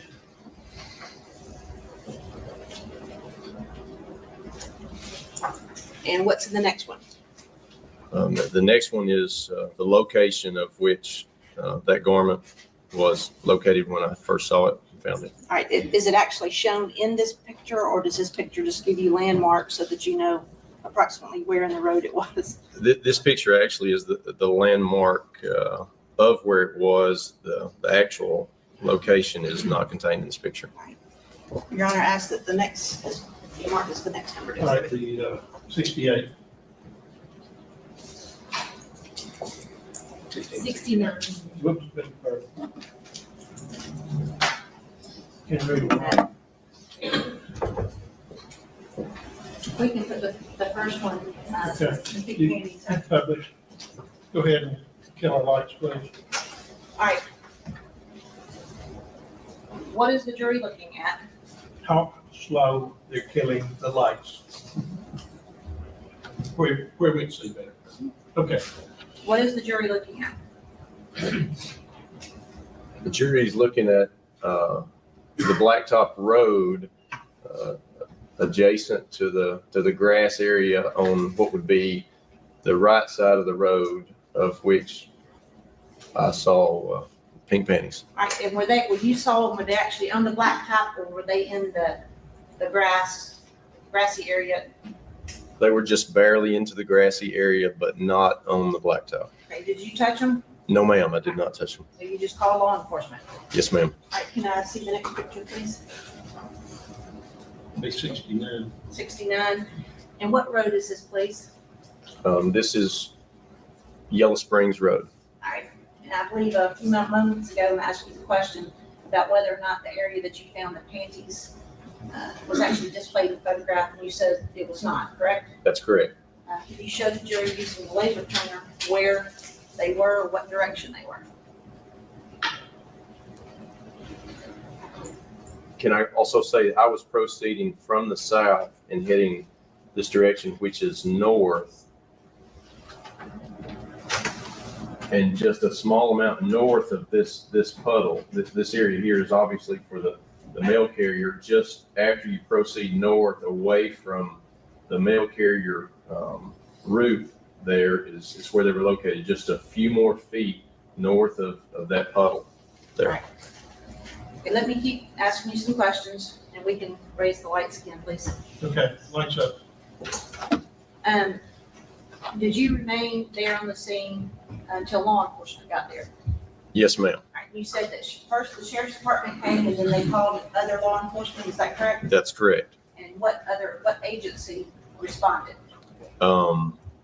After the sheriff's detective was there, he told me that he had called TBI. Okay, and did TBI come? Yes, ma'am. Do you remember the agent that appeared? The agent that appeared was Agent Brent Booth with the TBI. Okay, and once Brent Booth got there, did you ever leave that? Did you ever leave that spot, or did you walk up and down the road? What'd you do? After Brent Booth was there, he made a phone call for I assume other agents, and then while waiting, me and Brent discussed, I guess, what to do or the time frame. Obviously, he was not asking me what to do. I was asking him, and I suggested to him that I would take a walk up the road, just looking around as long as he was there. And he said he was staying there until someone else got there. All right, and do you remember a time, I think last June, maybe, when you were kind enough to meet me and look at some photographs? Yes, ma'am. Hey, let me pass forward one and ask if you recognize this particular photograph. Yes, ma'am. Right. And what is that a picture of? This is a picture of the exact location of where the pink panties were. It's a picture taken from the south, looking back toward the north, of which I would have walked looking alongside the road. All right. And there's some markings on it. I'm not going to ask you what they are yet, but who placed the handwritten marks there on the picture? I myself, Gerald Stevens, placed those markings on the picture. All right. I'm going to ask that be. Pardon, and this honorable court, you may be seated. Amen. Okay, we're about 5 minutes still. They're in the process of bringing the jury down. Are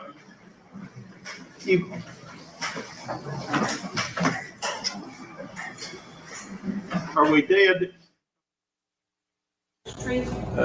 Yes, ma'am. Is that the area you're talking about? That is the area, and it's just around the curve here, and that's the area that I circled, and these are my initials. All right, and you said you located what when you got that far? Off in the grass, approximately 4 to 5 feet from the blacktop road, appeared to be a paper wadded up. Okay. And what did you do with the paper wad? I took out my knife and picked it up so that I didn't touch it, having no idea if it was of any importance. And I took it back to where Agent Booth was located in the roadway at this area. He was still here holding on to this area. And that piece of paper that's now displayed in the roadway, is that the piece of paper? Is that where you put it down? Or whether? When the photograph was taken, that may be after Agent Booth opened it up. Right.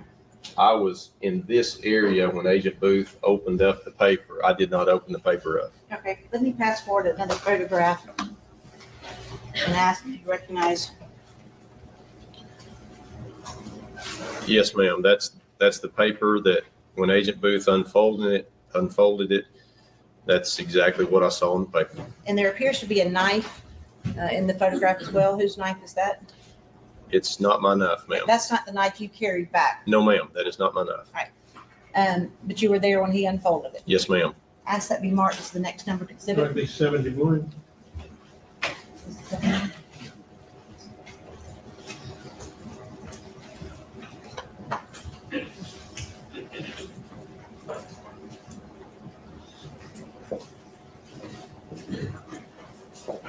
And then if we can put that on the overhead, please.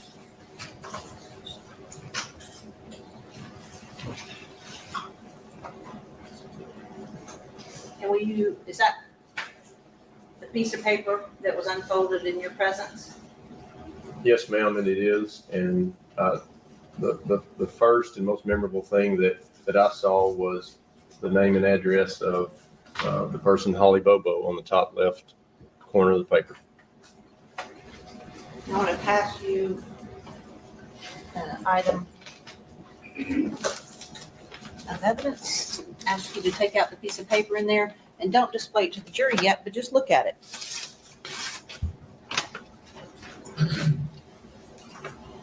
And do you recognize that? Yes, ma'am. And what is that?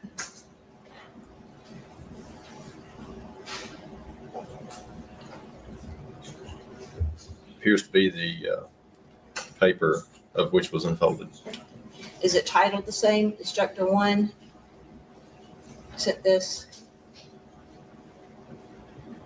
Yes, ma'am. Your Honor, ask that be marked as the next numbered exhibit. Exhibit 72. Are you publishing it? I'm fixing to publish this. Okay.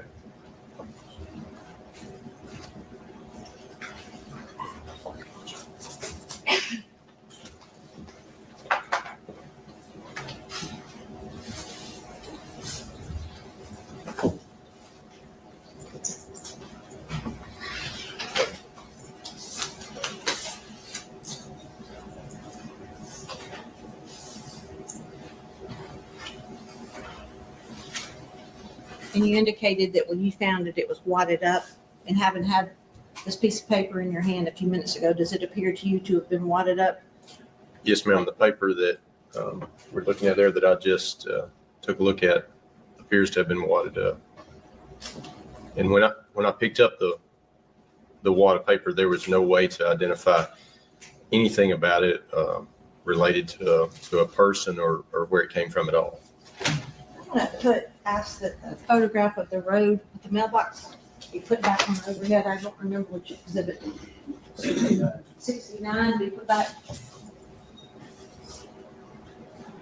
I'm using my pointer to point at the two mailboxes that are there.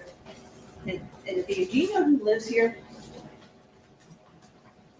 In that drive, I've met the people numerous occasions, but I do not know the name of the people in that particular drive. Do you know who lives back here?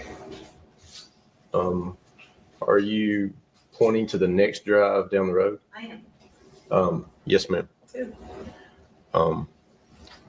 I did not know at the time, but it became known to me that was. He can say he knows. Person who lived in that mobile home was Shane Austin. Now, is it fair to say that that after discovering, and you can turn the light out now so it doesn't bother people when we raise the lights. Right.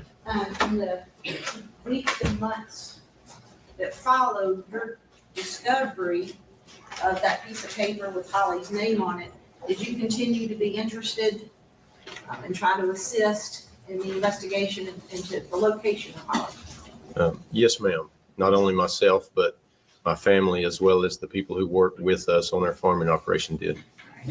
And you indicated earlier that you didn't know the Bobos before, but came to know them during the course of the investigation. Is that right? Yes, ma'am. That's correct. You talked to law enforcement when they wanted to talk to you? Yes, ma'am, I did. Gave them information, whether it turned out useful or not, if you thought they needed to know it?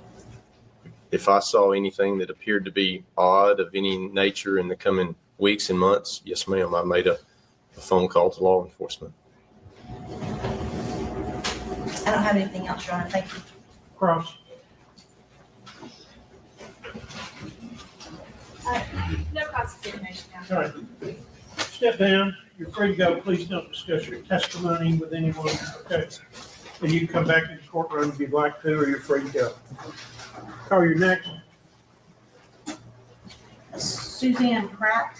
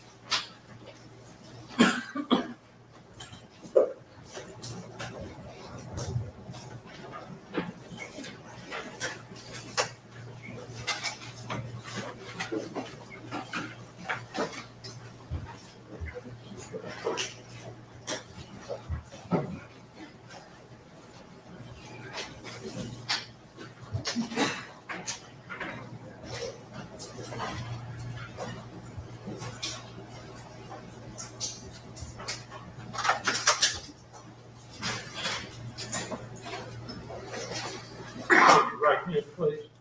Solemnly swear the testimony you're about to give is the truth, the whole truth, and nothing but the truth, so help you God. Be seated. State your name and spell first and last for the benefit of the court reporter. Emily Suzanne Pratt, EMILY PRATT. Now, proceed, Your Honor. Yeah, I was gonna, what happened to our little box? I'll get a box. It's right.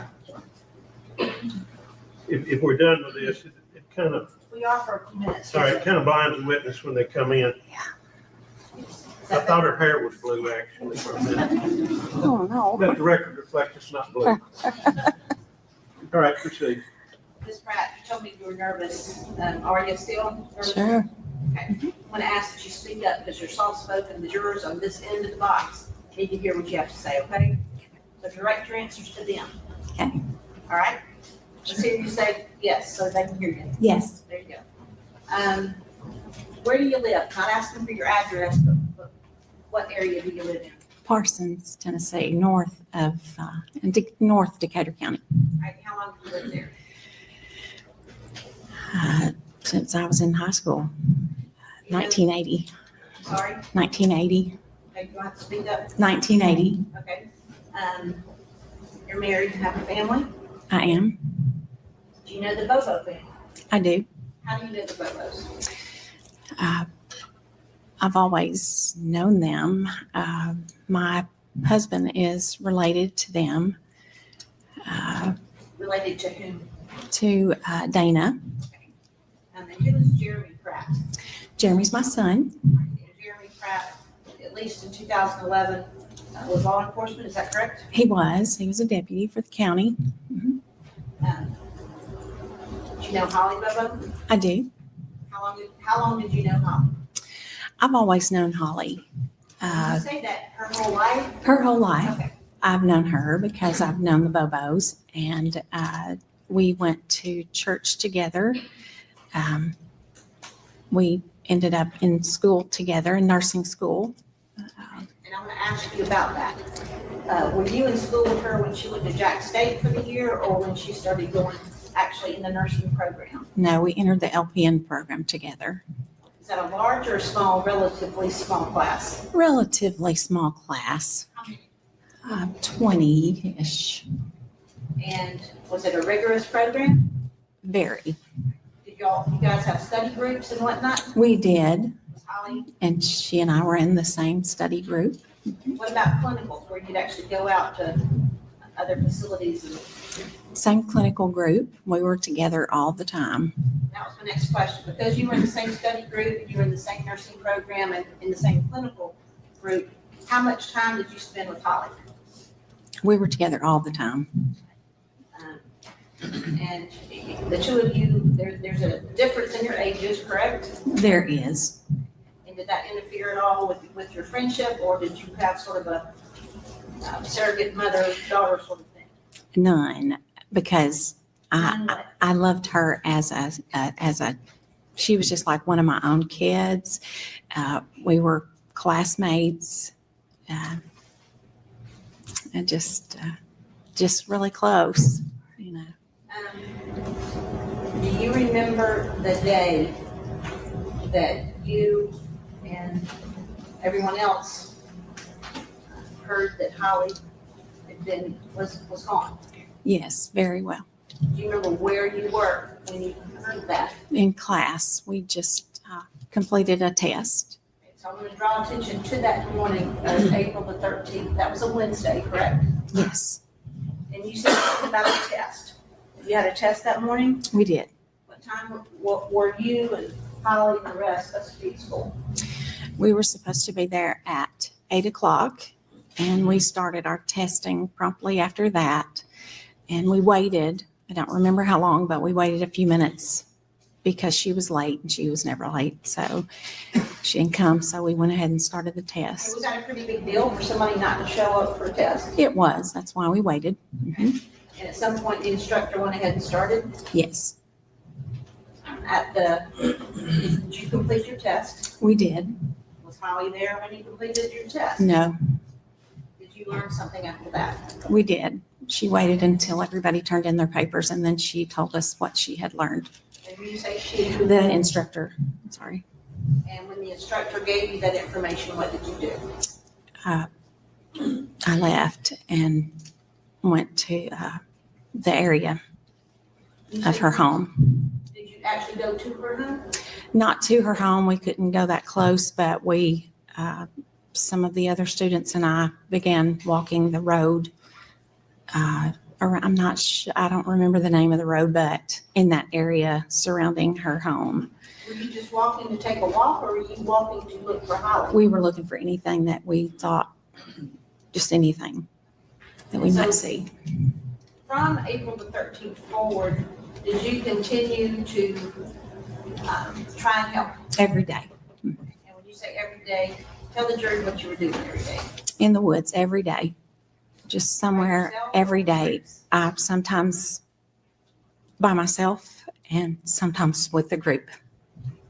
I want to jump forward a couple of weeks. Do you remember when Easter was? Yes. Easter Sunday was in 2011? Yes, yes, I do. Do you remember the date? Yes, I remember that day. Okay, what day was it?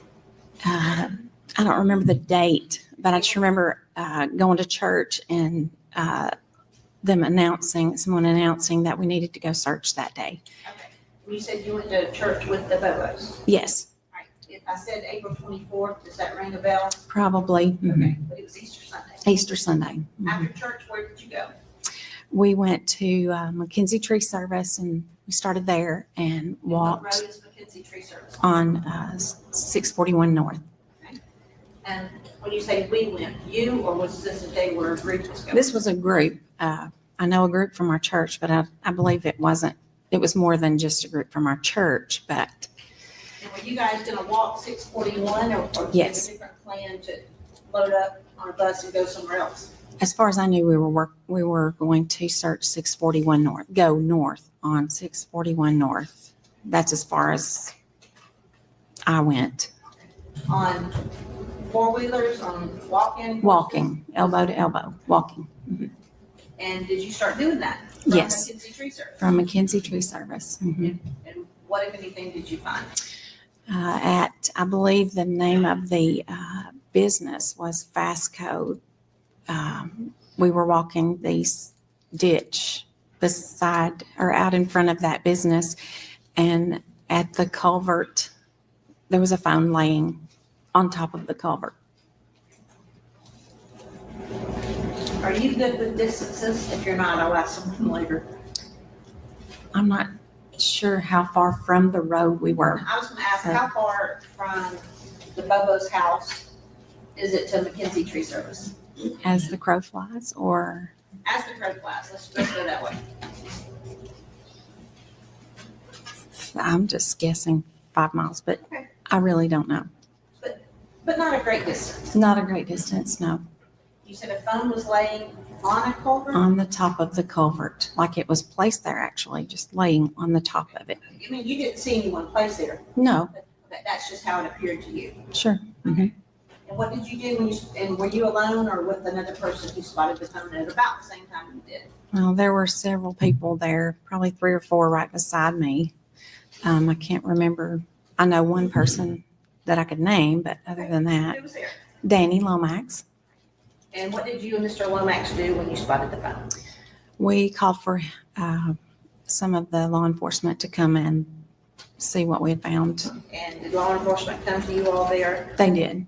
You said it was a driveway or two away from Mackenzie Tree Service? Yeah, I believe it was one driveway away. I'm not sure, but Did anything stand out in your mind about the phone, like when you saw it? well, I had used Holly's phone just previously,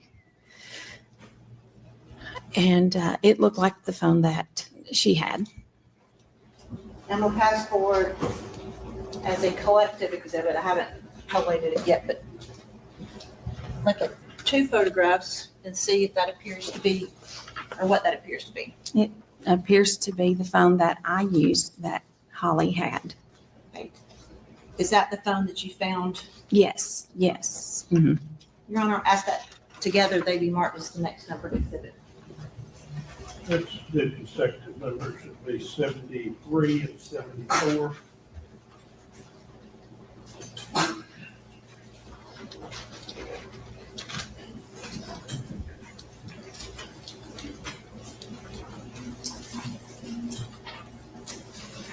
Can we staple them or something? I might say the numbers. Oh, Unless there's a particular reason, no, one of them's the front, one of them's the back. I was just. that just make it consecutive Okay. numbers. And you can just put the first one on, please. Okay, we don't want him to death. Give him just a second.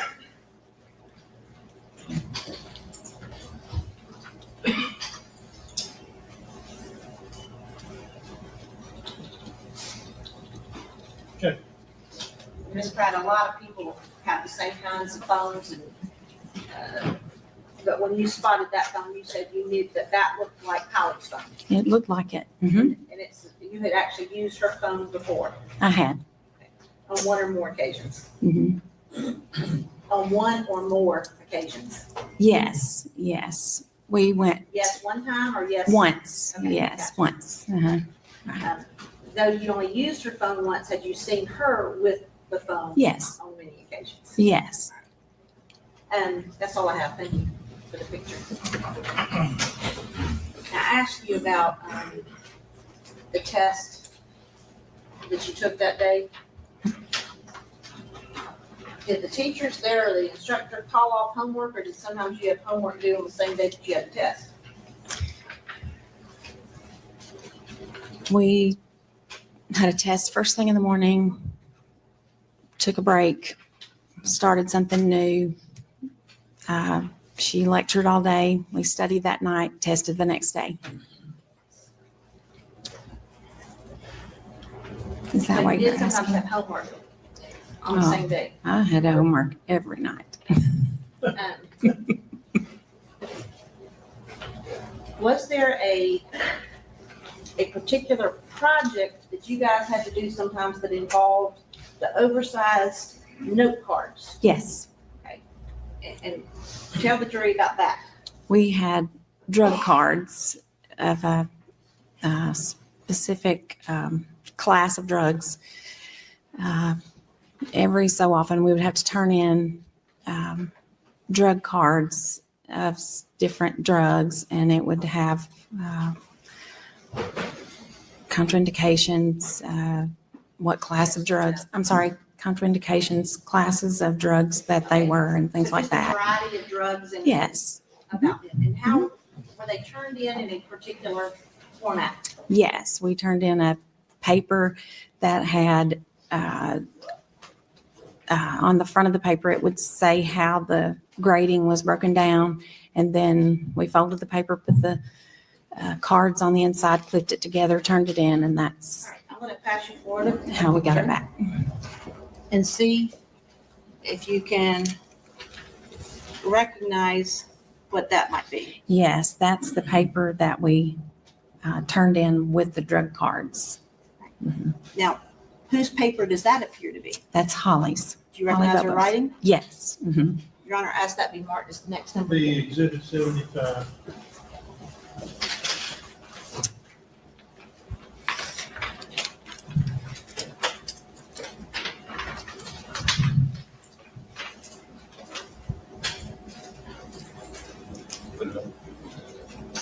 Yes. Okay, give us a second. It-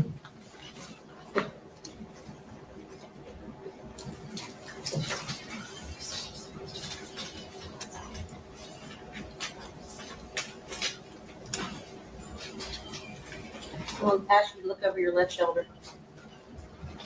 You indicated that you guys would turn in a grade sheet and the cards would be folded inside, is that correct? Yes. And were there particular rules, like you were supposed to collate them with a clip kind of a thing? Yes. We folded the paper in half. The cards went in the paper, and they clipped it together so that they stayed together. Yes. You don't have to just leave them off. I'm going to pass forward what's previously marked. You got your glasses. I don't have anything else. Thank you. Are you gonna need the overhead? No, you're on. All right, let's bring the lights up. Turn the overhead off. Cover the end with the box. Okay, proceed with cross-examination. Hello, Mrs. Pratt. I'm Jennifer Thompson.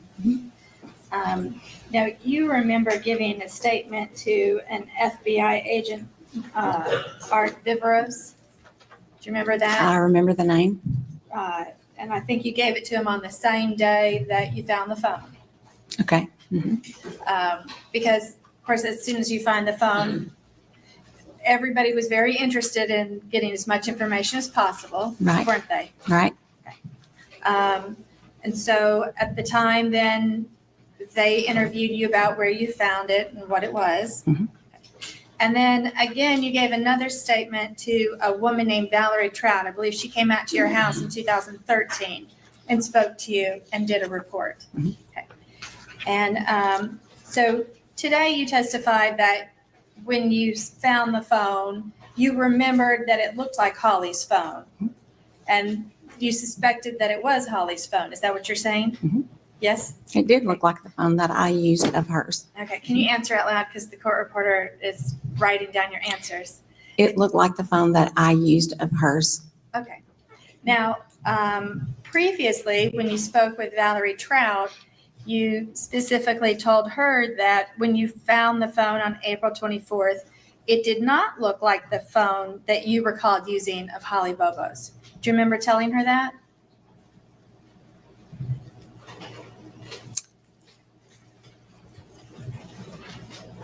No. So you can't quite remember what you She's told. shaking her head no. Okay, No. She said no out loud. I didn't hear it either, but Okay. that's all right. So your memory's kind of fuzzy of your conversation with Valerie Trout, is that right? I remember her name.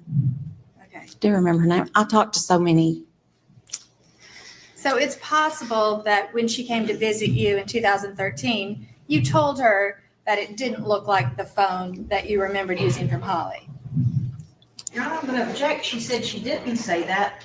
I don't remember saying that. She said she doesn't remember. So I'm No. asking her, is it possible that you did All right. say that? I don't remember saying that. Is it possible, though, that you said it? That's my question.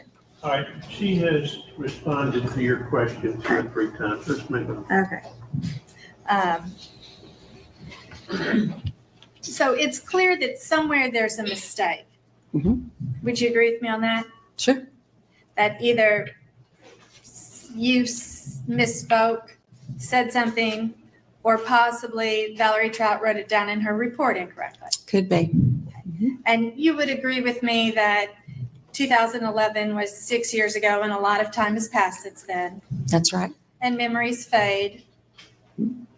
Would you agree with me Right. on that? Okay. No further questions. Done? Yes, sir. No further All right, questions. Ms. Pratt, you can be excused. Please don't discuss your testimony with anyone. If you want to, you can come back in the courtroom or you're free to go. Okay? Thank you. Call your next. Adisha Brasher. Raise your right hand, please. Solemnly swear the testimony you're about to give is the truth, the whole truth, and nothing but the truth, so help you God. Be seated. State your name first and last and spell it for the court reporter. My name is Ednesha Brasher, Ednesha, Brasher, Brasher.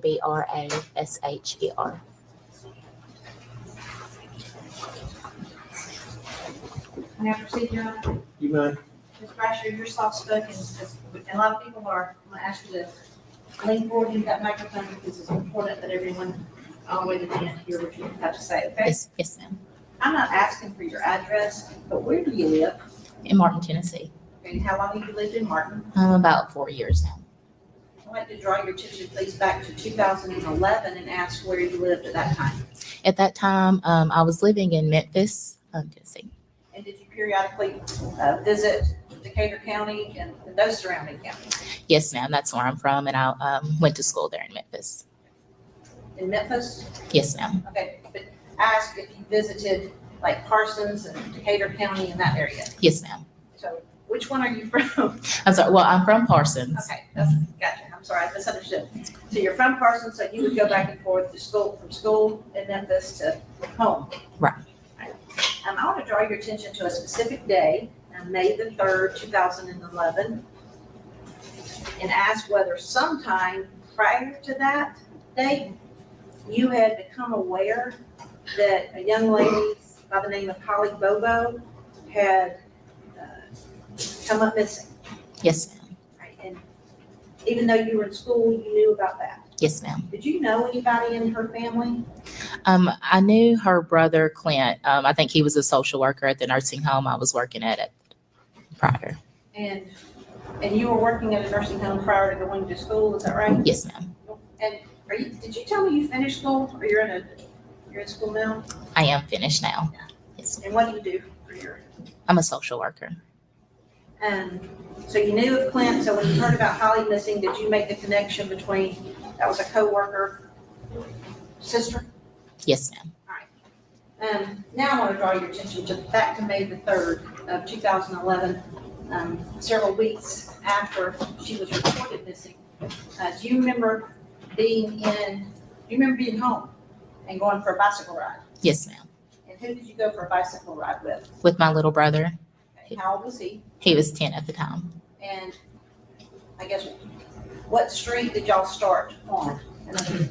We started on Miller Street, And where in the county is that? Decatur County. And is it north, south, east, do you know? I don't know. I'm not sure. Like, I don't have directions. just like, all right, so did you leave Miller Street or stay on Miller Street? We did leave Miller Street. And where did you go? We went on down to Camden Road.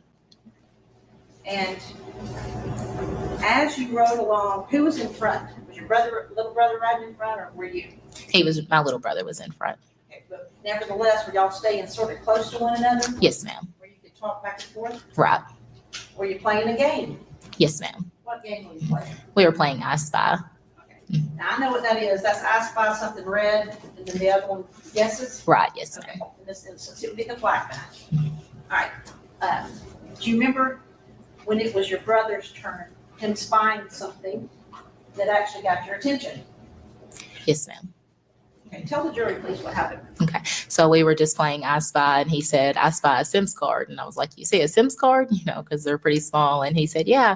And so I said, okay. And so when he had picked it up, I said, well, let me see it. And so he handed it to me, and I put it in my back pocket, and we just kind of talked about how strange that was. And then we just kept riding at that point.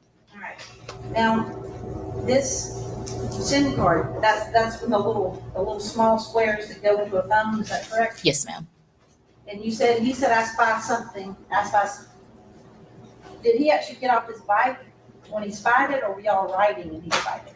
Yes, ma'am. Well, at that time, we were kind of going pretty slow, and we were kind of riding in the grass at that point. And so he did get off of his bike, and you're the one that picked it up, not him? he picked it up first and handed it to me. You said you put it in your pocket and went your way. Yes, ma'am. Did you do something or remember that you had the SIM card later on that day? Right. It was later that night. Explain to the jury about that. So later that night, I just went throughout the day, and then later that night I thought about it, and I had it in my pocket. And so I took it out, and I had put it in my phone, and then I had heard different voice messages on it. And so I went and I had told my friend what I had heard. I said, I think it's Holly's. And so I was kind of like, what do we need to do and things like that. And so they were like, well, just call her mom. And so, of course, at that point, it was all over Facebook and things, the number that you can get in contact with someone. And so I had found her number. And so I had called her at that point. All right.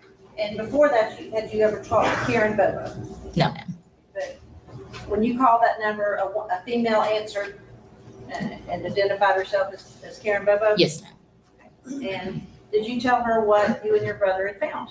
Right, I did. And did the two of you, I guess, come up with a plan right then of how you were going to turn over the SIM card? Yes, ma'am. She had asked me to meet her husband at a gas station just there in town. And if you're in Parsons, there's literally like across the street, right smack in the center of Parsons. Is that where you were? Yes, ma'am. Okay. And did her husband or someone who identified himself as Dana Bobo come to the? Yes, ma'am. Her husband was there, as well as her son, Clint. Okay. And Clint, you recognized? Yes, ma'am. And just for the record, Dana and Clint to raise their hands. Do you see these two? Yes, ma'am. Are those people that you met at the gas station? Yes, ma'am. And did you give them the SIM card? Yes, ma'am. Okay. Now, a lot of SIM cards probably look alike, but I'm gonna taped it back up.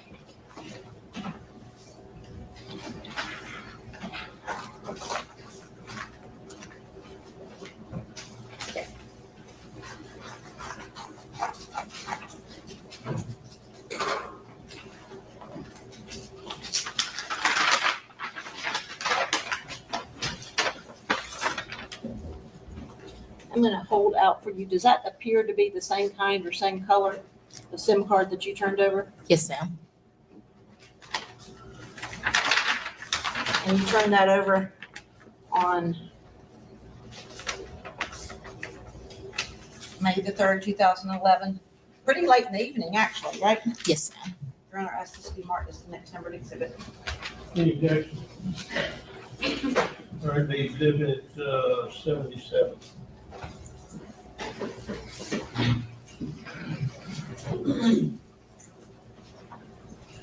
And you indicated that that was found on Camden Road? Yes, ma'am. Assuming the jury sees a map later, is Camden Road, do you know which direction it runs or any landmarks that you could give us about where you and your brother were? As far as landmarks, there was a sawmill on that road, and so we were pretty What on close. that road? A sawmill, and so we were pretty close You're to them. close to the sawmill on Camden Road? Yes, ma'am. Thank you very much. Cross, No, Your Honor. no questions. All right, Mr. Brasher, you may be excused. Don't discuss your testimony with anyone. You can join us in the courtroom or you're free to go. Okay? Thank you. Next, They calls Larry Stone. Larry Stone.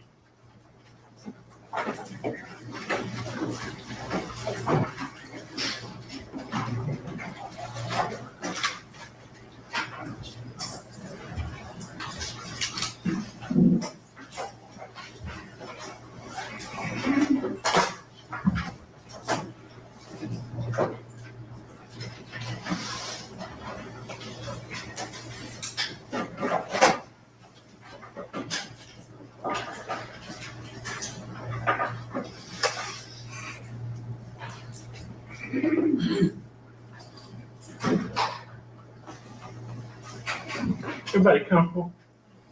It's 11. I'm going to try to go till around 12. Everybody good? All right, let's roll. Raise your right hand, please. Solemnly swear the testimony you're about to give is the truth, the whole truth, and nothing but the truth, so help you God. Be seated, state your name, spell first and last for the court reporter. Ernest Stone. Ernest, okay. It's ERNEST STONE. Okay, you go by Larry also? Yes, I've been calling you Larry. that's fine. All right, where do you live? And we don't want your address, but just generally where you live. I live in Camden, Tennessee. And what do you do? Ginseng dig. I'm sorry? Wild roots and herbs. Okay. Roots and herbs, that include ginseng? Yes, sir. What do you do do you look for ginseng or where do you go to get ginseng? Well, you go, most of the time you find ginseng on the north side of the hill, shady, ferny areas. Ginseng likes the shade? Yes, sir. And do you do this, do you call yourself a ginseng hunter, or is that what we call it? Or? Yeah. Okay. How long had you lived where you lived? I've lived there since I was 5. Okay. You familiar with Decatur County? Yes, ma'am. Yes, sir. Do you know the Bobo family at all? No. But you were aware that Holly went missing? Yeah. In early 2011? Yes, sir. I'm going to take you back to September the 7th, 2014. Do you remember that day? Yes, sir. What were you doing that day? I was getting ready to go dig ginseng. Did you say you're getting ready to go where? Get ready to leave the house to go dig ginseng. Deaton, Tennessee? No, dig ginseng. Okay, dig for ginseng. I was getting ready. I'm sorry. I know. I'm gonna. And where were you planning on going to dig for ginseng? Well, obviously it wasn't there. I was going somewhere totally different. But then I got the natural trace. Got to thinking about my dad pouring the concrete for that phone tire. Okay. And I knew there was ginseng there at one point. Okay. So you thought that might be a good area to go find some ginseng? Yes, sir. On September 7th, I'm going to show you the fence. I'm going to hand you a photograph. I'm going to call you Larry if it's okay. I'm just used to calling you Larry. And just let me know if you recognize that photograph. Yes, sir, I did. Does that describe the area that you went to hunt or to dig ginseng at? Yes, sir. Okay. Now, if we could have that entered as the next number. Is that All right, we are at 78.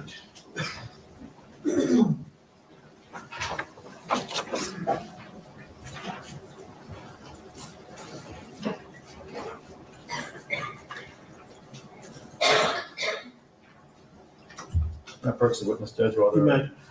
This is a laser pointer. I'm going to want you to show us what you did on this photograph. That button right there. That you press. The top button. Yeah. The green one. And we have what is it marked as exhibit 78 on the screen. Now, wait, just tell us a little bit about this photograph, what you recognize, and what you did that day. That Sunday morning, the 7th, we parked. Is this aerial? Yes, sir. I think this one is. Yes, sir. Okay. Yes, sir. We parked right here, just cable right here. And I got out of the truck, got my water, and got my little fanny pack, whatever you gonna call it, and took off right down through here. Got down right in here, walked down this way,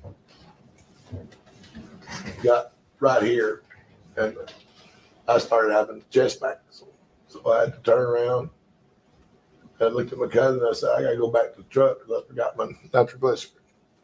So I turned and I walked back up through here, come around, and I come back out on the road here, which actually I found a ginseng plant. So What'd you do with that ginseng plant? I put it in my fanny pack. You said this was Natchez Trace Where is this? area. Well, this is actually part of Decatur County. Okay. And you were going, when you first went there, what direction were you going? Was it north or was it west? I was headed,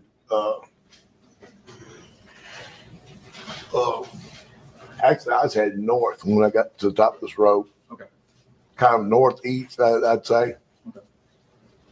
And then I turned and started walking this way. I done found that ginseng plant, so I decided to go back this way. My chest had done eased up because I got up on that flat ground where I wasn't being so strenuous. So I'd actually thought, just take a minute, rest, and then walk up a little further. So I walked up a little further, found another ginseng plant. And then I go on up, and I get right about in here. I see another ginseng plant, but then something caught my eye. Okay. And, you know, bucket, I got coon dogs, and I use buckets for water buckets. So you saw a bucket? Yeah. So I walk over to the bucket. I picked it up, and within a feeling come over me. Just something just told me, turn around. And I'm sitting there thinking the whole time in my head, why is a 3-gallon bucket sitting here upside down in the woods? So I went with my instinct. When the feeling hit me, said, turn around. And then that's when I found what I found. What'd you find? Holly's remains. Well, what specifically did you find? Is it The skull. okay? And you recognize that quickly to be a human skull? Yes, sir. What did you do after that? I told my cousin, I said, please tell me. You know, he was down the holler for me. So that's when I started yelling for him. And he was probably a good 300 yards away because it took me like 3 or 4 tries to get him. Is he still up here by the cell tower? He is, by this time, I'm here and he's right here at the center of the holler. Okay. And there's an old broke over log in this holler right in here, and he's about from right in there. And I'm here. And he's doing the same thing you were doing? Yes, sir. Yes, sir. And then finally, I guess it's about the 3rd try, because at first I couldn't get nothing out of my mouth. I was so stunned. And by that time, the old ticker done started bothering me again at that point. So I finally got his name out of my mouth. I said, Timmy, get up here now. And he's like, what? And I said, I found remains. And he said, no, you didn't. You're lying. As he's picking across the log at me up there. And I said, get up here now. I'm being serious now. Get up here. Because we joke around a lot in the woods. But, this day, it was not a joking day, So finally, he seen me. I just started bawling. Because I thought, well, he's not going to come. And so finally, he come up there and I looked at him. I said, please tell me that's one of the things they use in school. It's not real. And he kind of looked at it and he said, it's real. And then that's when I looked at him. I said, you know who this could be, right? And he looked back at me. He said, who do you think it is? And then that's Your Honor, I'm going to jump to the hearsay. Don't tell us what that was. Okay, we've got this conversation. He can say what he said. He can't say what his fellow hunter was saying to him. So that's when I said, I think this is Holly. And But you didn't know that, obviously. I didn't know it at that point. At that point, the only thing you saw was the skull. That's right? it. That's all I seen. You didn't see any other remains or anything in that area. Is that correct? Not at that time. Did you call the authorities? Yes, I did. Okay. Tell us about that. I was so tore up and emotional. I told him that who I thought I'd found. And I just broke down. I couldn't talk or nothing. So I handed my phone to my cousin. And I was telling him what to say and where we was, because he didn't even know really. And finally, when I told him when they said somebody was on the way, to have him out by the road waiting for them to get there so they know where we was at. But So your cousin went out to the road? he went out to the roadway. Okay. And did you stay back? Yeah, I sat back down by the same tree I sat down beside is where I sat until they got back down there to me. Do you remember who arrived or? It was the Benton County Sheriff's Department and then Decatur County Sheriff's Department, the sheriff himself. At some point, did some TBI special agents arrive as well? Yes, there was Joe Walker and Agent Booth, I think, showed up. Okay. Brent Booth? Yeah, Brent Booth, sorry. And you did what? Did you show them what you found and where it was? Yeah. At that point, did they take over the situation, the scene? Yes, they did. Okay. Did you give a sort of a formal statement to them, tell them? Yes, sir. And they took it down? Yes, sir. Okay. This area that we're looking at right here, the area where you found those remains, that's Decatur County, Tennessee? It's the little gnome that goes back. If it'd been any further back, it'd been in Benton County, but it wasn't. It was Decatur County.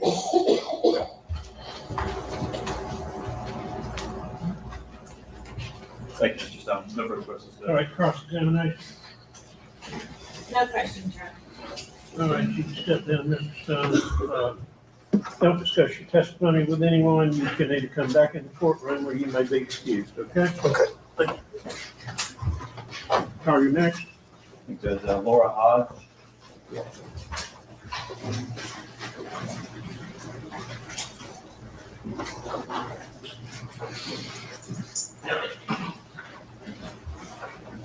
There were a couple of witnesses excused during the last testimony that might want to come back in. Did you tell me? I think so, Judge. Okay, we're all right? Okay, I was gonna tell them to be admitted.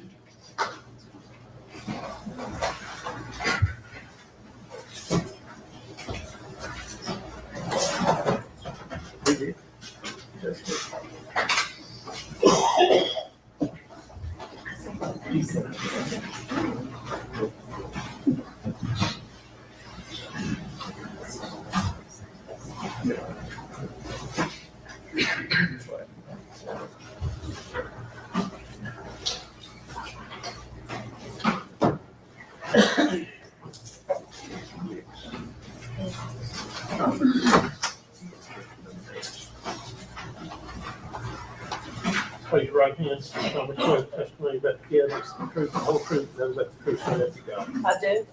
Be seated, state your name and spell first and last for the court reporter. Laura Hodge, LauraHodge. Thank you. You can proceed. Thank you. All right, you've already spelled your, stated your name. Where do you work, Ms. Hodge? I am a special agent forensic scientist for the Tennessee Bureau of Investigation, and I work in the Nashville Crime Laboratory. How long have you worked at TBI? It'll be 25 years, December 1st. Are you still part of the violent crime response team? I am in a limited capacity. This year, I was placed on an alternate list where I will assist the violent crime response team as an alternate. Back in, I'll take you back to September, early September 2014, around the 7th, 8th, and 9th, and 10th. What was your assignment at TBI back then? I was a team leader of a violent crime response team. Okay. And what does, you didn't already say it, what does the violent crime response team do specifically? A violent crime response team is made up of individuals throughout the laboratory units, and we go and assist local law enforcement agencies in the processing of crime scenes. In this particular case, in 2014, we assisted the UT Anthropology Department in the search for human remains. Do you remember when you got the call? Was it September the 7th, or do you remember specifically when it was? I received the first call on September the 8th. September the 8th. Yes, sir. When you get that call, do you kind of mobilize your team, or what? Yes, I received a notification from the Crime Lab Regional Supervisor, Mike Little, at the time, and then I began contacting my team members to inform them of what we would be doing. What time did you get out there? We did not go until the next day, September the 9th. Yes, sir. Do you remember about when it was you got out there? It was approximately 8 o'clock. I'm going to put, What year? 2014. 14, okay.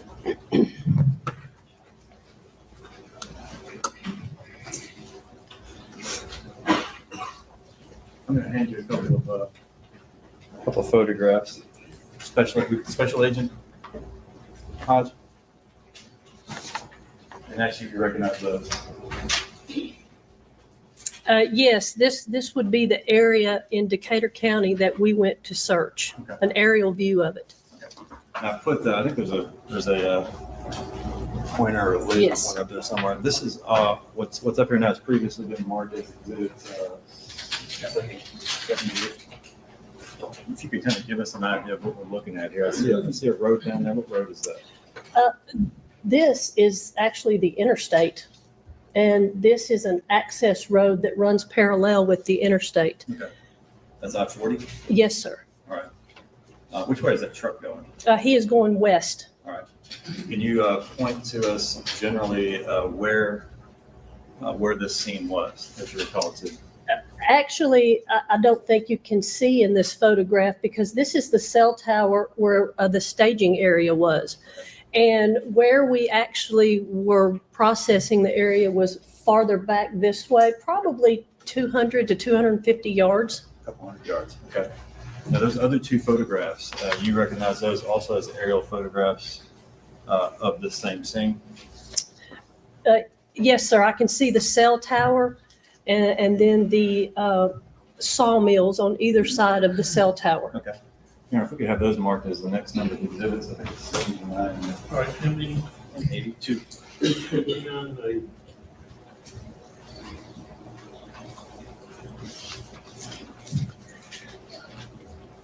Well, they're marketing. What's going on as far as your team's arriving? What's happening? As we begin to arrive, we're taken back to the area where when we got there, there was an area that was initially had already been marked off with some crime scene tape. And this was an area that we were told that skull and other bones had been recovered. Those items had been removed prior to our arrival. And then as the UT Anthropology individuals got there, they briefed us on what we were looking for and how we would go about it. Would you put number 79 up there? And this is just to give us a little bit more perspective of the area we're looking at. Do you recognize that? It's a little further up and farther away, I think. Yes, I do. Again, there's the cell tower. This is partially one of the sawmills that you can see. The other one is back over in this area. I think that if we put the number 80 up, that may give us, we can zoom out on that a little bit.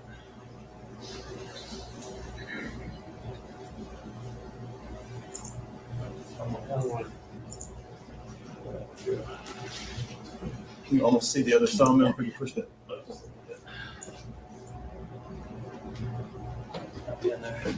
So the other sawmills would be down where that post is, probably. Is that? Yes, down in this area. Okay. The area where the cell tower was in between the two sawmills. You indicated that you're out there with the Tennessee Forensic Anthropology Group. There's other TBI agents out there. Yes. What kind of searches are you doing?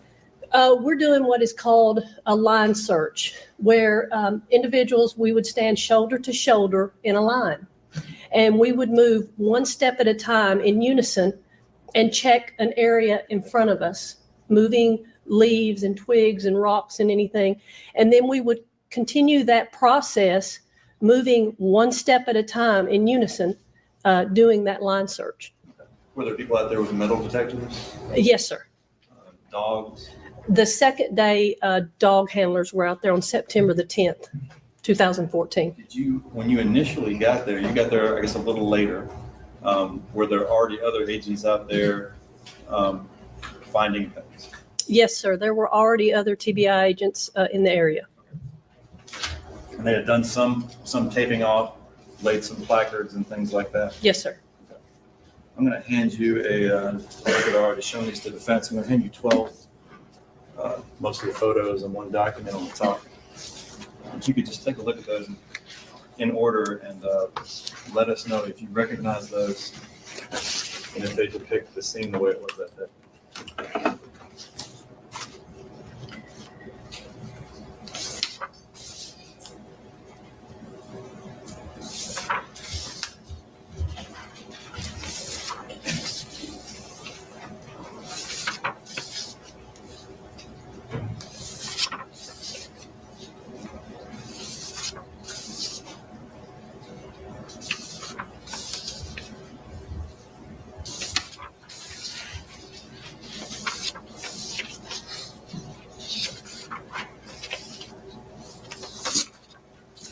Yes, sir. I do recognize these. And there are photographs of the scene? Yes, sir. The way it was that day? Yes, sir. If I could have those back and also that top one. If we could have these marked as the next 12 numbered exhibits. We're 81 through 92, I think, but the math always gets me because don't put the count first. Better get them marked and then we'll.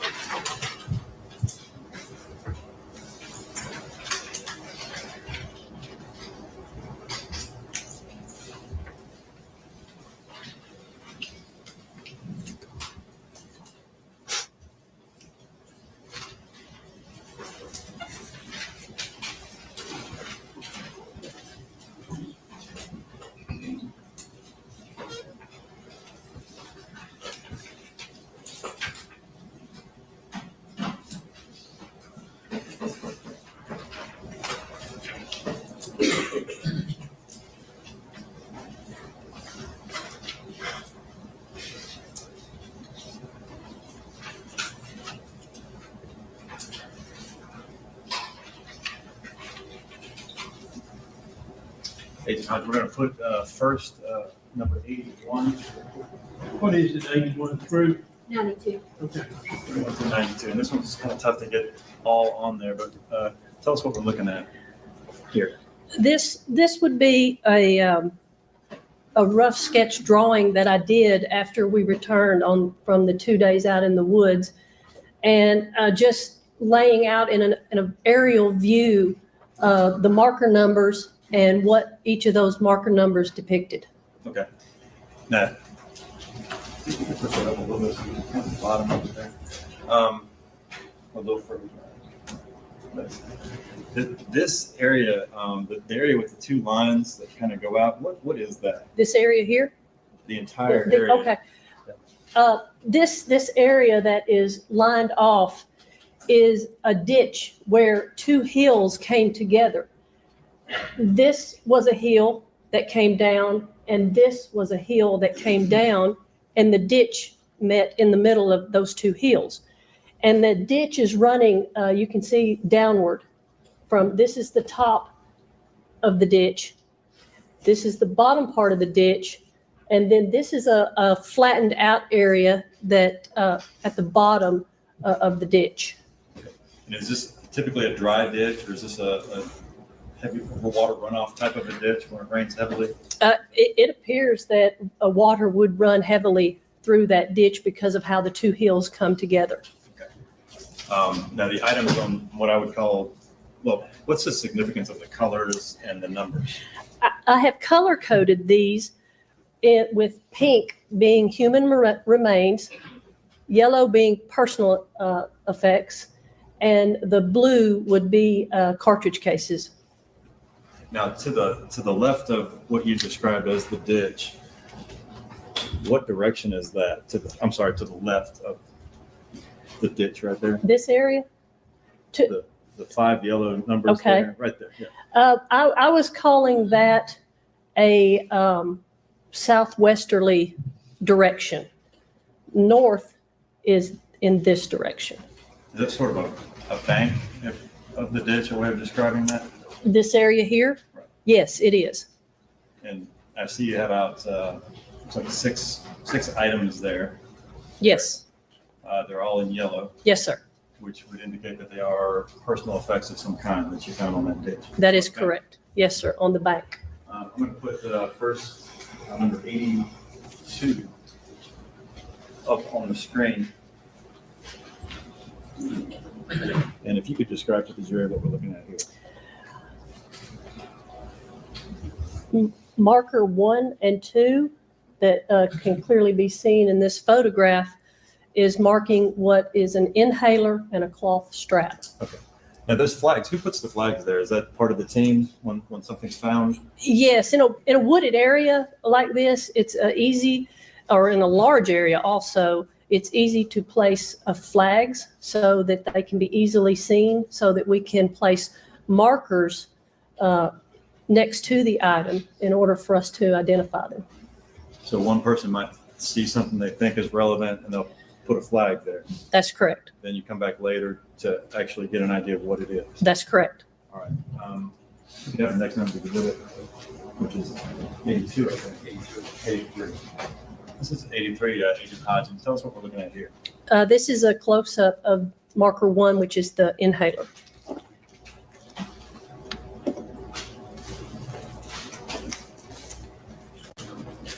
I'm going to pass forward. If I had it.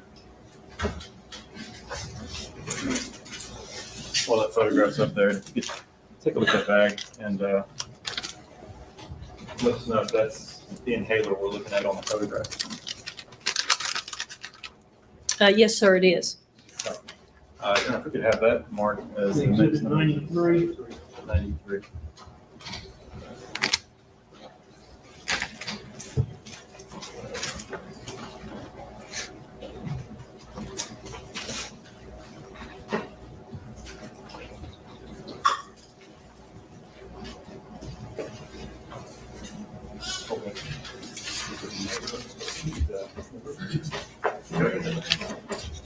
I'm going to publish that.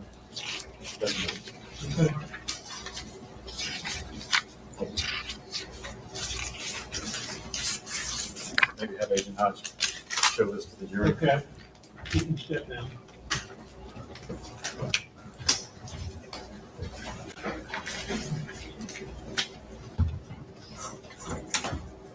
Need your sunglasses for that.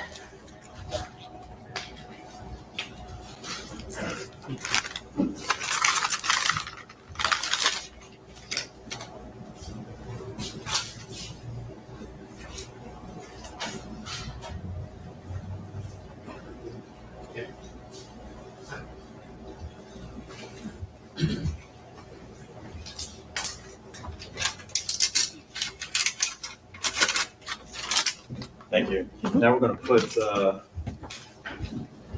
exhibit 84 on the overhead. You can take a look at that. Agent Hodge, tell us what we're looking at there. This is item marker number 2, which is the cloth strap. Okay, do you know what that strap might go to? I believe it belonged to the purse that was found. Okay. I'm not going to hand you a bag. Take a look at that bag. Let us know what that is. Do you want me to open it? Yes. Okay.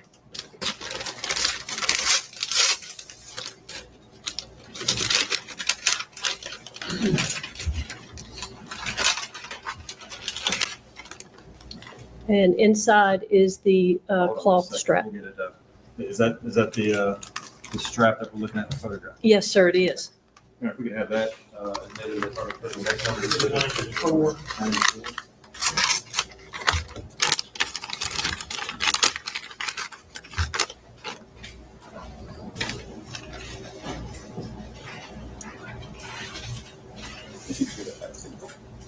Yeah, we can publish this item. Okay. And while that photograph is still on the screen, if you could show that to the jury and let us know what we're looking at.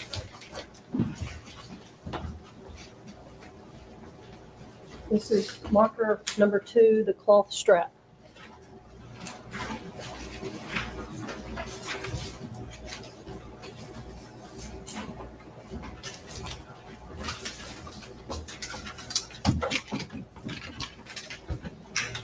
Now we're going to put what has been marked as Exhibit 85 on the overhead.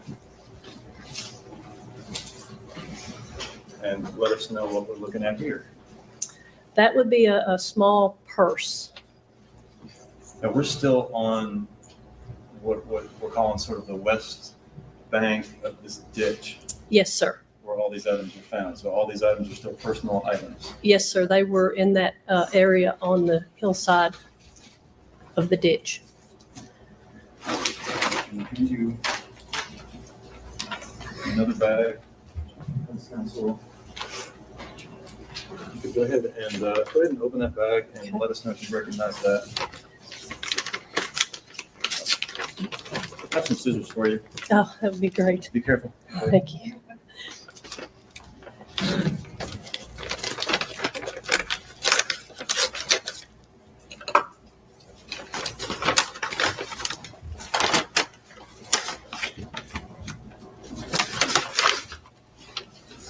Yes, this is the item we see in the picture, marker number 3. Okay. Now, if we can have that marked as the next number.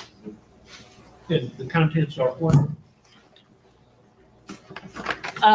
We have pictures of the contents. I believe mostly it was markers and ink pens. But this was purse.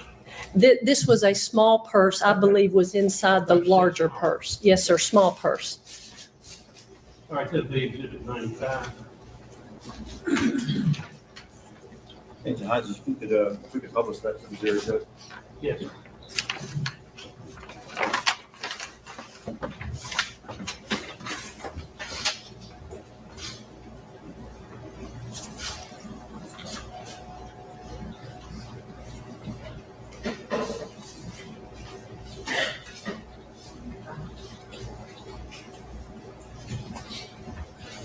Thank you, ma'am. And to follow up on the judge's question, there are items inside of that purse? Yes, sir. What's inside? Yes, sir.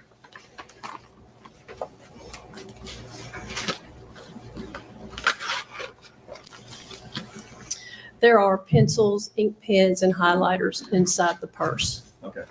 So like school items and things of that nature? Yes, sir, they appear to be. We're going to put the next number division on the overhead.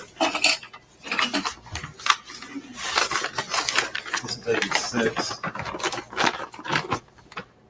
And this, what are we looking at in that photograph?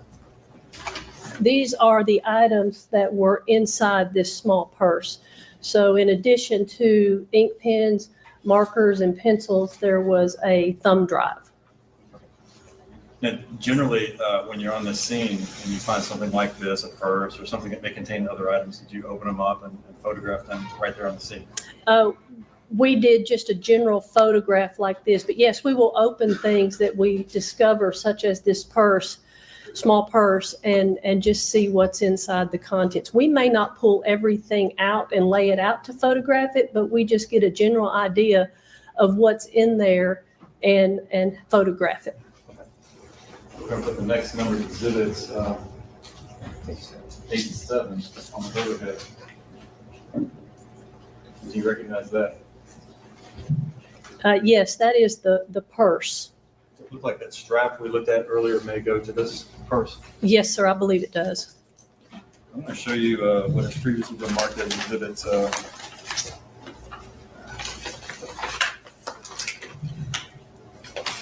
It's 31.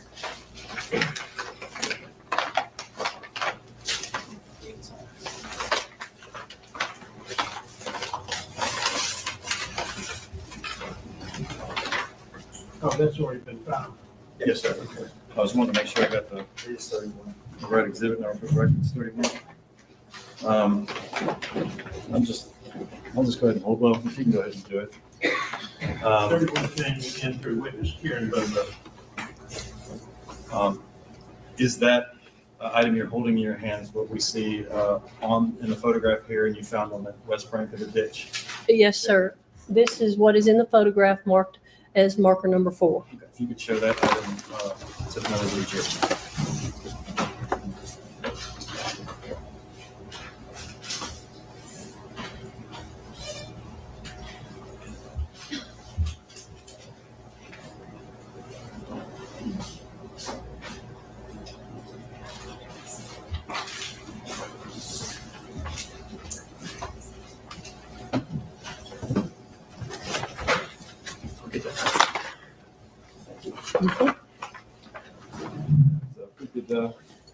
Next one, 88. We're putting what has been marked as exhibit 88 on the overhead. What is that?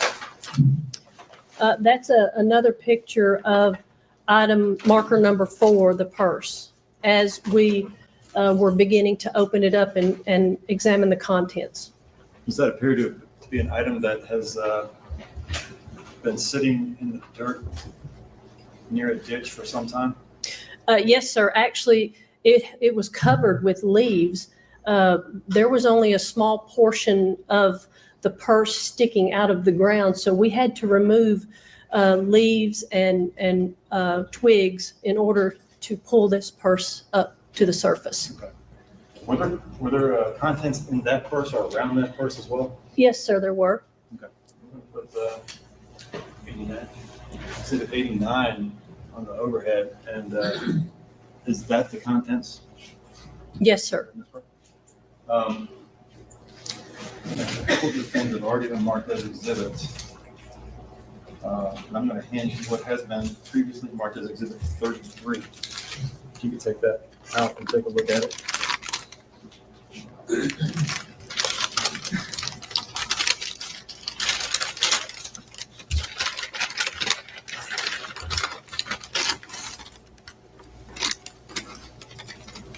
Does that look like, and I'm looking to it's a little blurry, the photograph.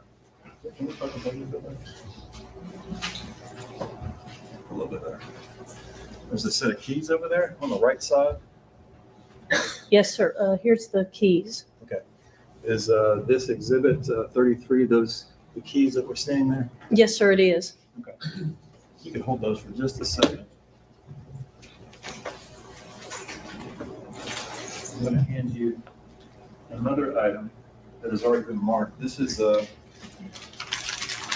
exhibit number 32. If you could take a look at that for us and let us know what that is.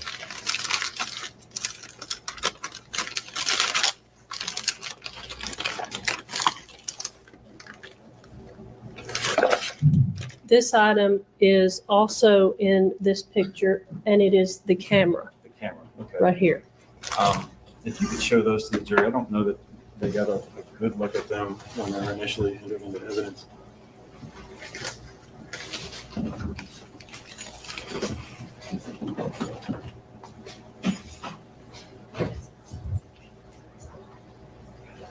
And that keychain, is there a letter on the keychain? Yes, sir, there is. What letter is that? It's an H.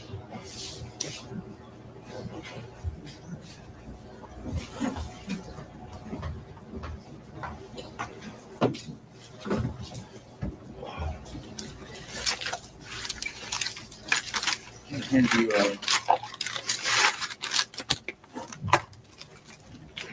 another bag that has not been previously marked. Take those two back. You can tell us what that is.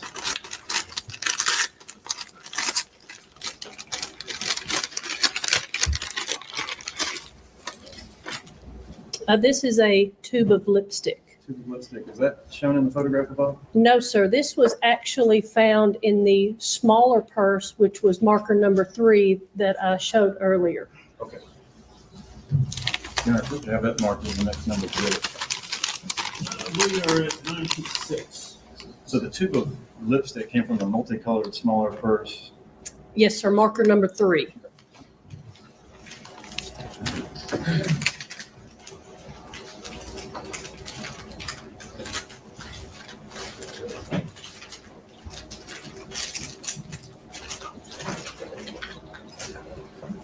If you could show that to the jury as well.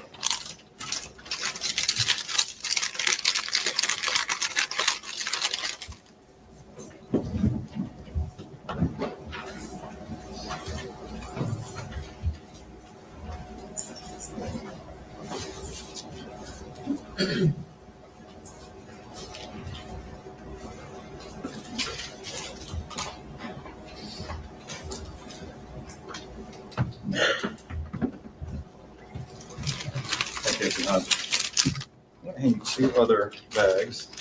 I think I may be back on track here now. If you could tell us what those 2 bags are.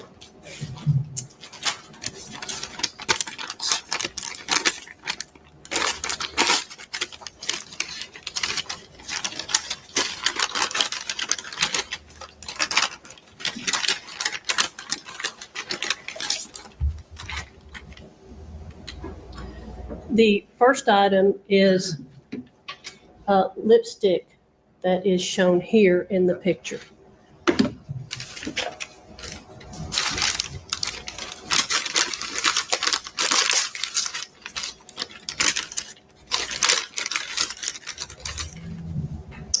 The second item is the compact mirror that is shown in this picture here. And those are the items that are found in that purple purse that we've looked at and some photographs of. Yes, these were found in the purse that was marked as marker number 4.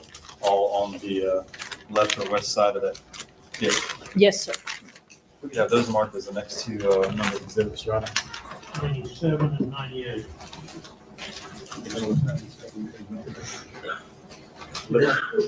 So lipstick would be number Right, 97. the compact is 98. We already had a tube of lipstick is 96. This is second.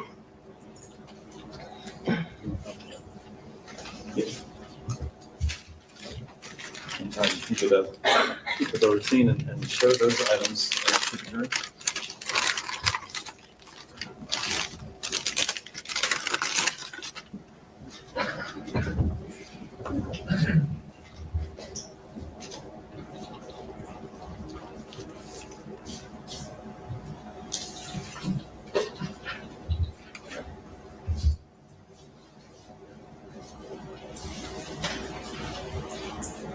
I may have already asked you this, I think I did, but these items, were they still in that purse, or have they spilled out of it, or?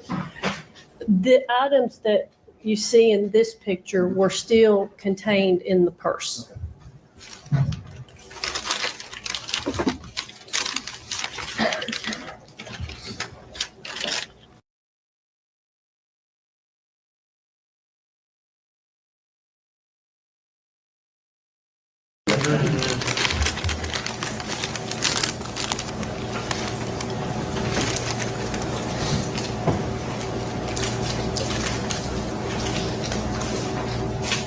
Show that to the jury.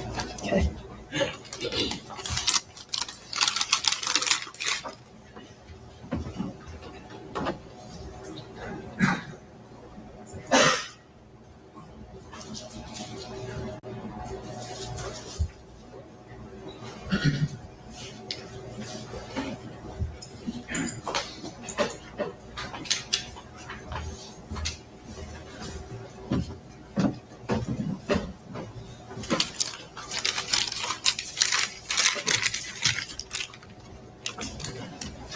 Now we have what is marked as Exhibit 2 on the overhead.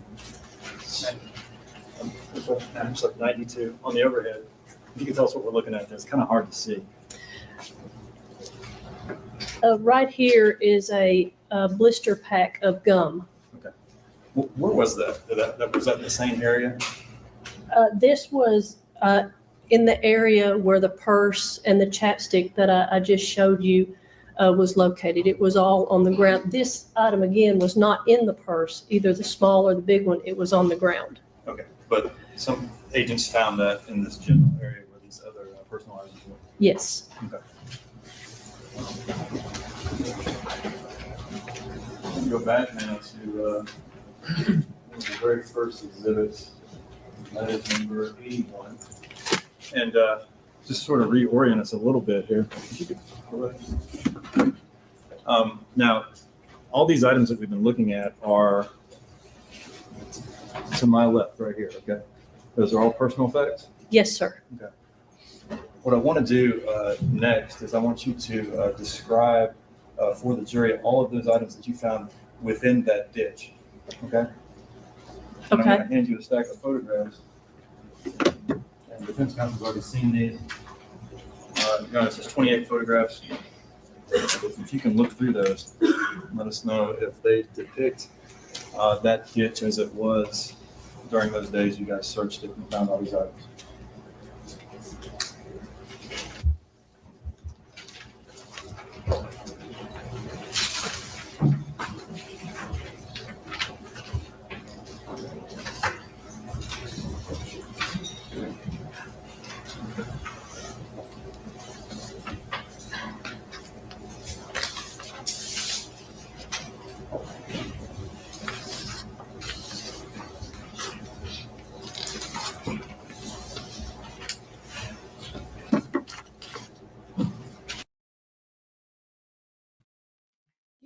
Get up, SD.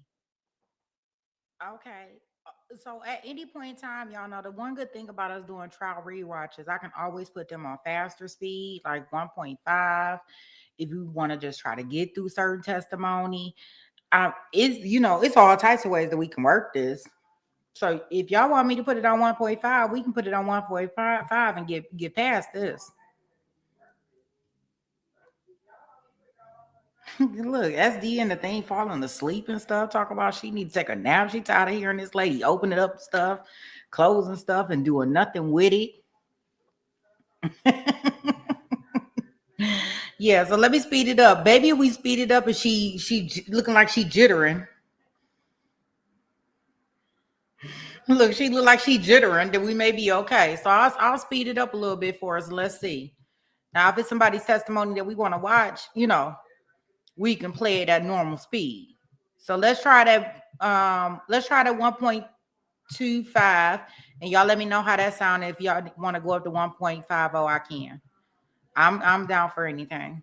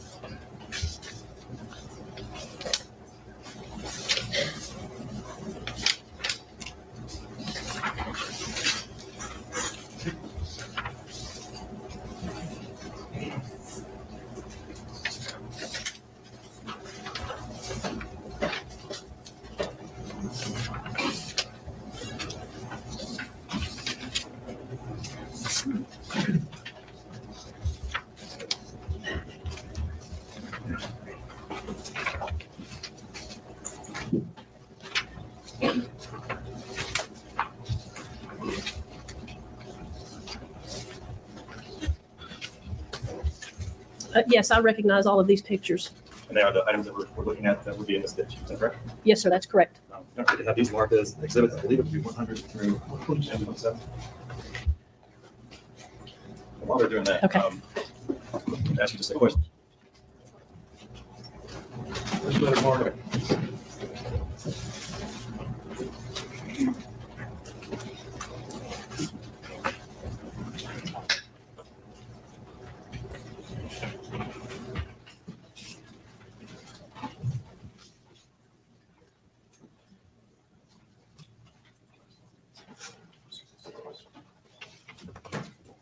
You have real scissors.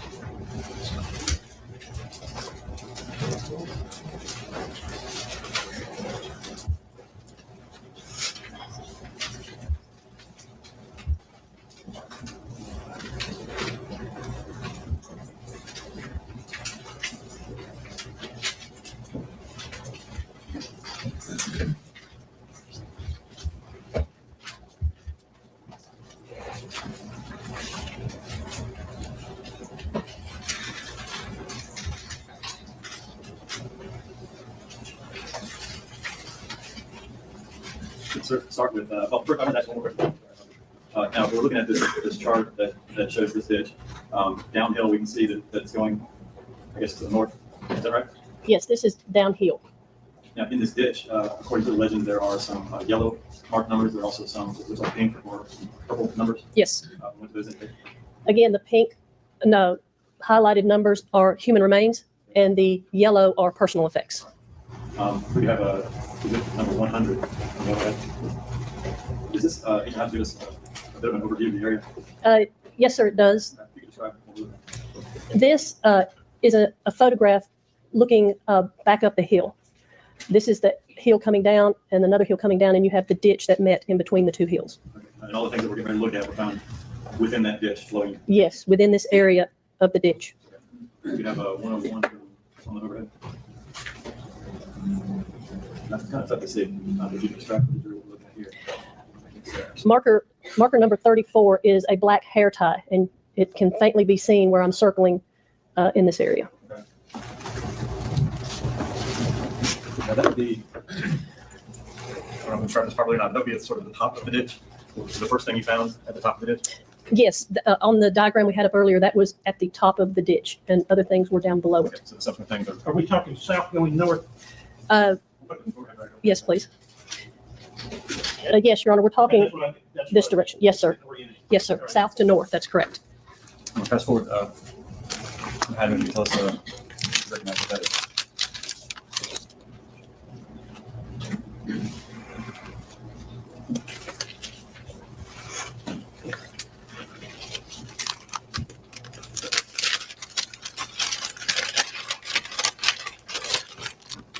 Yes, I do recognize it. You have that marked as, I guess, 128. Right, it's right. Black hair band. Yes, sir, Your Honor. This is the black hair tie that is shown in this picture as item number 34. Right, thank you. 128.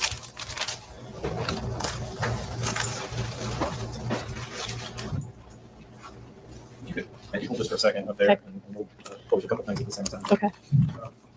You could have a 102. 102. Okay. That's kind of difficult to see as well, but you could describe it when I'm back. Marker number 35 is a piece of pink fabric that I am circling in this area here.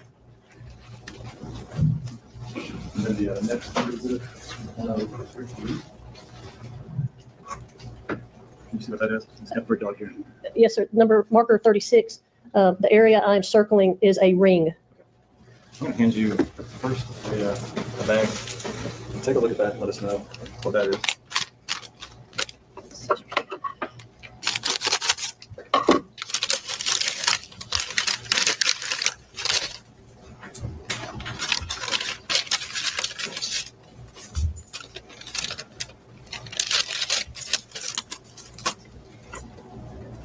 This item is the pink fabric that was in the previous picture. Does that look like it could be the remnants of something? A pink shirt, something like that? It appears it could be, yes. And if we could have that marked as the next number.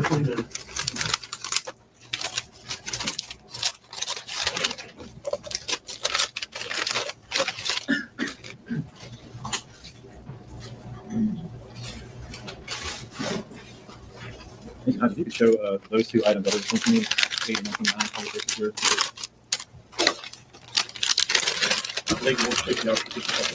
Go ahead and be.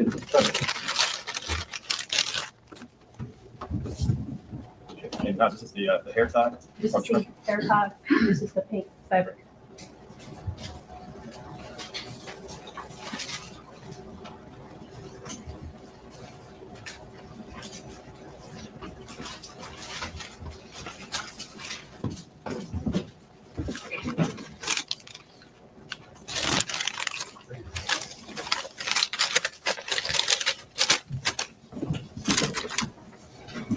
I'm going to put the next one, the photograph is 105.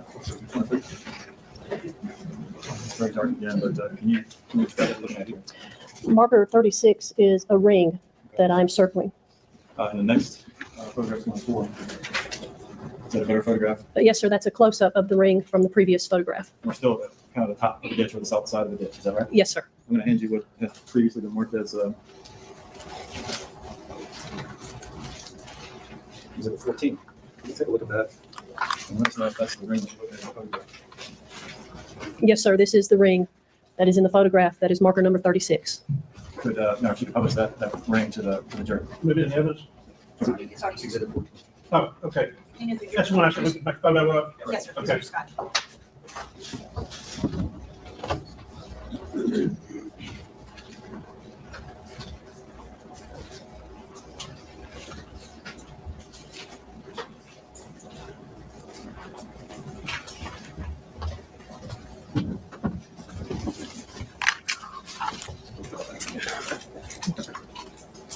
I'm going to look at what's the mark as 105. That's, I can tell where we are. This is going to be a while yet. If we do a lot of what you've been doing.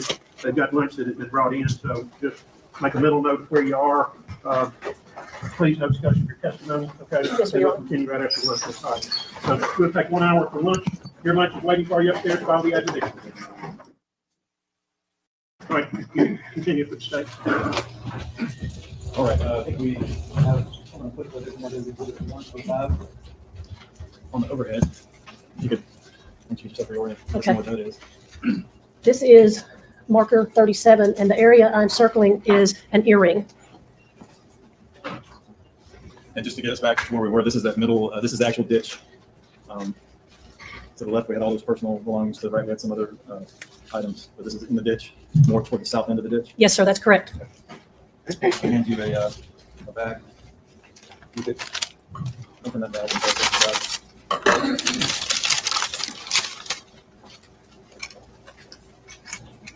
out. This is the earring that is in the picture. That is marker number 37. I'll put what's the mark? Is you want to say something on the overhead as well? Is that a, what is that? That is a close-up of the earring, marker number 37. You could have this bag marked as exhibit over here. What's the next number exhibit? Exhibit 130. Yes, sir.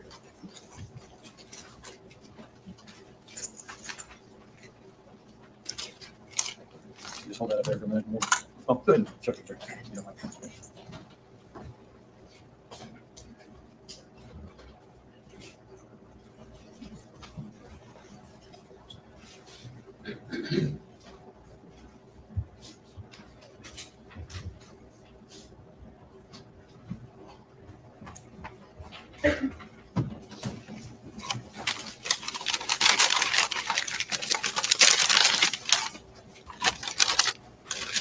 Now, when we were talking about the overview of this scene, crime scene, there were some remains, some remains also among all these personal possessions. Is that correct? That is correct. Okay. With the marked 107 on the other. This one's kind of tough to see. We're in a ditch here. Is that correct? Yes, that is correct. And I believe it is somewhere in this area, there is a tooth. Okay. Let's move to the next. 08. Is that the same? It looks like the same placard. I can't tell if that's 32 or, well, let me check, or 30. Photograph, you can see a little better on that. Yes, sir, this is 32, just a little bit farther away, showing it in the ditch. And it looks back up there like a pretty deep ditch in that area. At least, is that correct? Yes, sir, this area, I would say is several feet deep. Okay. Now, when you and your team found actual remains or items that you thought were remains, what did you do with those? Well, we photographed them and we packaged them into brown paper bags. And then I personally turned those over and signed those over to Special Agent Brent Booth. And to your knowledge, were they then taken to the West Tennessee Forensic Center in Memphis? Yes, sir. Okay. We have is it number 9 on the airplane? What is that? This is teeth. There's one here and there is one here. We marked those as one marker because they were so closely together. So that's 2 teeth at mark. Given to Brent Booth, where they were taken to Memphis? Yes, sir. Okay. You have the Memphis 16? Is it 110 or is it 110?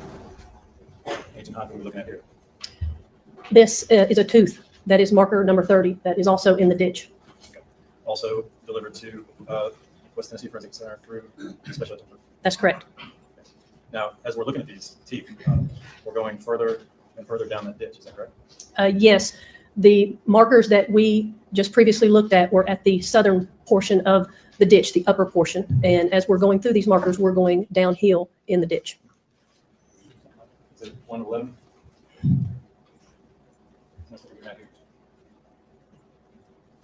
This would be a bone, what was described as a rib. That's also delivered to Memphis West Tennessee Forensic Lab. Yes, sir. 112.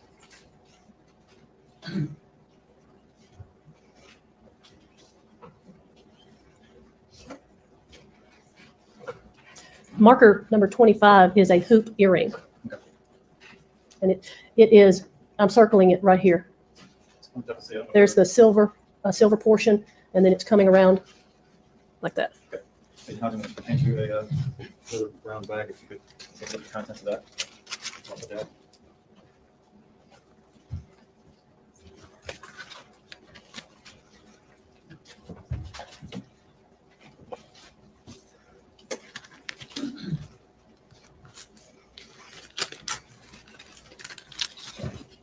This is the hoop earring that is shown in the picture as marker 25. And if we could have that mark. 131.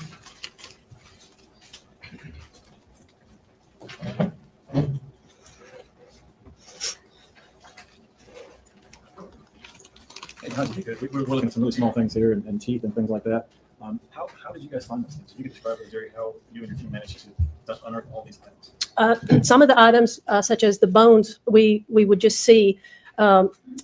Most of the smaller things, the teeth, was the second day we concentrated in the ditch area by scooping the dirt out 1 shovel at a time, small shovels, and putting them in 5-gallon buckets. And we had sifters, and we would sift through the dirt. But basically, we were uncovering the small things, such as the teeth, 1 scoop of dirt at a time. Now, if you publish that hoop earring that we were just talking about.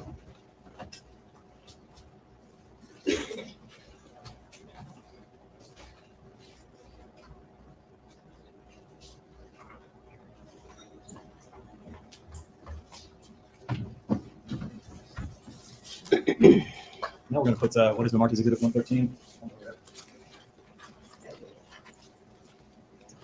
You can tell us what we're looking at here.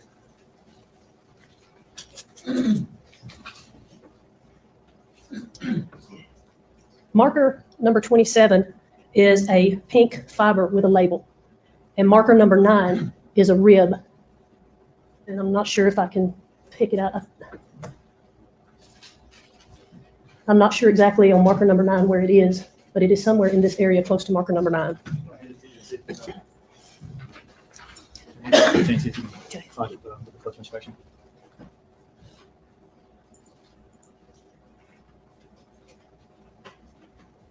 Yes, I can see it now. I'll put it back on. Okay. Can you find it when I put it back Yes, on? sir.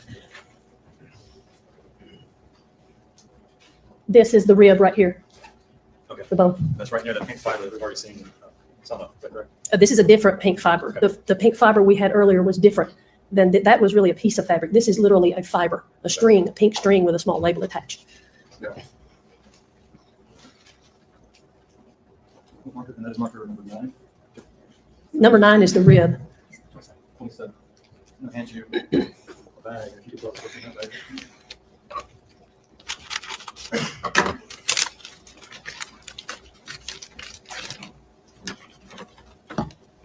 Inside is the pink fiber with the label. There appears to be a label or a tag there. Yes, sir. That's a tag that says Anvil, I believe, on it.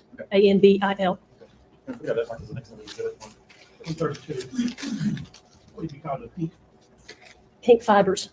Yes, sir. with a tag. With a tag. Yes, sir. Yes, sir, it is. If you could show that to the group.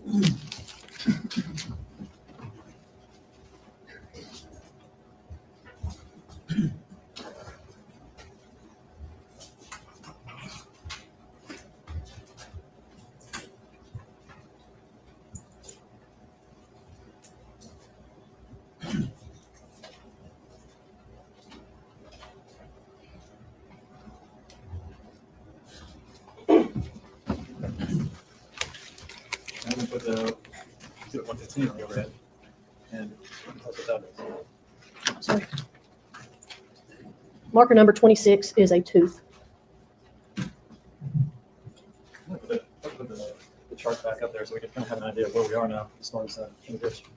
That was marker 26 and you indicated there was a tooth. Yes, sir. Marker 26 is located right here. So we're about halfway, or the third way down roughly. Yes, sir. Okay.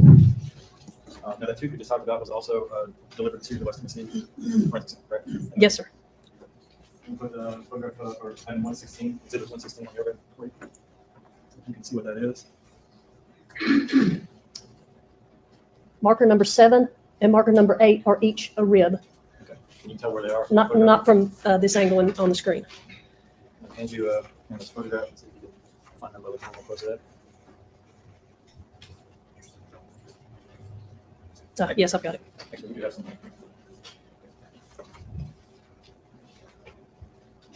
A closer one. Okay.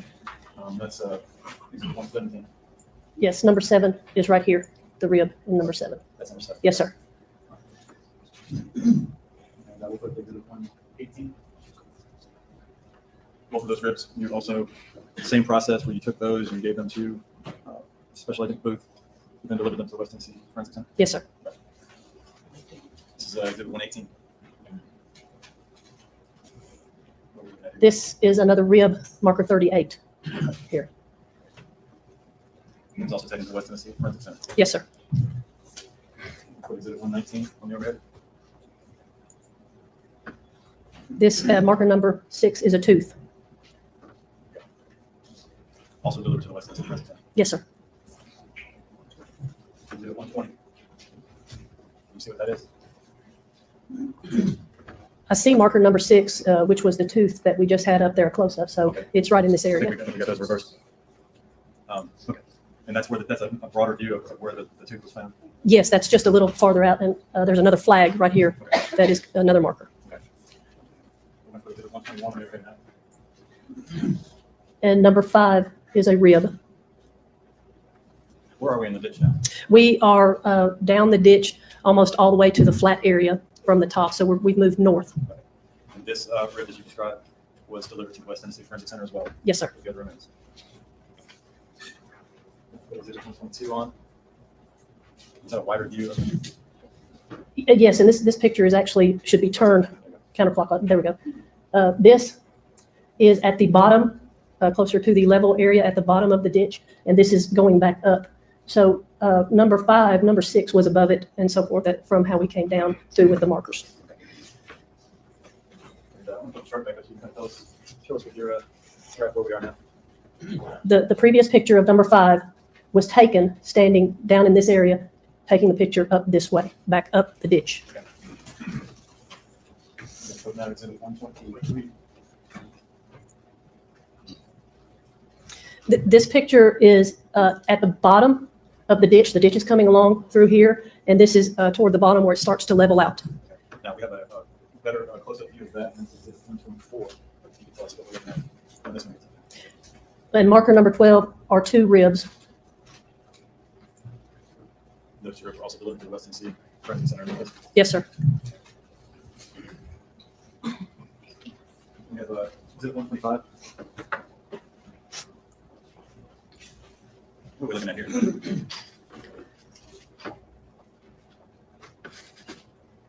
This is at the bottom of the ditch in the leveled out area, and that's marker number 28. Is that the last item that you found? Yes, sir, in that ditch. Did you guys go and we have a closer view of that item you found there, but did you guys go further?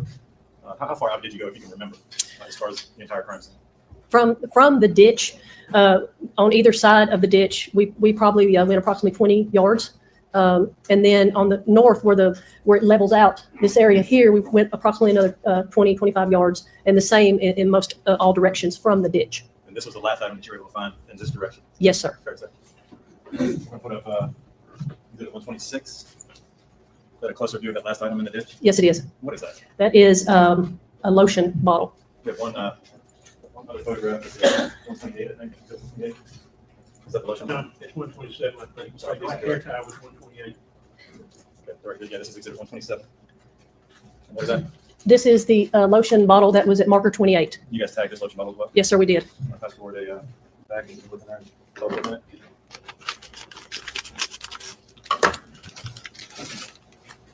It is the lotion bottle that is in the photograph that was marker number 28.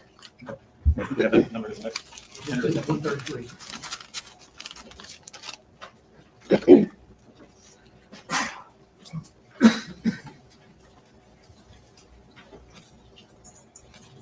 You check that temperature.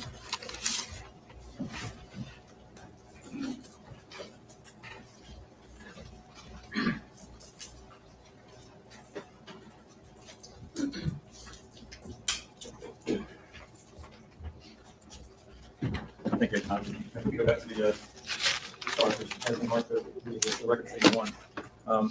So now we've looked at everything that you found within that ditch and at the bottom of the ditch, right? That is correct. We've looked at all the items that you found on the west side of the bank of the ditch on the west side, correct? That's correct. There are also, looks like a number of things that are eastern. So this is just me breaking in. I need to break in because I need to make sure. I received a cash app from somebody, and y'all cash apps come with y'all, real name. I want to thank you. Just put in the chat who is attached to, because I don't know if you're still in the chat. You say shh. Is you Hellcat?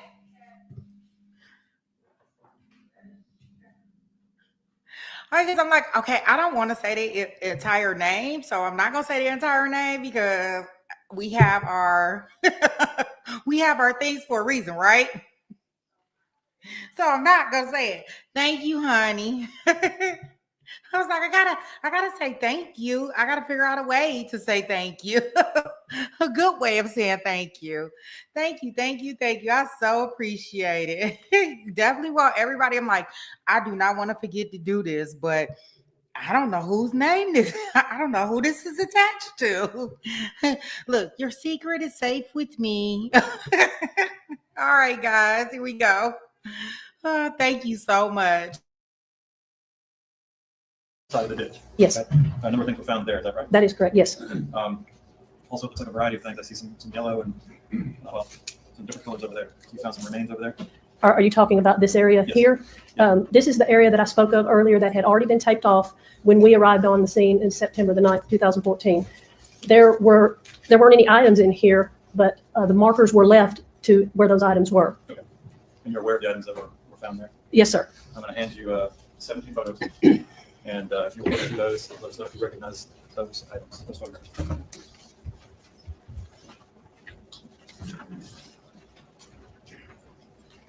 I'm going to object to the witness testifying about something that's not based on her personal knowledge.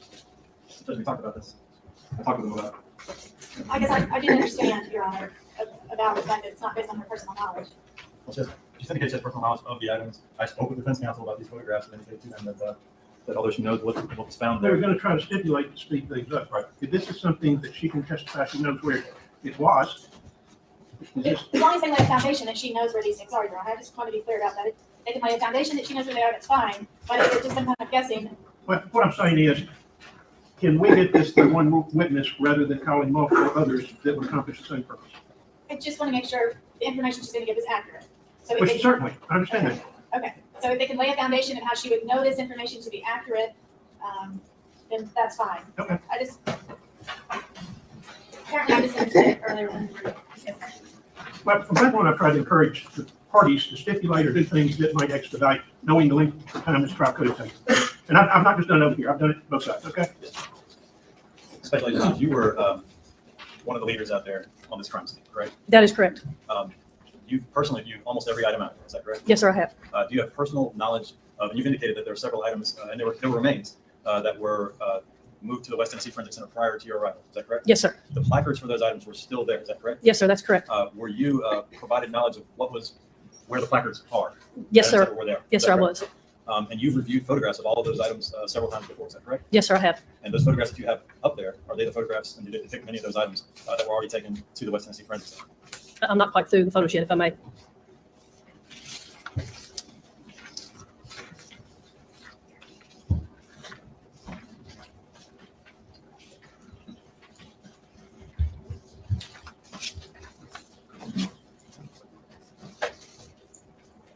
And while you're looking, there were a number of other agents out there, correct? Yes, sir. Brent Booth, we've mentioned his name several times, he was one of them. Yes, sir. And yes, these are the photographs that depict what was in the area. And this is the area that we are, I'm on the eastern side. This area here that was marked off prior to our arrival. I'm satisfied, Your Honor, if the placards were still there when she got there, and there's pictures that match placards. Thank you. Thank you. Yeah, if we could have these, into the next. 134 through 150, I believe. Give her a few moments to tag her.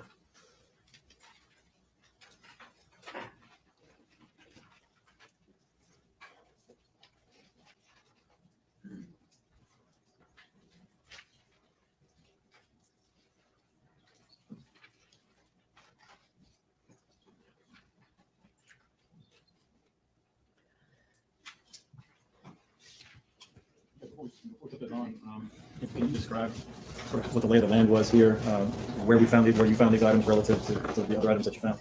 You're talking about the items here, the markers? Correct. Okay, they were uphill from this ditch. So this is one of the hills that was going up, and just like this hill was going up where the ditch met in the middle. So this area was uphill from the ditch and what we found in the ditch. Did you notice anything about some of the items that were found in this area that might give you clues to how they got there? I didn't see the items. Well, there was some personal belongings found up there. Oh, yes, sir. Yes. The things that were found uphill from this area had teeth marks from animals that had chewed on the items or carried them or whatever, but there were teeth marks. Did you and your team find any kind of animals or evidence of animals living up in this area? Where were these items found? We did. We saw coyote dens, a larger one and a smaller one that were at the end of the second day. A backhoe was brought in and we excavated those coyote dens to see if there were any more remains or personal effects in those dens. So to summarize, this is raised up significantly from this. Yes, this is uphill, and then it starts to kind of slightly go back downhill once you get up here to where marker number 31 is. We're going to put what is marked as exhibit 134 on the overhead. And if you could tell us what this appears to be. This is a bone that was found in the area that was marked off prior to our arrival that was uphill from the ditch. Okay. Now we're going to put that in 135 on the overhead. You can tell us what we're looking at here. This is another bone that was in the area that was marked off prior to our arrival that was uphill from the ditch. Now we're going to put exhibit 136 on the overhead. Let's just give a better maybe an overview of what. Yes, where this picture was taken, to the back of the individual taking this photograph was the ditch. So this is showing the uphill area to the taped off portion that was taped off prior to our arrival. I can see is that crime scene tape at the top, I guess at the top of that hill there? Yes, there was actually two areas taped off. There was one larger area and then another area inside that you can see on my drawing. Okay. But yes, that's what that is. Now, before we talked about, you found that there were a number of remains found in this area, correct? That is correct. And were all of those items, to your knowledge, tagged and brought to the West Tennessee Forensic Center by Special Agent Brinkley? I don't know who took them to the forensic center, but I do understand they were taken to the forensic center with all the other remains we had found. Okay. What's exhibit 137? If you can tell us what we're looking at here. This is a bone that was also found in the area that was taped off prior to our arrival. Okay. We're going to put exhibit 138.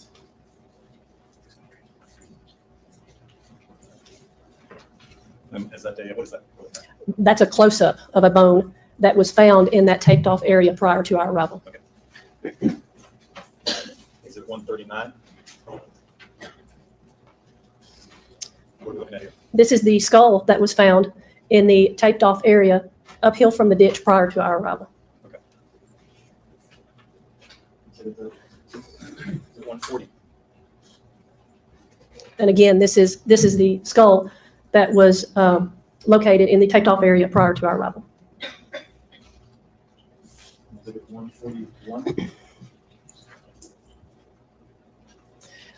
This is standing inside the taped off area, showing marker 17, and I believe that is 18. Okay. Now, what is that? We know that marker 17 is the skull. Can you tell what marker 18 is from there or from your chart? No, sir, I can't. Okay. Exhibit 142. What are we looking at here?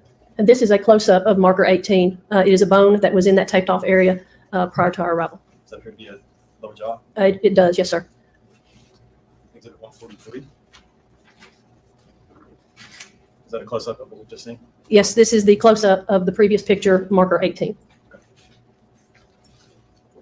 144. Can you see what that is?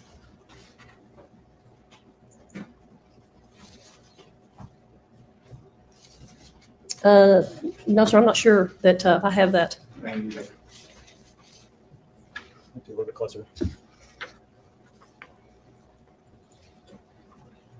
Oh, it appears to be a piece of plastic. Yes, sir. Basically, everything you guys found out there, you tagged in case it might become relevant. Yes, sir, we did. So if you point to that, I can see it right now. Yes, it's right here. Put the piece of plastic up in that area. Yes, sir, in the area that was marked off prior to our arrival. Go to exhibit 145.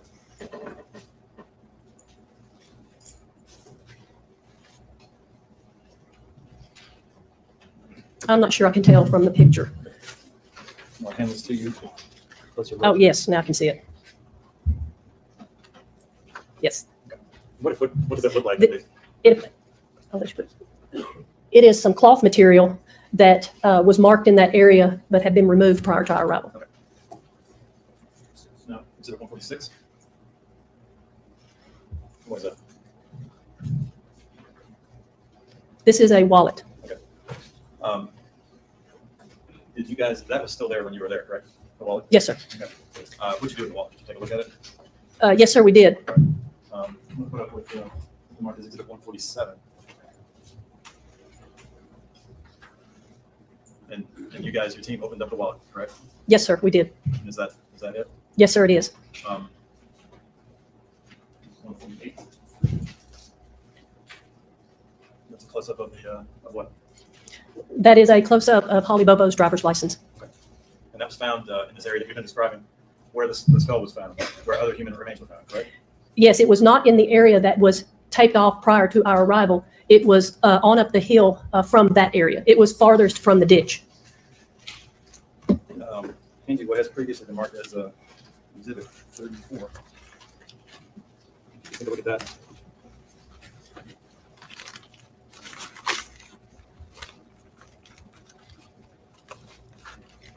Is that the wallet with the identification we're looking at? Yes, sir. This is the wallet that contained the driver's license of Holly Bobo. Are there indications on that wallet that may have been some animals that dragged it up or chewed on it or something like that? Yes, sir, there is. If you could, I don't know if you could publish that to Zuri or just give them a look at We it. can make it good. Oh, it's already done exhibit, Your Honor. It was already marked as exhibit 34 for Ms. Bobo. You might alert me. If I get my numbers up, I'll have to. Sorry.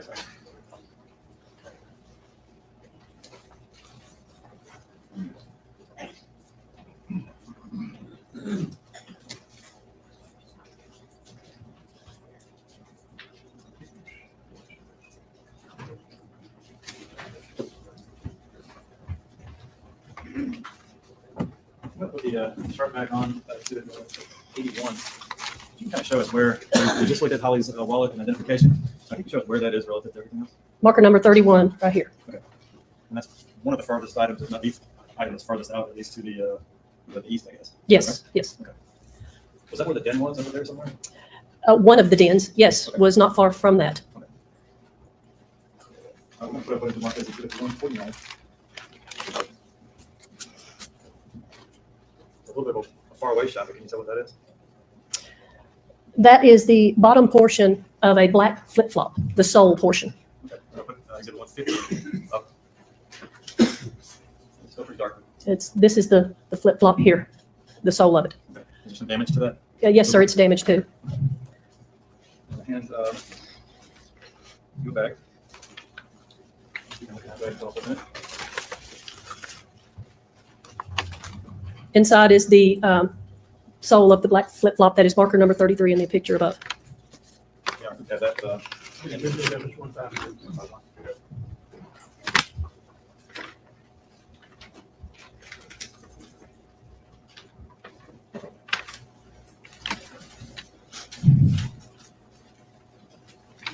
Yeah, just publish that to the.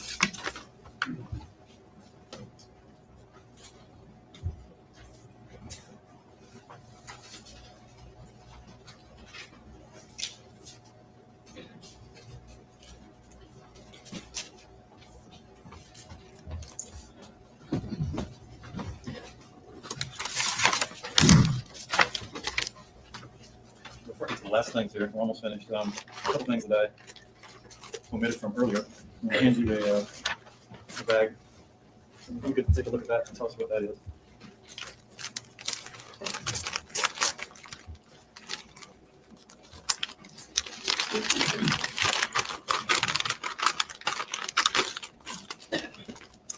This is the thumb drive that was from the smaller plastic purse that also had the ink pens and the highlighters in. Okay, that's one of the things we saw at the very beginning that was on the west side of the ditch. Yes, sir. Okay. If we can have that admitted as 152. 152.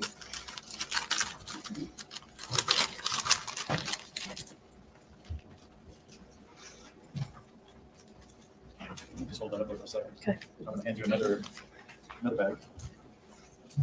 If you could describe that bag and what's in it for the jury.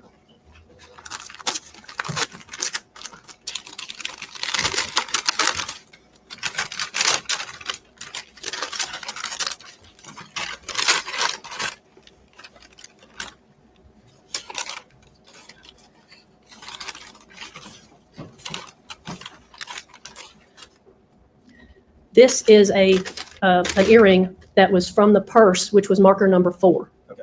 That's at the purse and the purple, the larger purple purse. The larger purse that was cloth material. Okay. If we could have that number. Yeah, 153.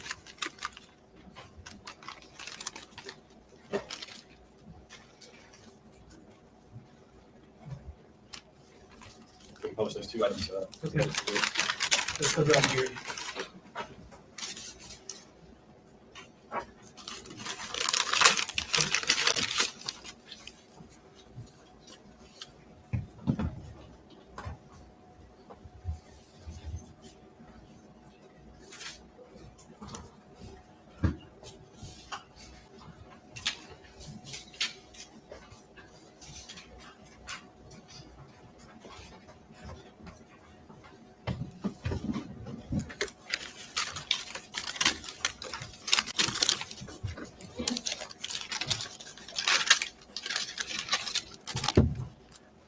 go back to 81 and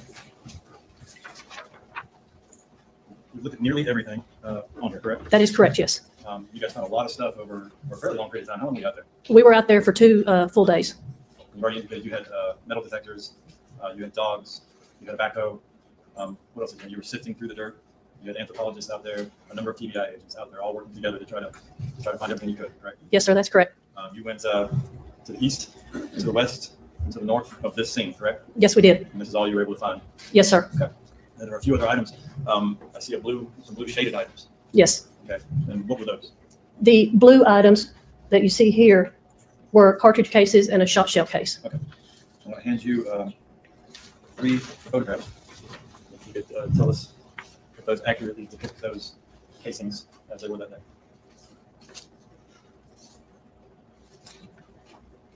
Yes, they do. Yeah, I think that is. Here it is, exhibit 154, 155, and 156.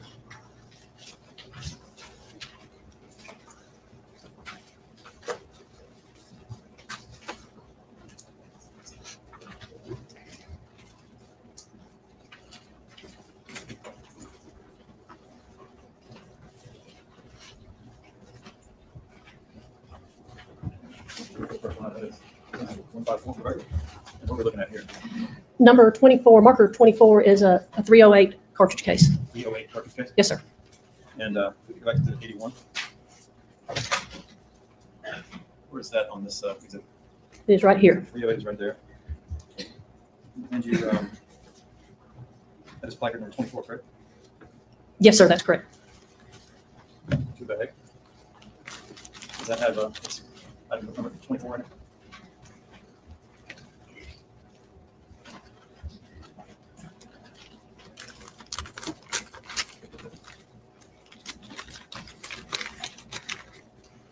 Yes, this is the 308 caliber cartridge case.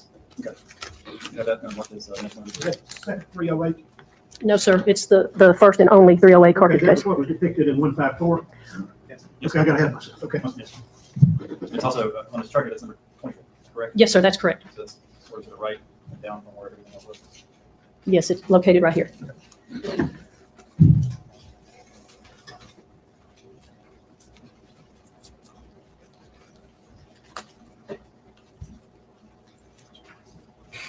Is it 155 up there on the overhead? That's what we're looking at here. Marker 13 is a 380 auto caliber cartridge case. 380 auto. Yes, sir. If we could have 81 put back on the overhead, let's read on that. 13 was located right here closer to the ditch. Okay. That's for the back.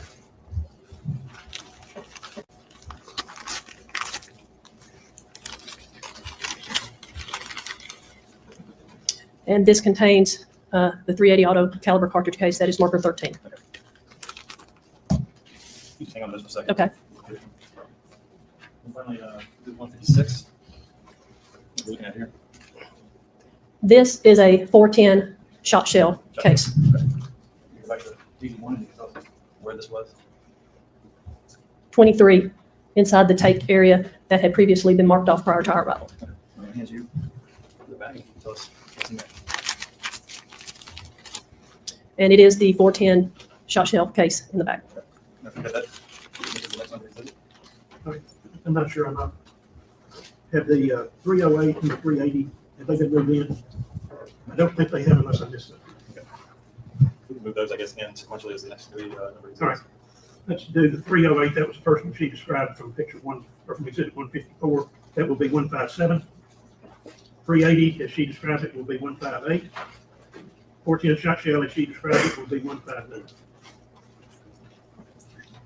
308 is exhibit 157. Right. And then 380. You're not dyslexic, are you? I just got confused with which was in this bag. One's 308, the other one's 380. Yes. You should just pull this in here. Okay.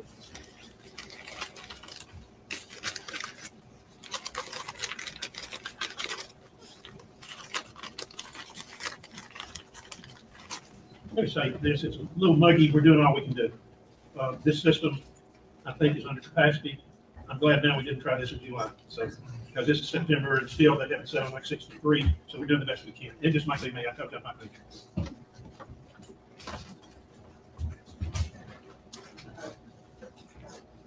Are we through with that for a minute or not?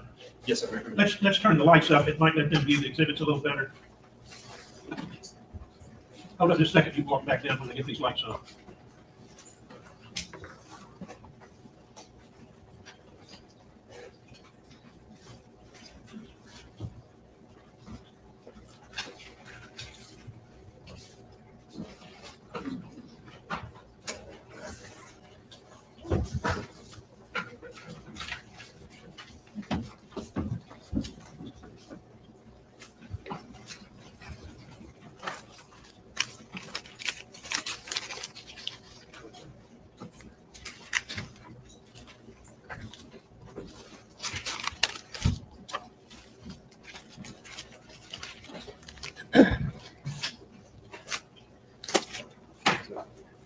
Especially obviously a lot of things you found out here in this area, right? You and your team. Yes, sir.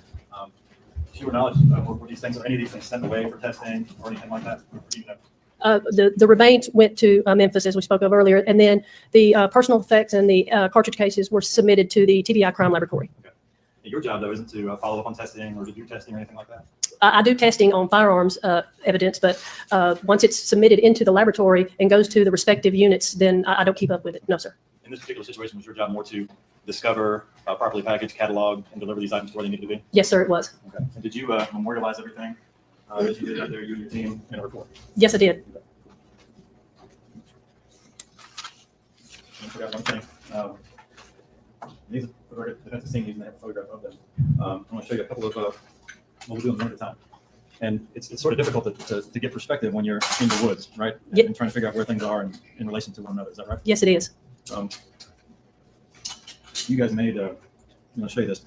Tell us what this is. You can get down there. Okay. You should get down there. You have to be careful. You can't get a little dirty with it. This is an aerial photo of the area, the ditch and the hillside that was a two-dimensional drawing that I had done that we talked about previously. And the stars go with each picture showing where they were located, along the ditch and up the hill. Which one are you showing now? What's the number in the top right corner? 17, I think. Was that right? Yes, sir. Is it fair to say that this is mostly remains in the poster? Yes, this remains in this poster. To get the logistics of what we're looking at, this is the ditch, and this is the southern part of the ditch, which is uphill. And this is going downhill, as you can see, to that lower point where it starts to flatten out in this area. This is the area that is up the hill from the ditch where the skull, the mandible, and other items, bones were found that had been removed prior to our arrival that had the blocked off area. Take it area right there. Right here, Your Honor. Okay. So this is uphill from the ditch, and this is the top of the ditch, the southernmost point going downward. And each picture is a star that shows their location. I forget that. This is the next number to exhibit. Let's see if I agree with you. It should be 160. Okay.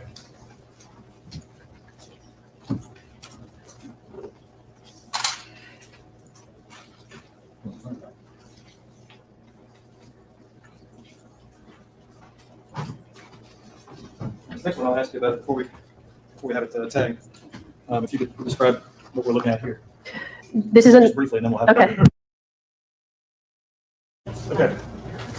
This is another aerial photo and a photograph of the ditch with the markers of most of the personal effects. This focuses more personal effects. Yes. And if we could have this in as the next number. 161. 161.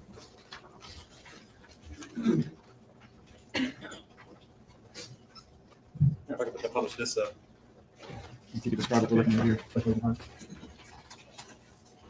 This picture is showing marker 27 and marker 25, and this is looking back up the hill. So the photograph is taken from North Point looking south up the hill. So from this point, it is up this hill in this area here where the skull and mandible and other bones were found that was blocked off earlier, taped off earlier prior to our arrival. So this is showing the personal items that were to the left on my two-dimensional drawing on the hillside. And each picture shows, is denoted with a star. And then the wallet with the driver's license was at that furthest point up the hill from this area. So it is up this way.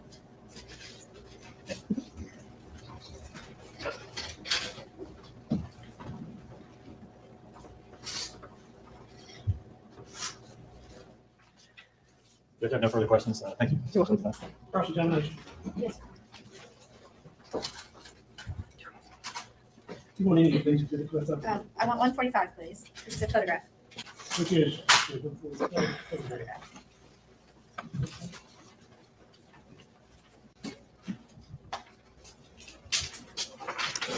Yes.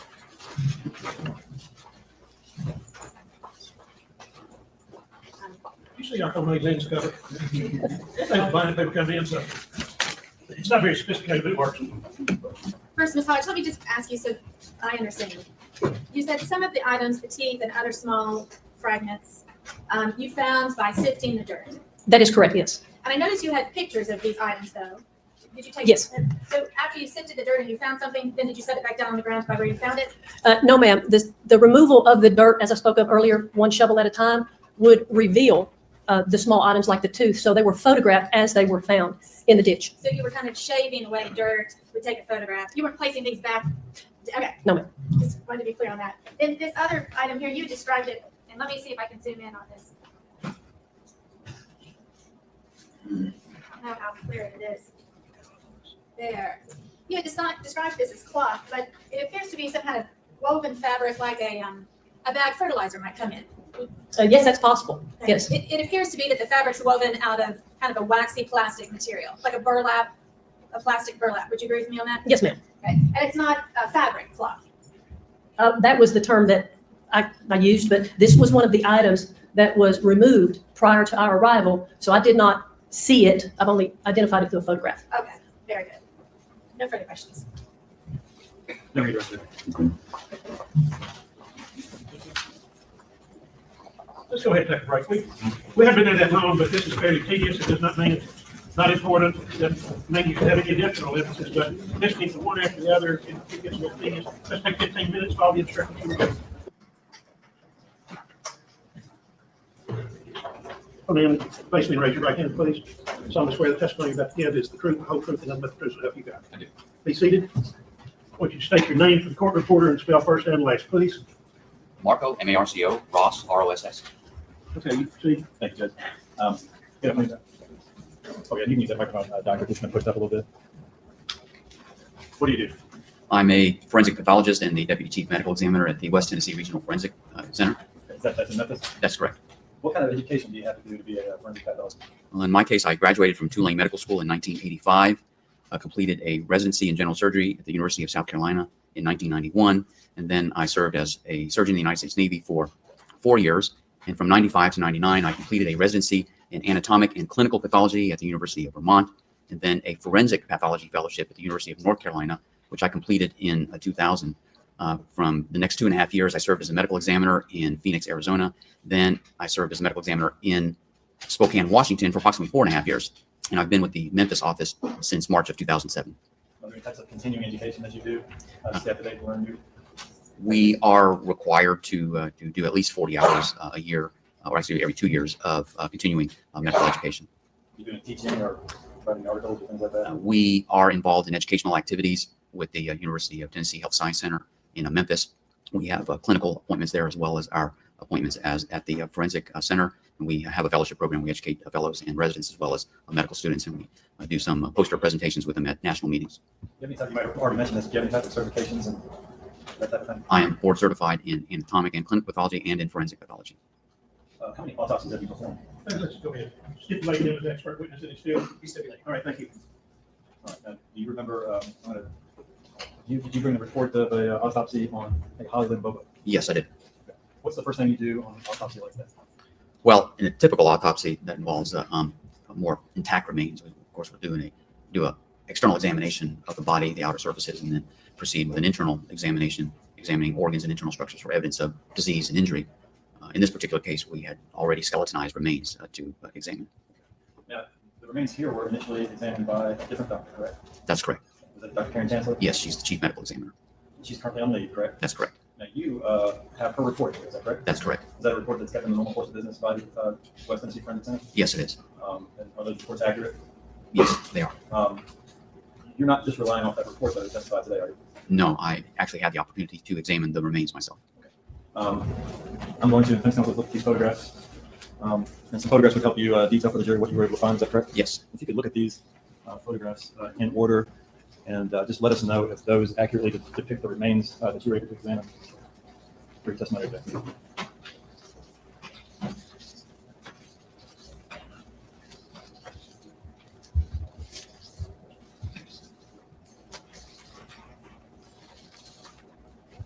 Yes, they do. Okay, thank you. Yeah, if we could have these, I'm going to count them, but there are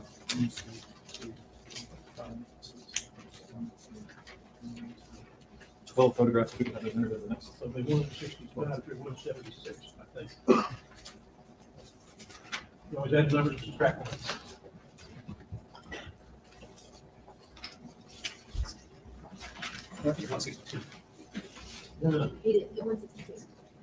Well, I can't read my writing. I thought that was 164. It's a 161 where I scratched over something.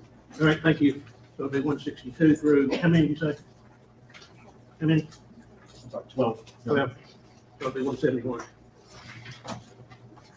See what I did?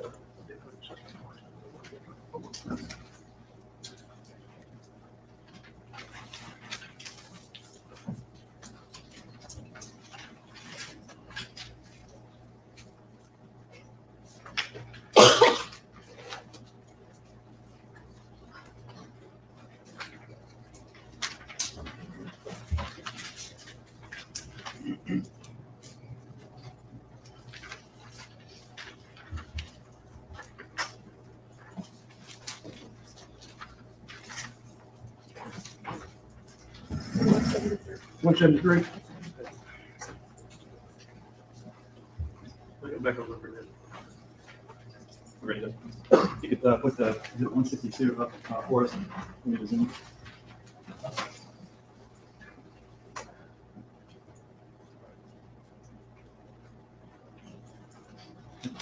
Just keep me a little bit. Bring me a little bit. No, that's good. Doctor, are these the items that were delivered to your office from Decatur County? Yes, they are.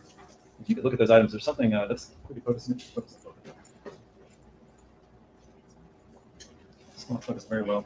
There's a point you have that in your hand already. Yes. There are a couple of, well, describe what we have in the photograph. What we received for examination included the skull along with the mandible, with some teeth present in there, as well as several individual loose teeth, the left scapula or shoulder blade, and there were 6 ribs here. There's actually a 7th. It looked like a rib. This is just a piece of wood. It was not a rib. Here's also another fragment of wood that had been picked up. I think was thought to possibly be a bone fragment. It turns out it's just a piece of wood. Down here is the manubrium, which is the upper part of the sternum. And then this here is a non-human bone that was subsequently identified by the anthropology lab as the bone of a common dog. So we're counting 7 actual ribs. Is that correct, Doctor? And then there's a piece of wood going from the top on the ribs. Yes, there are that 1, 2, 3, 4, 5, 6, 7 ribs, and then a piece of wood. And then there's a piece of wood. This other here is. And how do you begin your examination with remains like these? Well, we will start by documenting, what bones are there, which bones may be present with the partial remains such as this. We'll try to document specifically which bones they are, and then we start looking at overall characteristics of the bone, making an evaluation as to whether or not they give any indication of stature or age, and the characteristics of the bones themselves in terms of weathering, which may give us some idea as to how long the remains have been at the location where they were found. And then we will analyze the remains to look for any evidence of a disease to the bony structures or any evidence of injury. Okay. Now, we see a number of teeth here in the photograph, Dr. Ross. What type of a doctor, what type of a process do you go through to make an identification with teeth like that were found on the scene? And we will usually ask for help from a forensic odontologist who will then examine the dentition as well as the jaws and do comparisons of those with known records available of a suspected individual, deceased individual, to try to make an identification on that basis. And in this case, was that done? Yes, it was. Was that Dr. Holland Manis? That's correct. And she compared the teeth that we're looking at here with some existing dental records of Holly Bobo? Correct. Okay. We're going to put what has been marked as Exhibit 163 on the overhead. describe what we're looking at here. This is a photo of the back of the skull. These are normal sutures that an individual has on the back of the skull. The skull is actually made up of several different bones early in life that come together and fuse along these suture lines. And the top of the head would be towards the top part of the photograph. Here's the base of the skull down here. So the right side of the skull would be here, and here's the left side.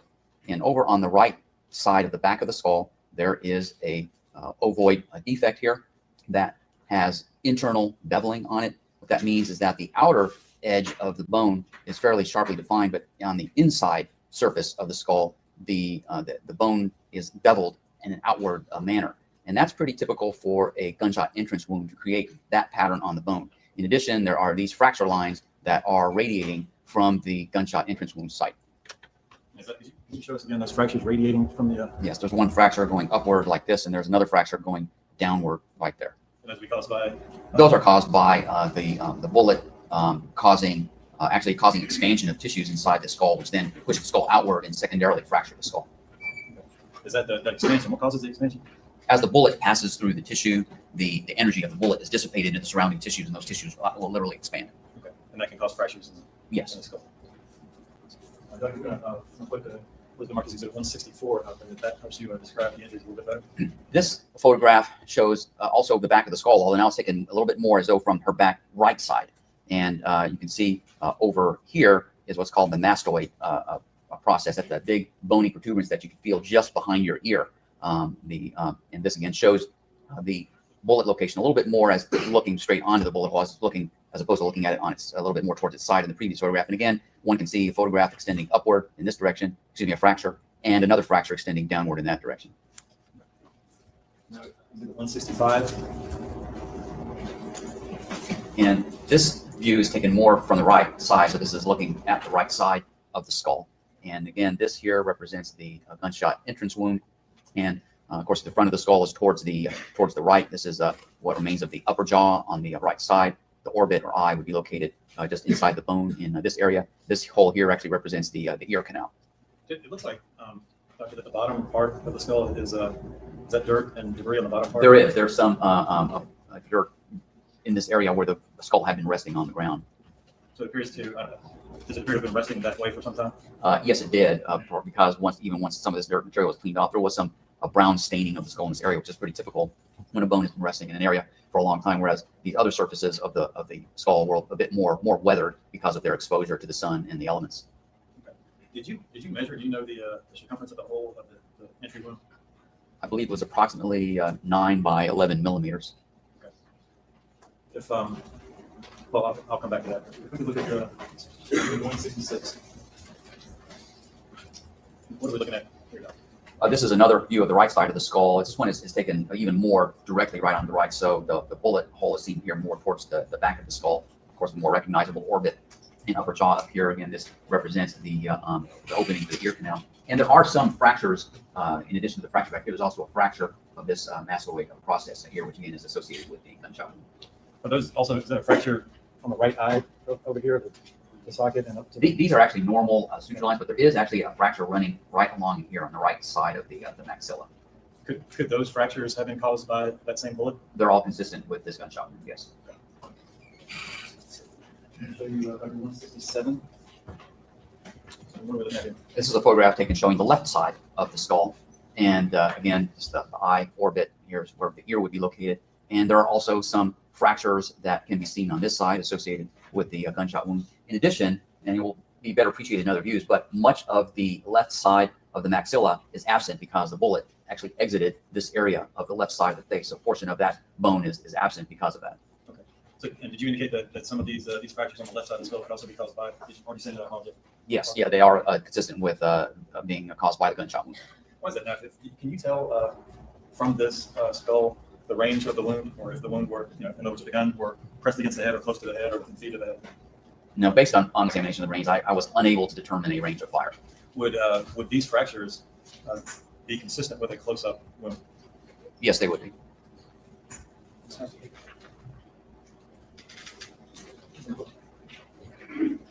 168, Dr.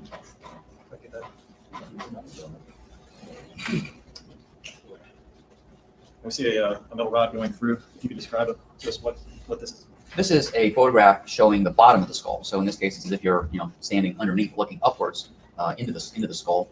This hole here is what's called the foramen magnum. So this is the part of the skull that sits on top of the spine, and the spinal cord goes up through there and connects to the brain. The front of the skull is up here towards the top of the picture. The back of the skull, or back of the head, would be down here towards the bottom of the picture. This is her right side, and this is her left side. The bullet, or the rod goes through the bullet hole, the entrance wound down here on the right back side of the skull. This defect here is an area of the skull known as the clivus. It's in the base of the skull, and it's an area right sort of next to where the brainstem would lie. And this part is missing because there's external beveling. What do we call that? The clivus, CLIVUS. Okay. And the defect here with the external beveling is consistent with the bullet then exiting through this portion of the base of the skull. It continued up through here, and again, a lot of the left maxilla or left upper jaw area is absent because of the gunshot wound continuing through this area, causing fractures in that region as well. So is that track going, I guess, well, if you describe, is it right to left? It's predominantly from her back towards her front and somewhat from her right side towards her left side, and it also had a very slight downward trajectory as well. Okay. Is it 169? This is you describe a little bit here. This is a view of the skull taken sort of from the back with the skull laying on the left side. So the right side of the skull is towards the top of the picture. The left side of the skull is towards the bottom of the picture. Again, it's looking from the back towards the front. So here is the entrance wound defect with a metal rod just showing the passage of the bullet going through this area here. You can see that's the area of the clivus that the bullet exited at the base of the skull, and then continuing into the area of the left maxilla or upper jaw cheek region. 170. This is a closer up shot. If you describe what we're looking at here. This is a more close-up view of the base of the skull, particularly showing this defect in the clivus in the base of the skull. And again, showing that this is the external beveling I was referring to, instead of the fact that you've got some bone edge here on the inside portion layer of the skull. And then the outer area, you've got this area of defect is back a little bit further. That's what's referred to as external beveling, and is consistent with a bullet passing from inside the skull out through the clivus in that direction. No, is that 171? This is another photograph, again showing the bottom of the skull, but again taken a little bit more towards the front. So again, the back of the skull is towards the bottom of the picture, the front of the skull towards the top, the orbits of the eyes easily recognized. And again, the defect in the clivus, the bullet would have exited through here and then continued through the left upper jaw and cheek region. A lot of the bone and the teeth are missing in this area because they were multiply fractured from the gunshot wound. There is an edge on the maxilla here where there is that external beveling that I mentioned before, and that again is consistent with the bullet having passed in an outward direction through that area. And the battery has gone dead in the pointer. Second electrical failure we've had today. This one should be easily remedied.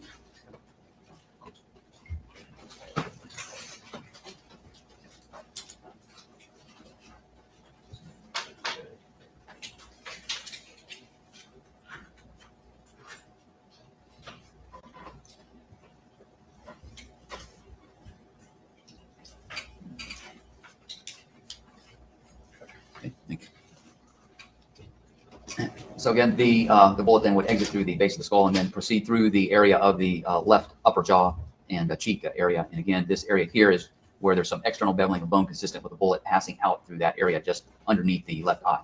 And that's going, it kind of looks like it might be going upward based on that photograph, but it's going downward. Is that correct? It's a slightly a downward trajectory. In other words, it looks upward just because the front of the skull is towards the top of the photograph. So the trajectory is from her back towards her front and from her right towards her left. The downward trajectory refers to as if you were actually looking of the skull from inside. The fact that the entrance defect on the back of the skull is a little bit higher up in the head than this defect in the cheek. So it's just ever so slightly downward because of that, the location of those defects. I'm going to put what's marked as Exhibit 172 on the overhead. And I don't know if this gives us a better view of the injuries to that left side of the face. Yes, this is the front of the skull. Again, the eye orbits are easily recognized, but there are the gunshot exit wound defect is in the region of the left cheek. A lot of the bones of this cheek and upper jaw are missing, again due to the gunshot wound having passed through that area, causing multiple fractures and probably subsequent post-mortem loss of those bone fragments. Dr. Ross, with a wound like this, well, is this wound consistent with a .32 caliber? Objection, Your Honor. Qualified ballistics. If he knows, if it's outside his area. What 32 caliber bullet is, by my understanding, has a measurement diameter of 0.32 inches. By converting to inches, the size of the defect in the back of the skull, that's about a 0.36 inch defect. So anything 0.36 or smaller could have caused that defect. So that would be consistent with a 32 caliber bullet causing that defect. What do you think? Larger than 0.36 would likely not have caused that. Correct. This wound that we've been describing, doctor, would this be a fatal wound? Yes, it would. Did you, what is the manner of death? What does that mean, actually, the manner of death? The cause of death? I apologize. The cause of death is a gunshot wound to the back of the head. And we certify causes of death are those disease processes, injuries, or entities that do result in death. It's pretty clear here to you, and your expert opinion, that the cause of death was the gunshot wound to the back of the head that exited through the left side of the front. That's correct. Were you able to determine a manner of death? We classify a manner of death, in this case, as a homicide. Doctor, I'm going to pass forward your report. Take a look at this and let us know if that's the autopsy report done on the remains of Holly Bobo. Yes, it is. And that's the report itself is actually larger because it includes the odontologist and things like that. Is that correct? The odontology and forensic anthropology report are added onto this to make it part of the full report. Okay. But the actual autopsy report that our office did are these pages here. Correct. I'm going to have that admitted as the next number. What's number 4?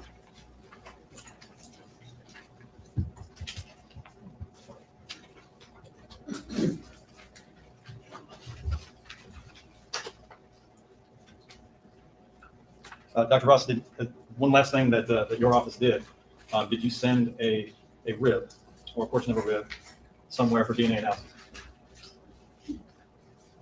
Yes, we did. Okay. Do you remember when those were sent, or if you remember that time?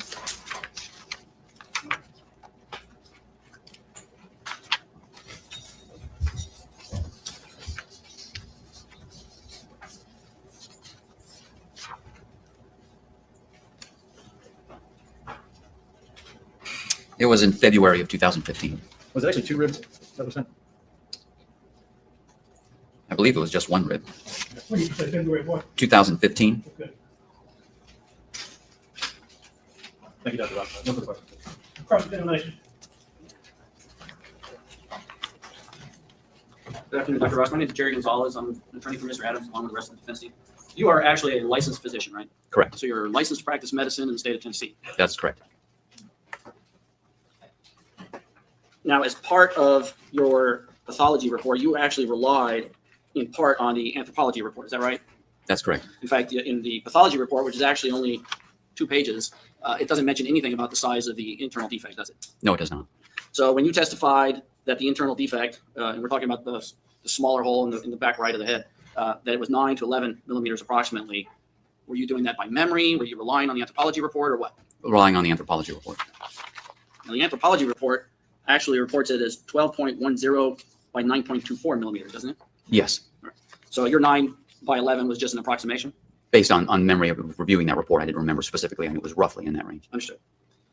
Do you understand the terms pre-mortem and post-mortem? Yes. Can you explain to the jury what those terms mean? Pre-mortem means before death, and post-mortem means after death. So an event that occurred pre-mortem means an event that occurred prior to the actual death of the individual, and post-mortem means an event that occurred after the death, right? Correct. And forensic pathology is essentially, in layman's terms, it's the use of scientific knowledge to answer a question, a scientific question, or a criminology question, something presented that we're going to use scientific evidence to try and resolve, right? Correct. When you, in the, or Dr. Chancellor in the pathology report, determined that the cause of death was a gunshot wound, did you use any actual scientific test to make that determination? Well, the whole part of our evaluation, which is really includes part of the practice of medicine, involves looking at the overall remains of a case, overall remains of an individual, looking at evidence of disease and injury. So in this particular case, the test, if you will, is that of an examination of the remains. So that is really our test is the examination of those skeletal remains. But there was nothing, there was nothing in the examination of the actual skeletal remains that actually allowed you to determine that that hole was made post-mortem or pre-mortem, was there? Well, the one thing that leads us to believe that this is a pre-mortem wound is the presence of the secondary fractures. There actually had been some studies that were done with gunshots done on skulls, empty skulls. And in those cases, the bullet holes were basically just cut out an entrance and an exit defect without fractures. Fracturing that occurs in the skull from a gunshot wound are secondary fractures that in this study that they did, they then would put a gelatin inside the skull to sort of represent what would have been the brain inside the skull. In those cases, you did get fractures. And of course, there have been studies looking at bullet passages through gelatin mold showing tissue expansion. So in these cases, the secondary fractures are the result of of tissue having been present inside the head when the bullet passed through. So at least we know that it wasn't an empty skull that the bullet went through. There was a skull that contained presumably a brain in this case. Right. So we know it wasn't an empty skull, but in the study you just cited, it was a post-mortem event, was it not? That's true. All right. So they fill the skull with usually ballistic gelatin, right? Yes. And then they shoot the skull and see if any fractures occurred. And when they filled it with ballistic gelatin, the fractures did occur, but clearly they weren't shooting a living person, right? That is correct. Okay. So that was an example of a post-mortem event that still produced the same kind of fractures that you are saying are typical of a pre-mortem event, right? Yes. Okay. But we know it was post-mortem.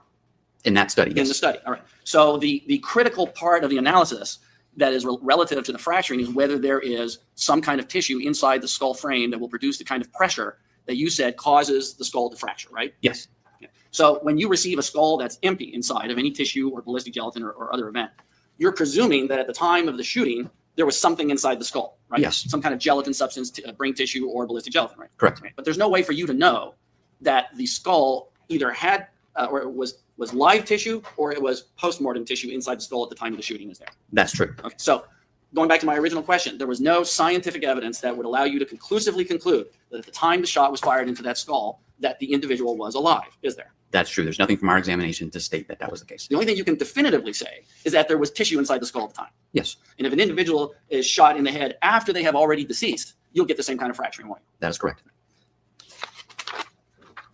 So when the pathology report says the cause of death was the gunshot wound, it really should say, presuming the individual was alive at the time. Well, our cause of death is what we believe to be more likely than not the cause of death in this case. And you base that on other information you've received, not necessarily scientific data. That is correct. Now, you testified when you were asked by the prosecution if the bullet hole would be consistent with a close-up, whether the fracture was consistent with a close-up wound. You remember that? Yes. But it's also true that it would be consistent with a shot fired at some unknown distance, right? That is correct. So again, we go back to the actual written determination in the pathology report that the range of fire is indeterminate, right? That is correct. We just don't know from what distance was the gun to the target, right? Correct. It could be close, it could be far. Yes. In fact, the problem with not knowing the determinate range or being able to determine the range is that as long as that bullet is causing enough pressure to cause that tissue inside the head to expand, you're going to get the fracture, right? Correct. So that bullet could be shot point blank, 4 feet away, across the room, and as long as there's that pressure, you're going to get that fracture, right? That is correct. You also testified that the bullet hole was consistent with a 32, and then you gave an opinion that a 32 measures at, what did you say, 0.36 of an inch? 0.32. 0.32 of an inch. Now that's actually a rounding figure, right? I believe it is. In other words, a 32 caliber bullet actually measured at 0.3125 inches. Isn't that right? If you say so. Does that sound right to you? It sounds correct, yes. And what did you say about the 0.36 or smaller? That based upon the anthropologist's measurement of the size of the hole, that the smallest dimensions they had in their 9 point something millimeters, that converts into a 0.36 inches in size. That the hole does? That the hole is, yes. The hole is 0.36 inches in size. So that something that size or smaller could have made that defect. In other words, if a bullet were 0.37 or 0.38 or larger in size, it probably could not have made that defect. The defect should have been bigger. Now, that presumes that the bullet at point of impact was intact, correct? Yes. So if the bullet had fragmented en route from the gun to the skull, if the fragment was 0.36 or smaller, it could have made that hole, couldn't it? Yes. So once again, you really don't know the size of the bullet that made that hole because there's so many other variables that could have affected that bullet at point of impact, right? True. Now, in looking at the exit wound of the skull, would the exit wound, assuming for the moment that it was made by the bullet, would that have knocked out the teeth on that side of the jaw? Well, it would have caused a lot of fractures. It may or may not have knocked the teeth out at that time. The teeth may still have been in place and they were just subsequently lost later on. So it would have knocked out some amount of skull fragments that it would have been spread around or so. Well, if the skin was intact relatively intact, save for the bullet exit wound itself, and some bullet fragments may have come out through that exit wound, but as much maxillary skull that was missing, I don't think all of that came out at the time of the shot, but probably was lost later on. But you don't really know. No. Now, we all, and this is regarding your expertise as a licensed physician, and maybe you don't need to be a physician to know this, but we all kind of walk around all day and produce a certain amount of gas within our body, right? Yes. So as we go through the day, some way our body expels the gas to a point, but our body is always producing gas and always maintains a certain amount of gas in our bodies, regardless of our efforts to expel the gas. Is that right? Yes. Okay. So when a person dies, that gas is still in the body, right? Yes. And if I were to take a body that had just died and push on the belly, for example, there's no longer any muscle tissue or flaps such as the esophagus that is going to hold that gas in, because after initially, at least, our muscles sort of relax when we die, right? Yes. Okay, so that gas would then be expelled. Some gas still stays in the body even after death, and our bacteria start breaking down tissues and actually create even more gas after you die. And the bacteria produce more gas that stays in the body, and eventually that gas works its way out, right? Yes. Okay. So if I move a body with either bacterial gas or natural gas, sometimes that gas is going to be expelled. Correct. And it may or may not make a noise, right? Yes. One moment, Your Honor.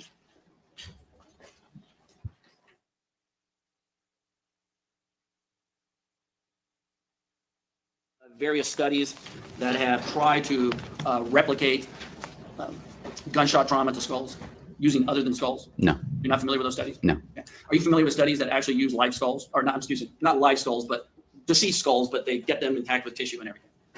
Well, intact skulls with already tissue in them. Like still a brain intact or something like that. Brain intact, skin intact. Yeah, everything. no, I'm not. In other words, are you familiar with, maybe not now, but you used to be able to get intact heads from India or China that you could conduct scientific experiments on? I'm not familiar with that. Not familiar at all? No. Thank you. Dr. Ross, you do a lot of work in Memphis, right? Yes. So you're familiar with gunshot wounds? Yes. If someone takes a 32 caliber revolver and puts it right on the back of my head or near the back of my head, and it comes all the way through my head and comes out the left side of my face, what's that going to do to me? It's going to cause an entrance wound on the back of the head and an exit wound on the front of the head. It will perforate the brain, and it will cause fractures. Am I going to still be here talking to you? Is I wouldn't expect you to be. it going to kill me? Yes. This wound is consistent, is it not, with a 32 caliber revolver being at or near the back of the head? It's consistent with it. Nothing further. The presumption in that hypothetical is that the person is alive, right? Yes. So there's no dispute that if alive, that would be a fatal shot, right? Correct. If you're dead, is that a fatal shot? If you're already dead, it doesn't matter. It's not fatal, is it? No. All right, thank you. All right, sit down. You're pretty good, Dr. Ross. Did we get the report? Yes, yes. It's with the exhibit. Okay, thank you. Are you next? I've got the stipulation. I'm not sure how the court wants to do it. I can pass forward. It's a stipulation with respect to the odontologist and the. This is what that person would have testified is called to. Yes, sir. Give testimony, I'll read it, and then we'll file this exhibit. First. If I can read it, let's see how technical. I type it so you Okay, good. can. All right. Stipulation. Come now, the parties of the state of Tennessee, by and through the District Attorney General's office and the defendant Zachary Adams, to make the following stipulations of fact for trial in the above matter without the necessity of proof hearing. Number one, that the chart notes and dental radiograph provided to the Tennessee Bureau of Investigation by Keith Taylor, DDS oral surgeon, are those of Holly Bobo from a consultation on July 8, 2008, and that the subsequent extraction of a tooth on October 15, 2008. Number two, that Dr. Holly Manus, a forensic odontologist, compared the dental records of Holly Bobo provided by Dr. Keith Taylor to the dental remains found in the wooded area in Decatur County, Tennessee, and concluded with a reasonable amount of dental certainty that the records of Holly Bobo are the records of the same individual whose remains were found in Decatur County, Tennessee on September 8 and 9, 2014. It's signed by attorneys for the respective parties. When the parties have stipulated to a particular fact, the jury is to accept that stipulation as being proved. Okay? So that will be filed as exhibit 175. Okay, back on number.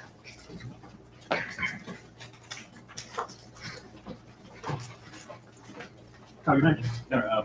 We got a very brief recess to our next witness got here just recently. Okay. Speak with her for just a few minutes. And We're running good, folks. I'll say that both sides, and I appreciate that.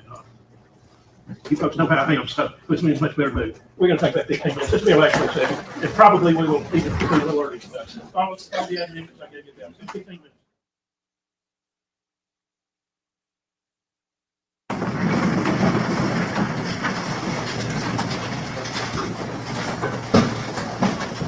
Call your next. take off Crystal Rodriguez. Crystal Rodriguez.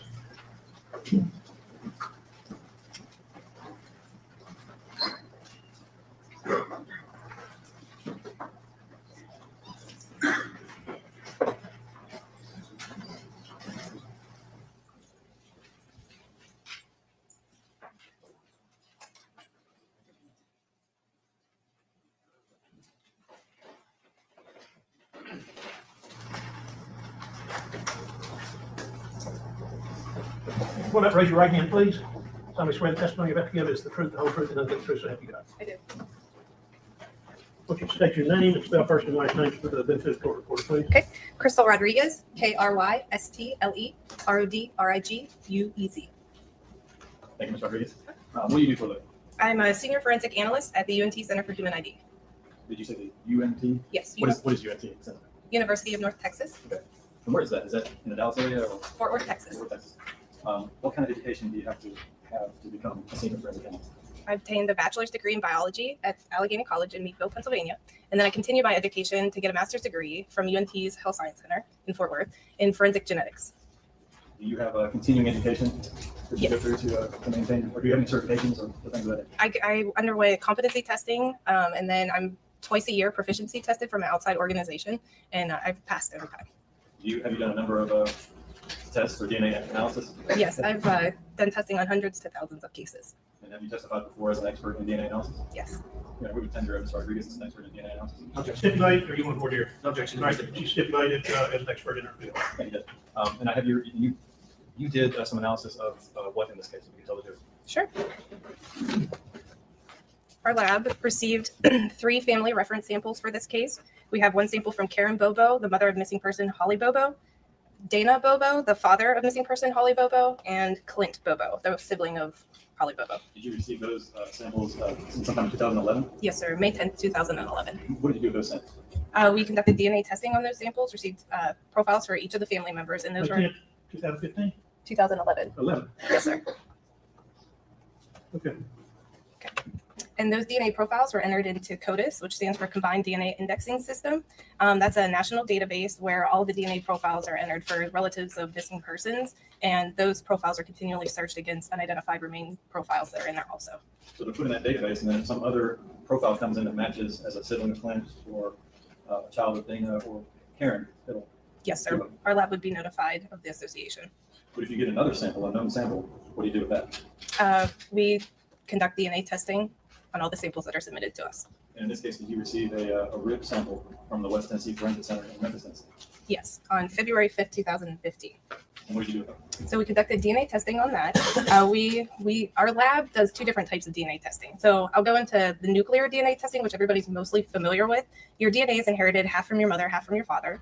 And for the most part, it's the blueprint of the human body. So for the most part, it's the same between all of us. That's why we have 2 legs, two arms, and a nose. But then there's also areas of that DNA that's different between individuals. And that's what our testing looks at. The only thing is identical twins would have the same DNA profile. So we conduct that testing. And then there's also something called mitochondrial DNA. Mitochondria is an organelle within your cells that produce energy. And so it houses its own genome, but it's passed down from mother to child as a unit. So it would be the same throughout a whole maternal lineage. So for example, I share the same mitochondrial DNA profile as my mother, and my kids have the same one as me. So that would be unique to strictly the mother to the child? Yes. Okay. And so we standardly conduct both testing on all our missing persons cases. So Karen Bobo, nuclear DNA testing was conducted on her sample and mitochondrial. Dana and Clint both only had nuclear DNA ran on their samples. But then all of the remains that come into our lab, we do both types of testing on them, the nuclear DNA and the mitochondrial DNA. And in this case, that was done on the rib that we received in 2015. How do you go about getting DNA from a rib? So the first thing we do when we receive evidence is we examine it. We check for seals, check the integrity, we take pictures of it, document everything, and then we cut the bone into small pieces. And then those pieces are then ground into bone powder. We add our reagents to that bone powder, and that bursts open the cells, releasing the DNA into basically a liquid form. We then subject that DNA extract to commercially available kits, which look at the 15 regions of the DNA that I was talking about differ between each of us. And then we also conduct the mitochondrial DNA testing on that same DNA extract. And then we have our DNA profiles. Were you able to obtain a DNA profile from the rib sent to you from the West Tennessee Forensic Center? Yes, it wasn't a complete profile, but it was mostly complete. And what did you do with the profile? We entered it into CODIS, and there was an association with the family reference samples that were submitted back in 2011 that had been in CODIS since 2011. What does that mean? In layman's terms? That there is an association. So those, out of all the cases that were in CODIS, these ones married up. So the DNA profile from the rib is a sibling of Clint Bobo? Yes, essentially that's what it is. So the family references are in CODIS, and they're kind of like a puzzle with a missing piece. And so the DNA profile from this rib is basically the missing piece. It completed the pedigree. So this rib is a daughter of Karen based on the mitochondrial DNA that you. Right. When I looked at the profiles, it is consistent with these remains belonging to a child of Karen and Dana Bobo and a sibling to Clint Bobo. Okay. So if there was no other family member other than Holly Bobo, then the sample, that rib sample you got, the DNA profile you got, would be that Holly Bobo. I have a statistic for how strong that association would be. Okay. So the statistical calculation that I did, it's called a likelihood ratio. And so in this, you're weighing two different situations. The first situation being that these remains are from a child of Karen and Dana Bobo. The other scenario is that it's just a random person from the population. And so this is all based on frequencies in the population of DNA profiles. And so when we did the comparison, anything greater than 1 is showing that it's more likely that it's a child of Karen and Dana Bobo versus it being a random person. So the larger that number gets from 1, the more strong the association is. And when I ran the statistic in this case, it was 21.8 billion times more likely that this is a child of Karen Bobo and Dana Bobo, and also a sibling of Clint, as opposed to the identified remains being a random person from the Caucasian population. I'm going to fast forward to one document and ask you if you recognize it.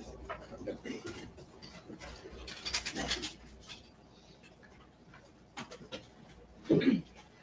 That's the first thing.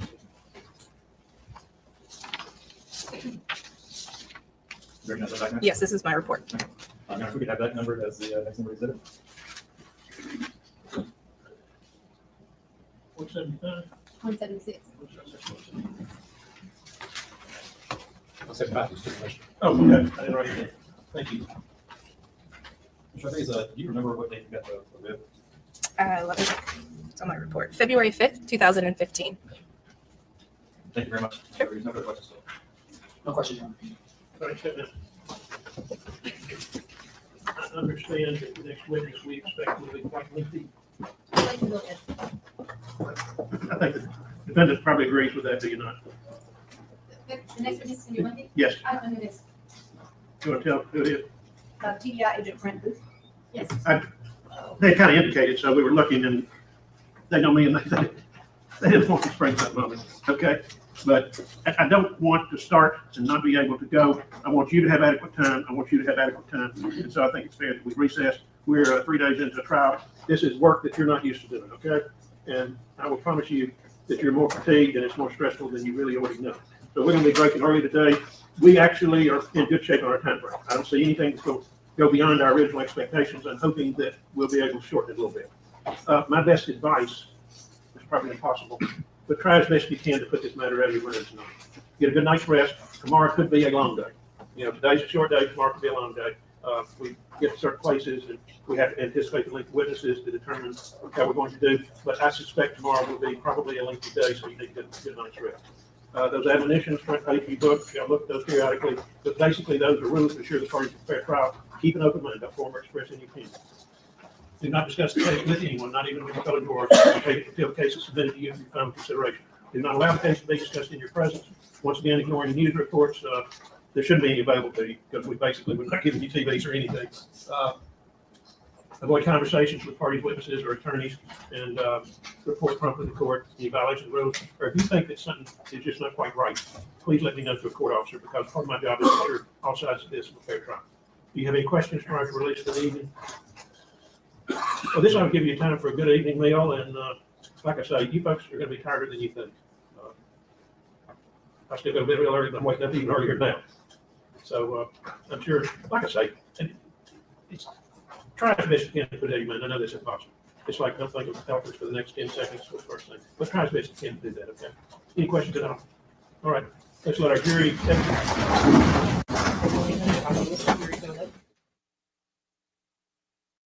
All right, be seated.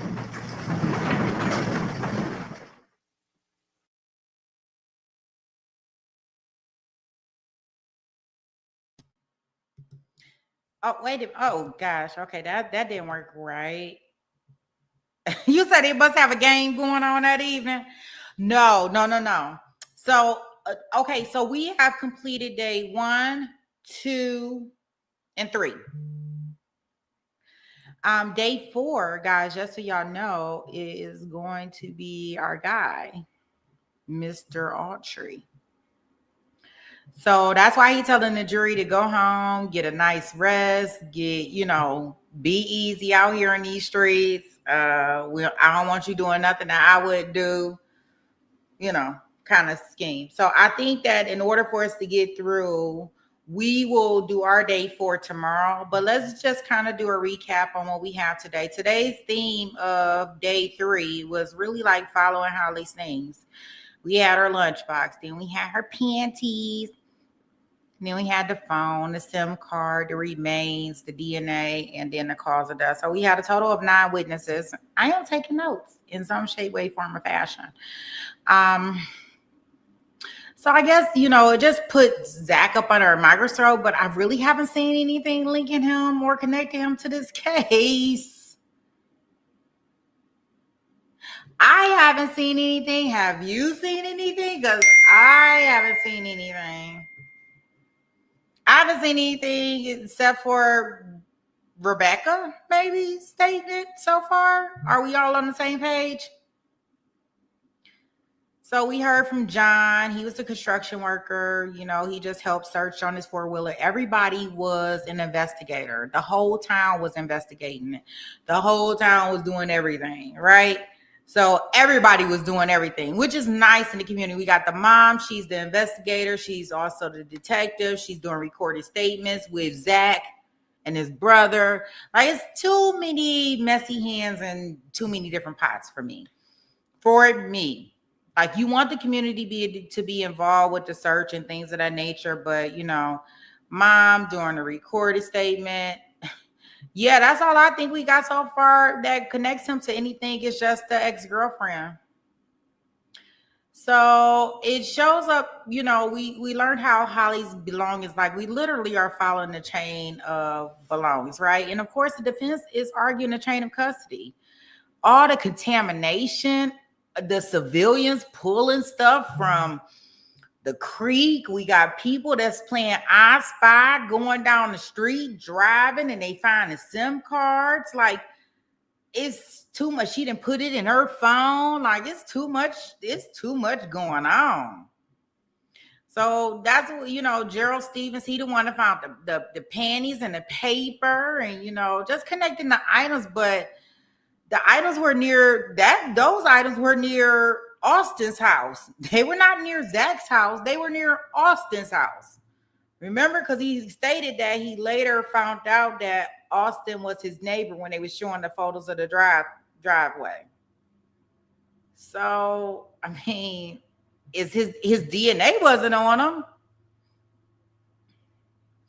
I don't know, guys. It just sounds like they just put this on Zach because other people might have said it was Zach. But we'll hear what Autry says tomorrow, right? Yeah, so we'll listen to him tomorrow.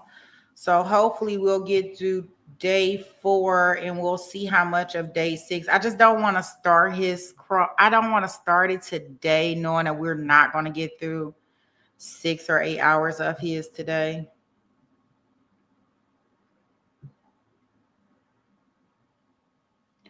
Yeah, and it appears that, we also heard from the medical examiner, right? He testified that they only found 7 ribs, a skull and some teeth, some loose teeth, and part of a shoulder bone. So just a small thing.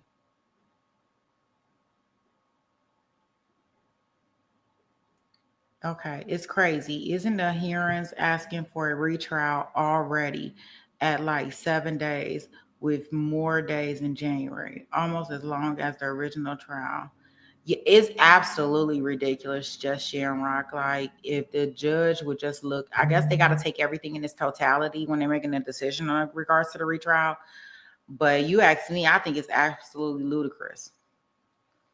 I think this is ridiculous. I think this is crazy. I think this is diabolical, as some people would say. Like, this don't even make sense. Like, after he seen that the judge was really actually caught watching football, that should have been enough.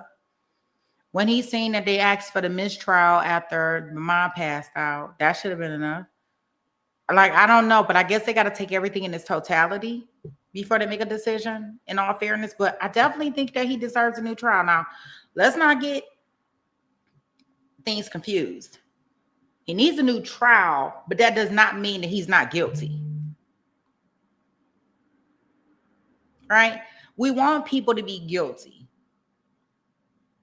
No, we don't want people to be guilty. We want, if people are found guilty, we want them to be found guilty and the state actually proves it with actual real evidence, not backdoor evidence. I'm making up evidence. And yes, I know they cannot choose who their witnesses are, where evidence is found, different things like that, but we need to make sure that it's done right. Like, that's the whole purpose of the justice system. But if you're going to be doing it like this, no. Oh, y'all know what I wanted to show y'all? Look. It's too big, but I'm going to wear it. What size did I get? And I think they stuff run big. So if y'all order y'all shirt, y'all make sure that, yeah, this a large, and it is like large. I got my shirt. Oh, wait. I'm going to figure out how to wear it. I'm going to tie it up or something in the back. It says, can somebody ask their attorney friends if the current judge can watch the trial to get a true sense of what went down? I don't know. What X? No, it's just a large. It's not an extra large. It's just a large. They stuff run big. I was like, holy crap, what? I think you could fit two of me, but I don't know. I think. Now, I might put it on. It might be snug as glove. Who knows? Maybe I just think it looked big. Maybe because, maybe I don't know, but it looked big to me. I was like, dang, like a chair cover. Shoot. Oh, good film. Yeah, I got mine the other day. They must have really been on back order. I don't know why I thought it had pink in it, but I was like, all right, I'm gonna have to. I gotta get started on another one. My girls, they want one, so I'm gonna make sure that I order one for them because they want one. They want a hoodie, so everybody want one. Yeah, it's big. Yeah, I think it's big. Like, I don't wear my shirts this big. What the fuck? The fuck? I don't wear my stuff this big. This big is my screen. Good grief. Ooh, wee. Yeah, that's too big for me, baby.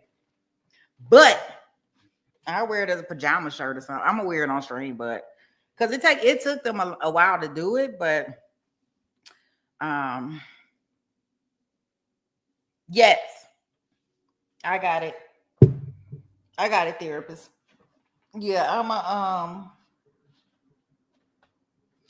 yes, I am going. You say that's too big. I know, it is too big. Yes, I am. Thank you, guys. Yeah, Lynn, I know it's way too big, but hey, what can I say? It is what it is. Now I know I can at least let you guys know how big they run because that's way too big. Like, I probably should have ordered a medium for the size that they have. So I definitely should have ordered a medium. But I don't know, like when I'm ordering kids, I probably should have ordered them like extra small. And it take a while for them to get here. Yeah, right. A good night shirt. That's what it's gonna be after a while. I'm gonna tie it up and order me a new one and kind of tie it up in some knots. You said, I'm adding to the list of possible trials to watch during this downtime. Alexander Urkesley has a lot of complexes in a famous family, and the judge may not have done the right thing. Okay, let me just Shamrock. Let's SD, you still in the chat? SD is our trial taker. Because I think that we should be able to get through 2 trials during this Thanksgiving time. And like I said, we're going to do this Melody trial next. And especially if we can do them all on 1.5, right? Like, because some of this testimony, we don't have to babysit through. Like maybe tomorrow's testimony, we can see how he talks. But tomorrow's testimony, we might can even do at 1.5. And guys, if at any point in time when we listening to this and I just forget, please let me know. Hey, speed it up. Like SD said, she was like, I'm going to sleep on this lady. We have all types of flexibility, right? When we doing these rewatch trials, because we can speed past things and things that's not important, you know, or at least speed it up. I will say that much. I probably won't speed past it. Okay, SD must be asleep. She must still want to sleep on me. Okay, let me type it on my notepad. She keeping list of the rewatch of the trials for us. I'll type it in my notepad. She must not be here. She must be asleep.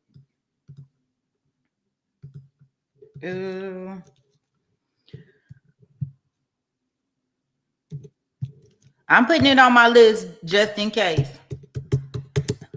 Because sometimes we forget.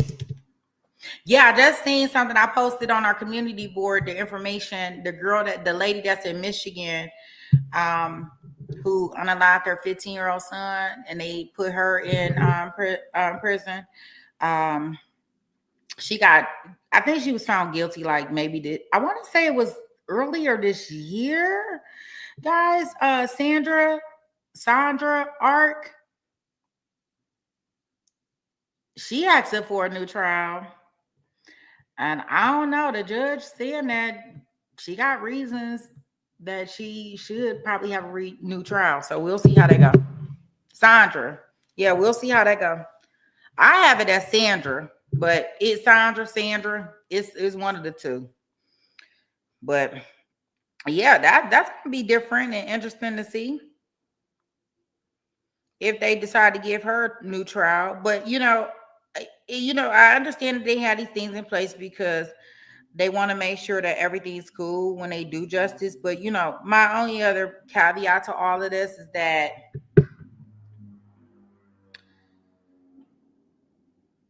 if we have put people in prison or behind bars for things that they did not do or crimes that they did not commit, and they have spent that time due to unfair and unjust, justice, like that's how counties and unfortunately, no money that they give to these people that are wrongfully convicted or whatever the case may be,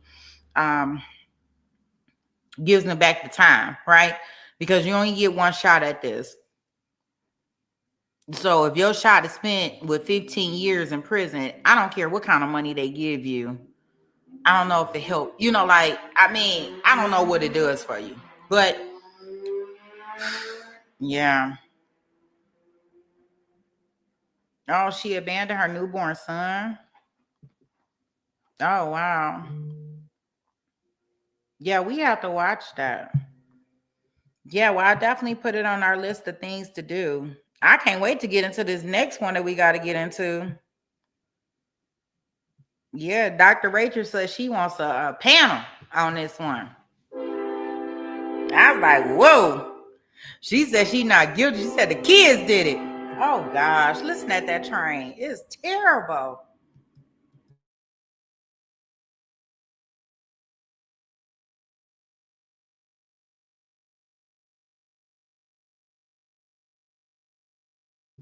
I don't know. Why do I feel like I heard of that case, Just Shamrock? I'm going to have to look it up. Because I feel like I'd have heard of that case.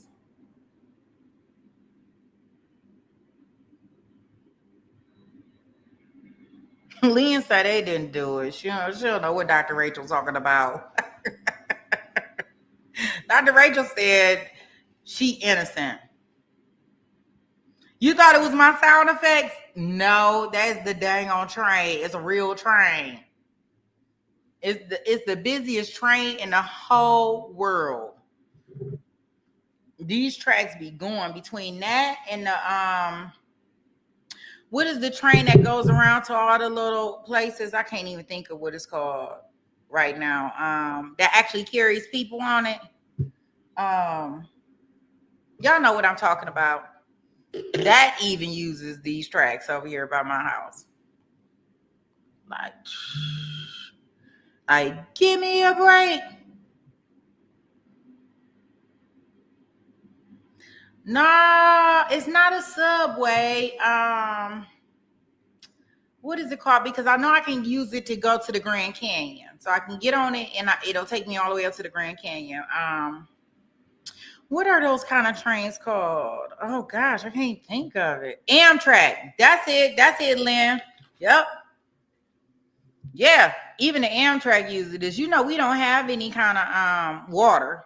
So most stuff can't be shipped in. So either it's gonna come in here by train or plane. It ain't coming here by ship. I guess it can come in by automobile, but they be using this train and it is woo.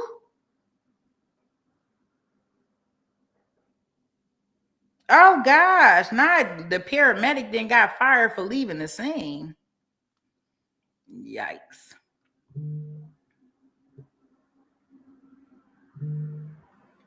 Yeah, so we'll start off tomorrow. We got a couple things. Let me I'm gonna play. We got our songs to go out. Therapist and Rachel, they have compiled a song to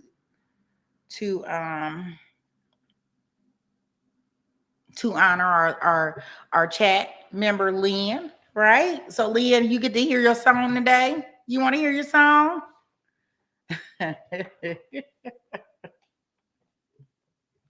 I'm glad that you're still in the chat. So we'll play Lynn's song, then we'll play our theme song. In a minute, we're gonna have a whole playlist. This is gonna be wonderful, especially when we have our party, right? Everybody gonna have a song. So y'all let them know who, yeah. Y'all let them know. Yep. Your track has been laid, baby. It has been laid and it's faded.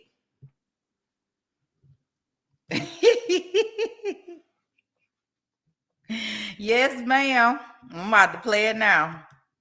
Okay, here we go. Let's listen to Lynn's track.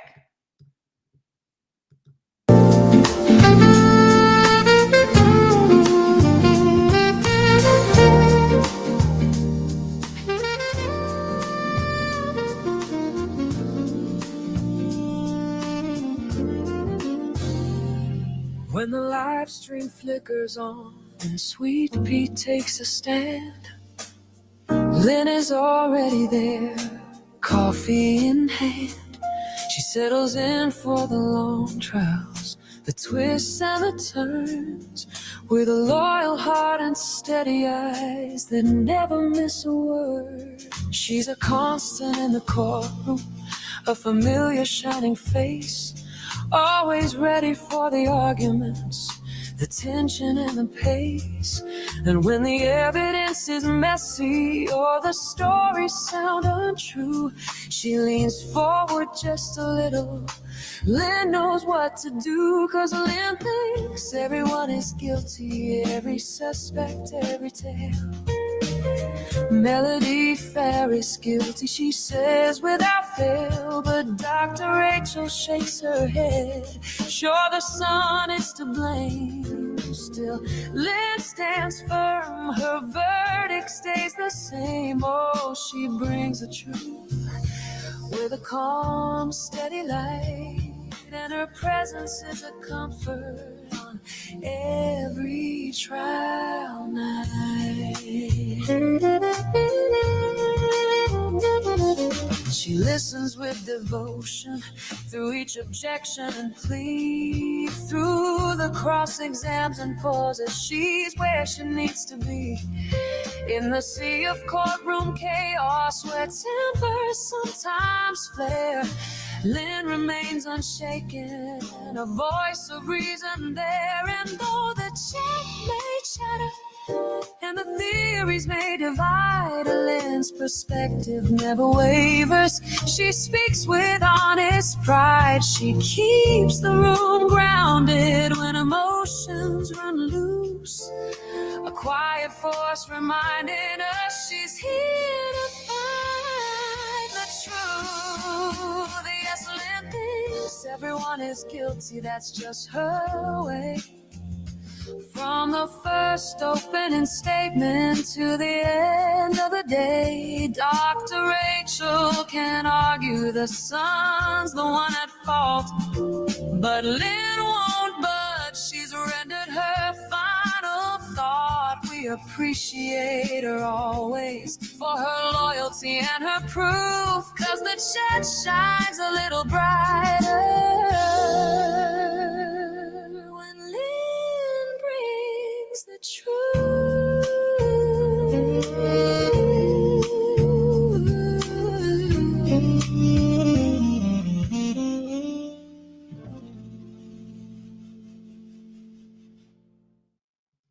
All right.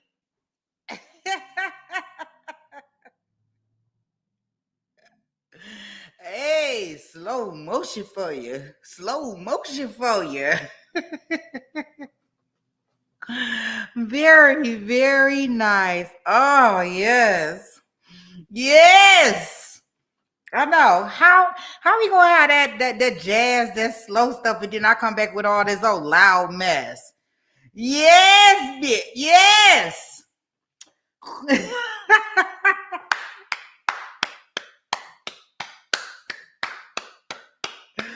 I know, we gotta get one with like all the chat people in there. They're gonna be making songs every day. they sit down there writing them lyrics and doing all that stuff. Go for it.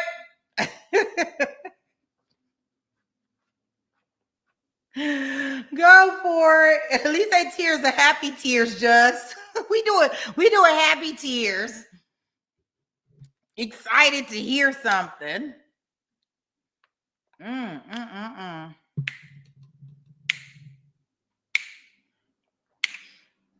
Oh, so I got the other stream scheduled for tomorrow.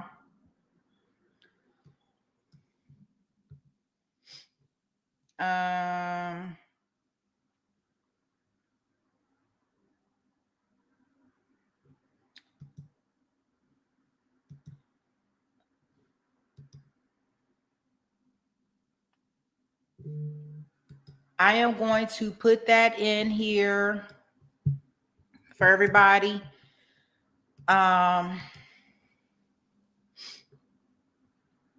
So once we get finished today, if you can go over and go ahead and get the waiting.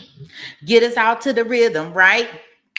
To the beat of the rhythm of the night.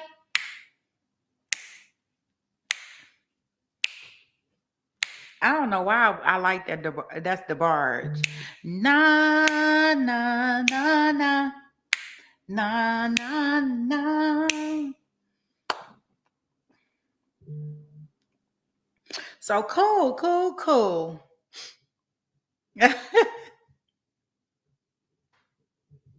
You say you gonna pull out your Brooklyn side more often?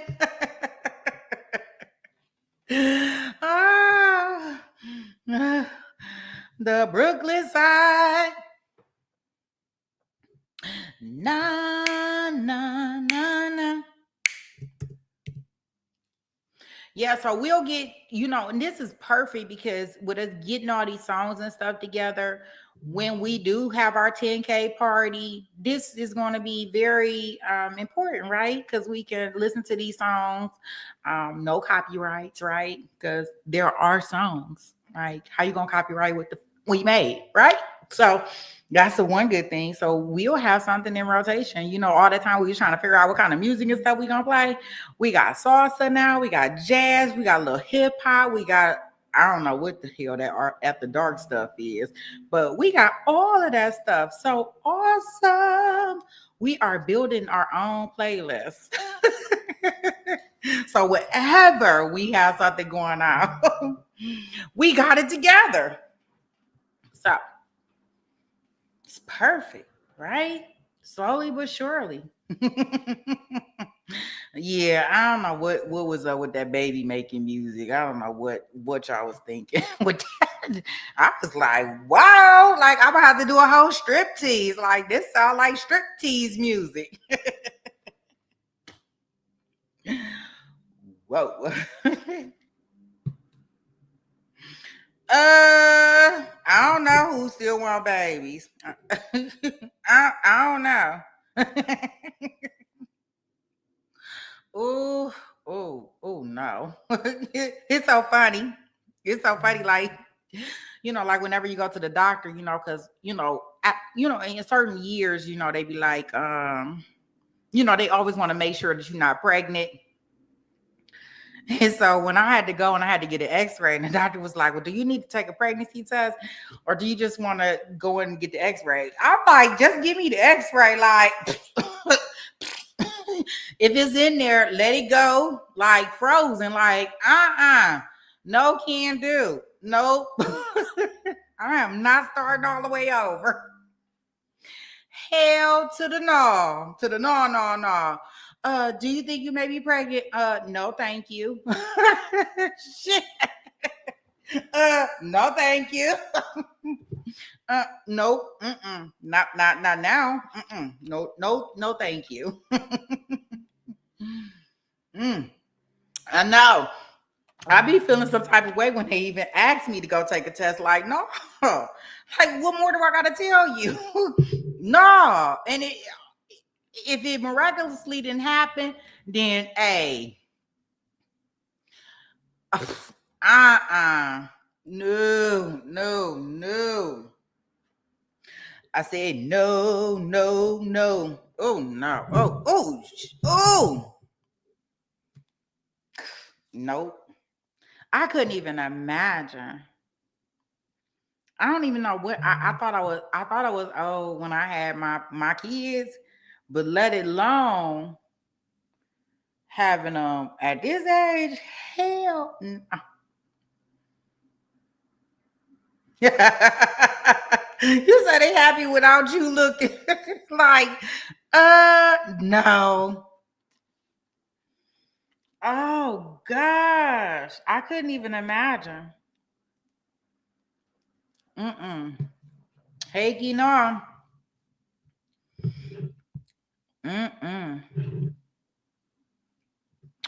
All right, guys. Well, I'm gonna play our outro song.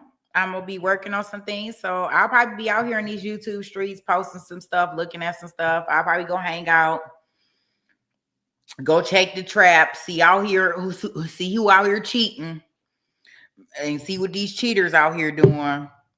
Be treating me like a side chick. I'm gonna go out here and catch them. You say you all about earth, wind, and fire. I know that's right, Jessica. Ooh. That's my type of time, baby. Woo-hoo-hoo.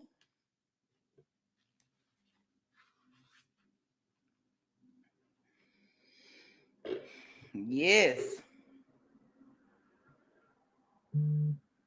You was sleeping around the whole day, but you able to multitask.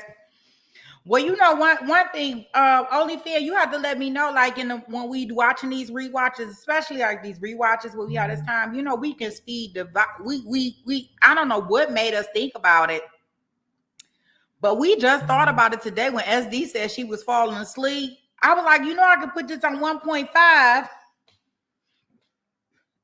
So let me know if you want me to speed up some stuff so we can kind of watch it, because we was sitting up here watching that normal speed like we don't have magical capabilities, which we do. So that's always a good thing.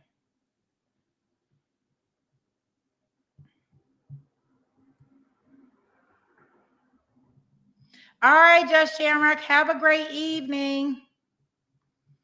All right, guys, we all about to get off anyways. I'm about to play our outro song, our theme song for our Take It to Trial. Thank you to the mods. Thank you to the chat bot for making us have an exciting day. We gotta thank the chat bot that's doing the magic ball for everybody. Thank you to our stream sponsor, Hellcat, and most importantly, thank you to the chat for participating, being here, making it fun and enjoyable experience for us all to watch. You say chat my ass. He didn't make your job easier today, Marilda? Don't be doing the chat bar like that. All right, guys. Let's see. I got a whole playlist, y'all. Take it to trial. Take it to trial. Welcome in, grab a seat, hit the like and subscribe. The Sweet Peas on the mic with that spicy little vibe. Got the courtroom streaming in the chat, going wild. We're debating heavy topics, but still laughing like a child. From objections to confessions to the judge's side eye. If it's justice and it's messy, we gon' talk about why. Every day's a new case, every moment's a ride. And when Sweet Peas in the building, we be learning with pride. My eyes on deck, keep the room running smooth. Film freak therapist, you know, keeping everyone in the groove. Right to with the facts, pretty brown girl with the sass. Morelia and Fowler keep the peace in the chat. But Jason walks in and the ladies collapse. Chocolate. Take it to trial, where the truth gets loud and the laughs run wild. Sweet Peas got the spice, she's the queen of the aisle. Chat fam rolling deep, we've been here a while. Lights on, mics up, we gon' do this right. Take it to trial, every day, every night. Take it to trial. Morning shows are sharp, afternoon is on fire. And we catch every moment that the court might inspire. From witnesses whispering, the lawyers trying to hard. You know Sweet Pea breaks it down like a legal tarot card. Chats cracking jokes, dropping theories on the fly. We're serious when it counts, but we still testify. Minds hold it down when the trolls try to play. If you're out of line, court adjourned for the day. But when Jason logs in with that deep hello sound, the ladies in the chat, man, they all fall down. Take it, take it, take it, take it, take it, take it, take it, take it to trial, where the truth gets loud and the laughs run wild. Sweet Peas got the spice, she's the queen of the aisle. Chat fam rolling deep, we've been here a while. Lights on, mics up, we gon' do this right. Take it to trial, every day, every night. Take it to trial. When the sun goes down and the cases get deep, after dark gets spicy, no secrets to keep. Taboo topics, big laugh, slap, happy crew. Sweet Pea says behave, but we never really do. It's opinions, confessions, stories untold, but we handle it with heart like the chat made a goal. Take it to trial, from day to night and every wild mile. Sweet Peas kneeling strong with her trademark style, and the fam in the chat always makes it worthwhile. Turn it up, show some love, hit the like on sight. Take it to trial, yeah, we live tonight. Take it to trial, yeah, we live tonight. Take it to trial.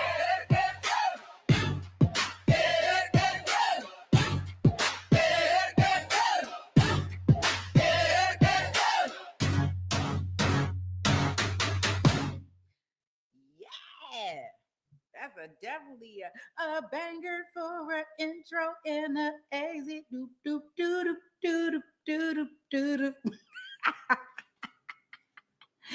And you know you were in the right place today, where there's no filters,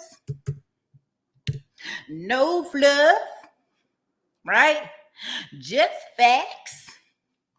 So you can be the judge. All right, guys, I will see you guys in the morning. Don't forget to go over there and, hey, go ahead and click on the link and put your notification bell on. I'm going to try to get in the habit of doing that. I'm trying all the things that I can't possibly think of.